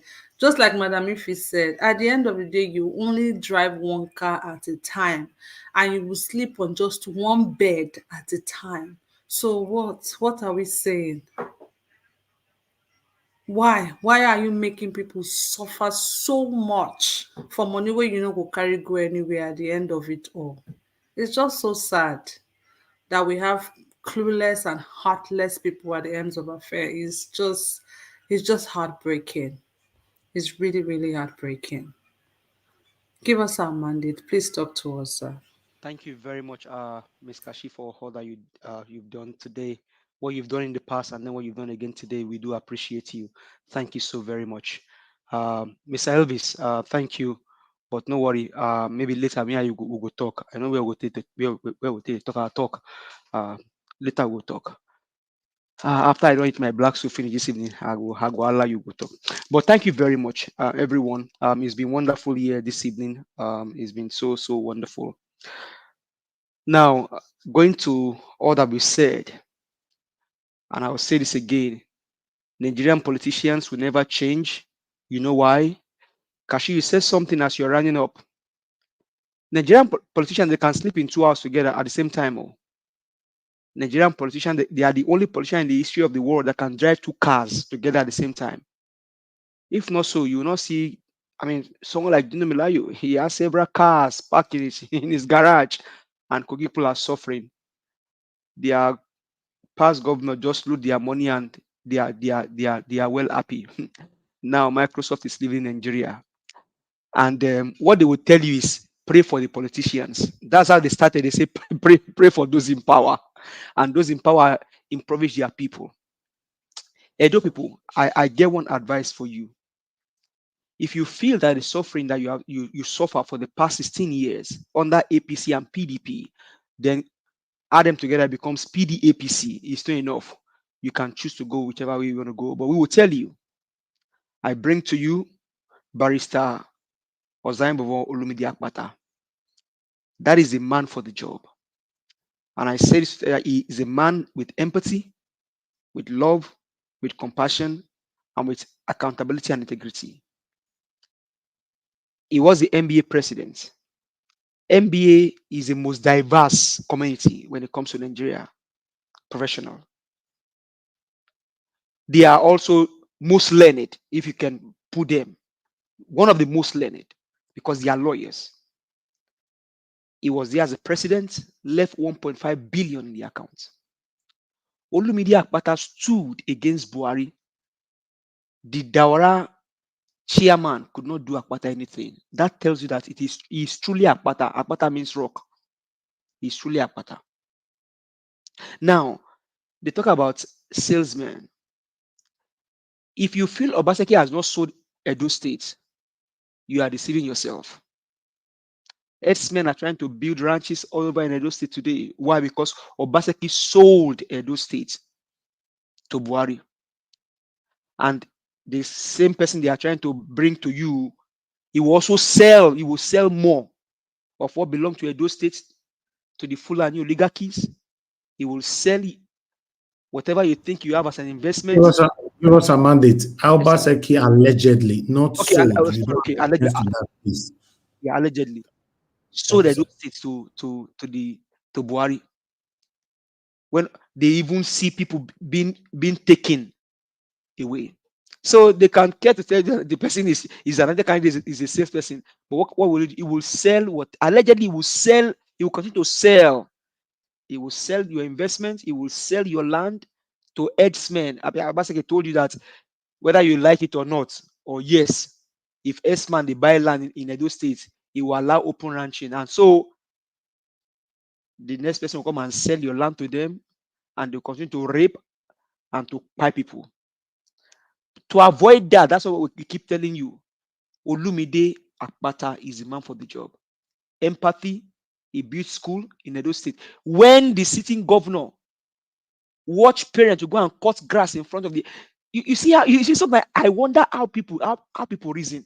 When I made that statement here that parents, this guy they saw parents go cut grass in front of their children's school. They said, why he said they told me to ask the parents that why did they go and cut the grass, so they should allow the grass to grow. Man, now we talk about bridge. They just come back to them to now tell you what they didn't tell you that day. That we talk about bridge. They said bridge is not good for Edo State. They said Edo State does not need any bridge. That you cannot compare Edo State and America. But when it comes to depth, they can compare Edo State and America. You see those narratives there. Please, Nigerians, and we are not speaking out of hate. Mr. J says something. I may not re-echo it. The reason why people keep coming to this channel is because of the issue that it stands for. We must hold these men, whether they are in power or out of power, or they are surrogates, hold them accountable and responsible. They Thank are you. politicians, hold them well. To tell you the truth. The truth tonight is that vote Barrister Olumide Akpata for the next governor of Edo State, and you enjoy peace. Thank you very much, everyone. Have a good Thank day. you. Thank you so much, Give Us a Mandate, for that wonderful submission. And after that, that means we've come to the end of today's show. I want to give a big shout out to everyone who is watching us from home and everyone right here on the comment section. Thank you guys so much for taking time out of your busy schedule to do this with us. And a very big shout out to everyone that has contributed on the panel section today. You guys are super duper amazing. We will not be here without you all. Thank you so much and God bless you. Do not forget to like and share this broadcast if you are yet to do so. My name is Kachi and this is me signing out for today. Thank you very much. Have a wonderful evening. Bye-bye. Madam Kachi, please, before you sign out, can I say my observation? No. But you use your final submission already, sir. It's just an observation. It's not a submission. Okay, go ahead. You have 10 seconds. Thank you very much. I carefully observe when I spoke. Immediately, I was not even landed. Madakashi started attacking me. But any other person that spoke concerning Akpata, you didn't attack. You didn't speak concerning it at all. I didn't attack you. That's I not. only just asked you. I only just That's not asked the you. best. I asked you That's a not the best way to question, actually which I moderate. If you are also moderating, asked Mr. hello, J. madam, I'm still talking now. Honorable, Let me use my 10 seconds. You cannot tell her how to You can't shut moderate. me down. No, that you is will wrong, not sir. shut me But down. she should be fair. She should be fair. Honorable, If you I are a asked you moderator, a you should be question. fair in moderating. I asked you a Otherwise, question, you now look and as if if you were no, here earlier, if you you would already have see your that I candidate, asked you other just come people out and say this is your questions candidate, too. so that I will know you are No, one of those that you're is not going to supporting a candidate. overshadow me with your voice. No, you will not do that. I asked you a question why you You felt are the so one trying to overshadow with disrespected. voice here. And you see what I I'm talking about also now? asked I other simply people. requested Naija West to give me time. He granted me time. You are trying to overshadow me now because you don't want me to say the truth. You are the one overshadowing with voice. I only requested, and my request was granted. Honorable, If my please calm request was down. granted, just demand Please that you calm allow me down. speak. Truth, Mr. All right. Honorable. Let's move on. Thank you very much, Honorable. Thank you. Kashi didn't attack you for any reason. You were She asked a only question the same way I asked other people questions too on the So show. even before you came into the show, she asked almost everybody question here. So not just you, sir. But nevertheless, we need to move on now. I appreciate you, Kashi. You've done a marvelous job, wonderful job as usual. Honorable Sam don't know you, so that's a fortunate part of it. If Honorable Sam know you, he will get to understand. Telling you that's not how to moderate. So if he know who you are and how long you've been on the channel, they would have, know how to approach you on that. So Honorable Sam, Kashi is not a biased person. Thank you. Please mute yourself now. Somebody unmuted themselves and you are playing a worship plate and cup and everything there. Eh? Please mute yourself for now. Thank you. All right. I appreciate every one of you, my wonderful people. Kashi have done well. I'm very, very grateful. Like I said before, this relief is very, very important. Sometimes it's very, very important for me. Although I was here listening to everybody, monitoring what people are saying and all that, I want to say thank you very much, every one of you that came to the panel. Thank to you all that called into the show, and those of you on the comment section and our spectators. And God bless you now. We have the last person that just coming in now. I'm only going to give you 2 minutes because you came late and we are rounding up. Oga Chris, it's good to have you on the show. You have 2 minutes, sir. Just go straight to the point. Thank you, sir. Yeah, well, straight to the point. Good evening, everybody. Thank you for allowing me in and welcome, Kachi. Well, first and foremost, there's nothing to talk about other than to just continue in telling you why we should jettison the PDP and the APC and vote for Olumide Akpata. We know first and foremost, Olumide Akpata's unwavering respect for the rule of law sets him apart as a leader of unparalleled integrity. We saw the charade, the macabre dance that happened at the House of Assembly, and those are the things that Olumide Akpata is against. Throughout his career, he has demonstrated a complete steadfast commitment to upholding the principles of justice, fairness, and accountability.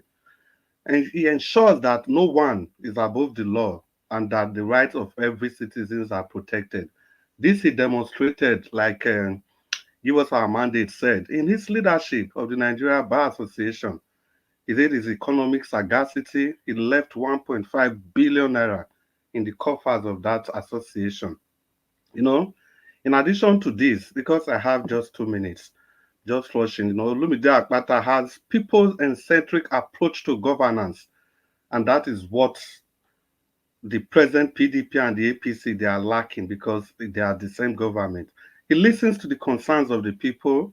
He engages with communities at all levels. This is somebody that champions policies that prioritize the need of the most vulnerable.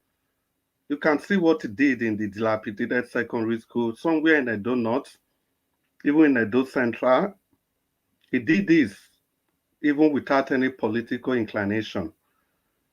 You know, most importantly, Olumide Akpata represents a clear departure from the politics of the past. Good evening, Mr. Nanjawash. Remember, everybody, vote Olumide Akpata. He is a clear departure from the past. Thank you for the opportunity. Thank you very much. This is the end of the show, guys. Thank you. Okay. Thank you, Kashi. Thank you once again. My people, we've come to the end of this broadcast. Yes, anybody, if you want to speak for your candidate and you want to have enough time, you got to come into the panel on time. You know, if you come in on the last minute, then your minutes might be truncated. So this is the time for you to sell your candidate. In fact, every one of you right now should be happy that Nigeria Watch is staying neutral. Yeah, if we were not staying neutral, most of you would have had the opportunity to even come or talk about your candidate. We did it in 2023 presidential election. You know, some people were saying, "Oh, you don't do this. You're a bad person. You will lose people on your platform. You will do this." Now you want to tell me I will want to promote the person who they support? Eh? You know, some people want to tell me. Although most of our Edo people left that time, they said I've given my platform to the Igbo people and all that, blah blah blah. For you to even have the mindset to say that I've given my platform to the Igbo people, you are tribalistic, you are satanic, you are not needed on this platform. Yes, for you to come to write to me privately or gossiping around Nigeria was that platform now, and Igbo people now can dominate. For me to even hear that at all from you, say you talk him or you pass him or you breeze him, I've categorized you as one of the satanic or amongst the satanic people that is disturbing us in Nigeria. Because Yoruba is not better than Igbo. Igbo is not better than Yoruba. Yoruba and Igbo is not better than Edo. Edo is not better than them. No tribes is better than any tribes in Nigeria, as far as I'm concerned. So for you to be attacking one particular tribe just because you want to promote your own satanic tribe, you know, I don't care if you came from where I came from, then you don't deserve to be on this platform. So some of you that left that time, unfortunately, you still watch us. You see, you are now on the backstage. You're on the backstage watching, but unfortunately, you can't comment again forever, probably till you die. Or you can't join the panel again, probably till you die, because you are tribalistic. And one of the biggest problems that we have in Nigeria is tribalism, ethnicism, followed by nepotism, favoritism, then traditionalism, then rounding it up with religionism. You see, so religious practices, although I practice it, you practice it, some of us practice it, but not in a stupid way. Like some people are doing. You saw the video that I played earlier on when a woman was telling Nigerians to pray hard for Nigeria to be better. Yes, I told you that 80% of Nigerians in Nigeria and Nigerians in the diaspora have that kind of mindset, the same mindset as that woman. Some people are still praying at this moment. They are telling you that the only thing that will help Nigeria, or have you not heard it before? When people are talking, their last statement, how they end their statement is that, this country, now only God will help us for this country. Because they have built themselves in that kind of confusion, that prayer. So that's what that woman was displaying today, stupidity, absolute stupidity. So for me, for us to have a better Nigeria, we must be serious. We must be truthful. We must say the truth to power. If not, when we continue to practice this sentimentalism and practice this biasness, we are not going anywhere. That's just the fact. None of us is going anywhere. We will say this and say this, everybody will get old. Maybe our time will pass. Our children will continue from where we stop because most of our children are listening to us when we are lying. We'll say, oh, now some of that they talk at that time. May I continue from where we stop? That is it. That's the satanic continuity. So say the truth. Even though nobody is standing with you, stand for what is right. Even though nobody is standing with you, stand alone. That is it. I'm not a perfect person. I've made so many mistakes on this platform. Some of you call me out. I apologize. I'll just move on. That's why I'm not a perfect person. But deliberately doing something that you know it is wrong, that is where the problem comes from. Many of us as Nigerians know what is wrong. We will deliberately do it and defend it. That is what I'm talking about. Upon today, you saw some satanic youths the other day in Abuja protesting for Tinubu and the ESCC to leave Yahaya Bello alone. Can't you just imagine that? Somebody that ESCC said is stole, Ojibole, stole 80 billion. We saw those satanic set of youth that should be stoned or put in jail probably forever, campaigning or protesting that Yahaya Bello is an innocent person. Just imagine that. That is why I'm saying that there is every probability we are not going anywhere. There is a very huge probability that we are not going anywhere. Although, what do I know? I'll continue to do my part, like many of my panelists here, many of my spectators, my commenters, my callers. If you are genuinely doing your part, it's not left between you and God. It's only God that will judge us when we left this world. Yes, because some people are deliberately doing what they are doing today. They know this person is not good. They want to bring it to you. They know this person that is in power. Just imagine now, Tinubu and Fatima or Chetima, they are not in Nigeria as we speak right now. Nobody's talking about it. Go to Today Not as we speak right now. People are talking about Blue and Nyash. That's what they're talking about there. Go to every big blogs right now. Go and look at what they are discussing right there. You'll be amazed. Say, what? Nobody's talking about the situation that is affecting us in Nigeria. It's only us here on this panel we're talking about it. People are beginning to use their platform for rubbish in the name of everybody want to make money. Yes, everybody want to make money. Somebody actually asked me the other day after I gave a submission that if I wanted to turn my platform to something else, I can do that and make money and all that, blah, blah, blah. But I choose to be doing what I'm doing. So the person wrote me a long message telling me, praising me, praying for me and all that, but ended up by saying that, my brother, just forget about Nigeria. Nobody can rescue Nigeria. If I were you, with the name I built for my platform, with the kind of followers you have across social media, I will use my platform to do the right thing to make money, not this Nigeria politics and blah, blah, blah, blah, blah. That's how she ended it, because the person picture I saw there is he or she, I don't know, but the picture I saw there was a woman. I was like, wow, can you just imagine? This is what somebody, I know you might be listening to me now. I'm not attacking you, but I'm just saying, you prefer me to turn my platform to do what other big platforms are doing, half naked and all that, blah, blah, blah, and make the money. This is the same money that everybody will die one day and leave. Are you aware that everything that we've acquired in life, that we've labored for in life, are all vanity? Have you ever seen a billionaire die and see their properties and see even when they have not yet be put or be buried, see their family members fighting for property? It happens in my state. When Captain Osa died, they ever bury him. We saw what was happening across a billionaire. And many of you listening to me right now, you are aware of what I'm saying. So this is the same thing that you've caused lots of people pains for. I want to make the money. I must make the money. I want to drive Ferrari. I want to drive Lamborghini. Everybody, they are not even competing with themselves. You know the kind of car they drive? You know this? Listen, my brothers and sisters, it's good to live this kind of lifestyle, comfortable lifestyle, to be happy. For me, I like it as well. But when you cause people's pains to acquire that wealth, you cause people's pains, to get to the position where you are today. Wow. We know people will die for my own state. I don't even want to talk about Nigeria right now, which many of you know. We know people will die for our states. Till today, when you reference to them, people, they spit. When you reference to them, they don't die. Don't get me wrong, they don't die. Don't be saying that they life now. Say that you're saying, as now you're talking, you're referring to them. You see people, they spit. People, they say, God forbid. Is that how you want your life to be? Is that how you want to end your life?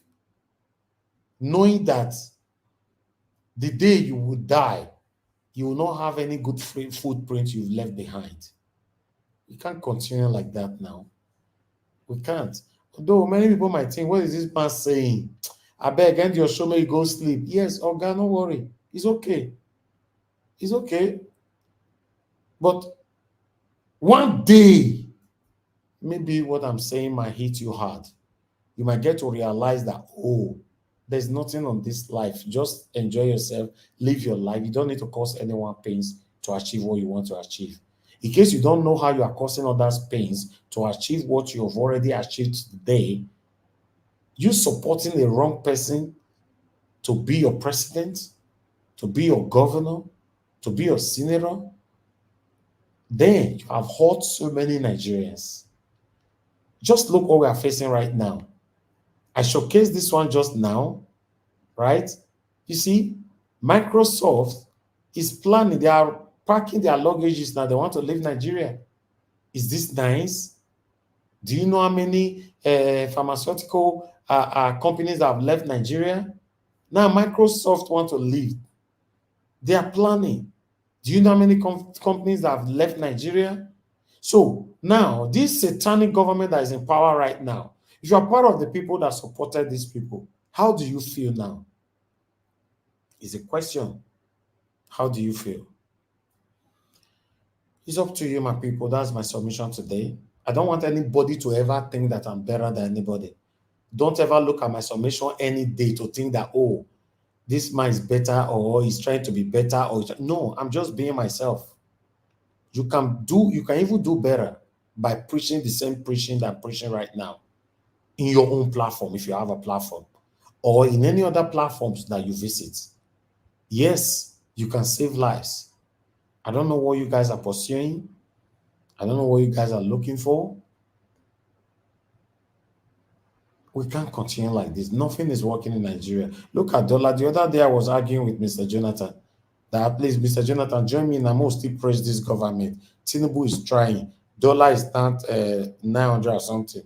Pound was about 1,100 or 1,000 pounds, 1,000 naira. Mr. Jonathan repeatedly opposed and disagreed with me until it happened in my eye. Koro koro. As we speak right now, 1 pound is 1,800 naira. Then, as we speak now, 1,800 naira. Dollar is 1,500 naira. Everything has skyrocketed again. So, don't you think that I deserve to be, apologizing to someone like Mr. Jonathan every day on this platform? Because I thought Tinubu was already doing something nice.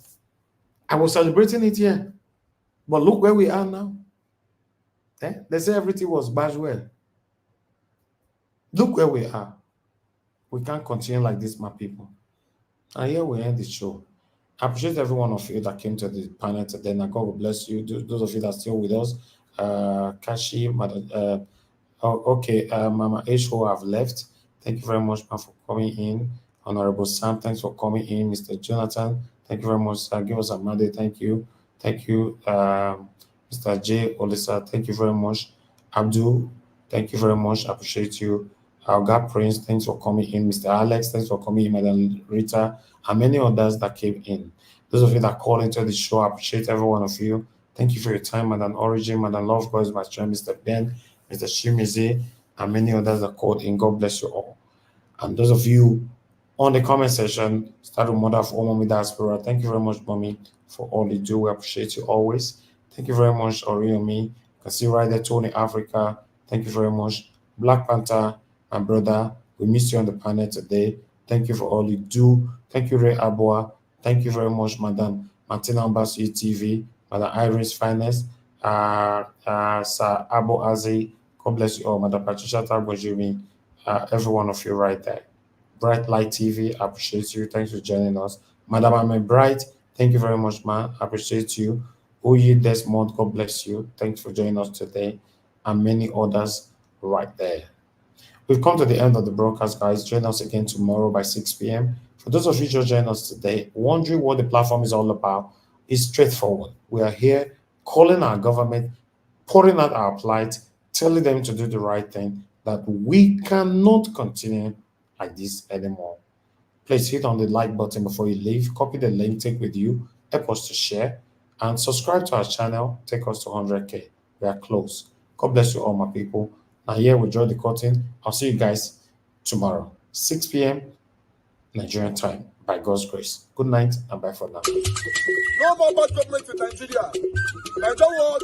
The only media that have been consistent speaking against the bad government and for the purpose for reformers. Nigeria what? Yo!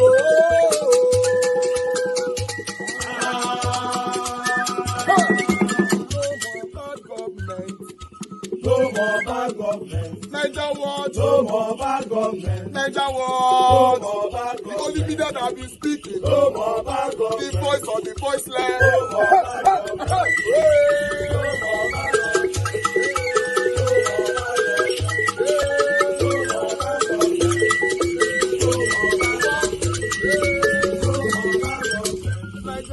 No more bad for the poor. No more bad government. Nigeria what? No more bad government. Nigeria what media. No more bad government. No more bad government. No more bad government. In Nigeria. No more bad government. No more bad government. No more bad government. The only media. No more bad government. The number one media in Nigeria. No more bad government. That have been speaking against government. No more bad government. Nigeria what? No more bad government.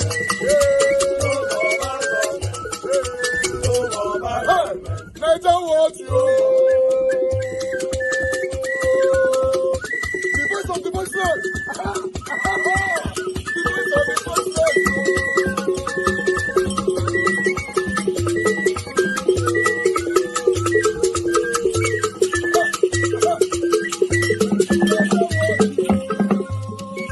Voice for the voiceless. Voice for the voiceless. Nigeria watch media. Voice for the voiceless. Nigeria watch media. Voice for the voiceless. The only media that have been speaking against bad government. Being consistency since 1944. Voice for the voiceless. Voice for the voiceless. Umuwame. Voice for the voiceless. Umuwame. Voice for the voiceless. Voice for the voiceless. Voice for the voiceless. Voice for the voiceless. Voice for the voiceless. Voice for the voiceless. Nigeria watch you. We have been seeing all you guys have been doing, and we recommending to everyone in Nigeria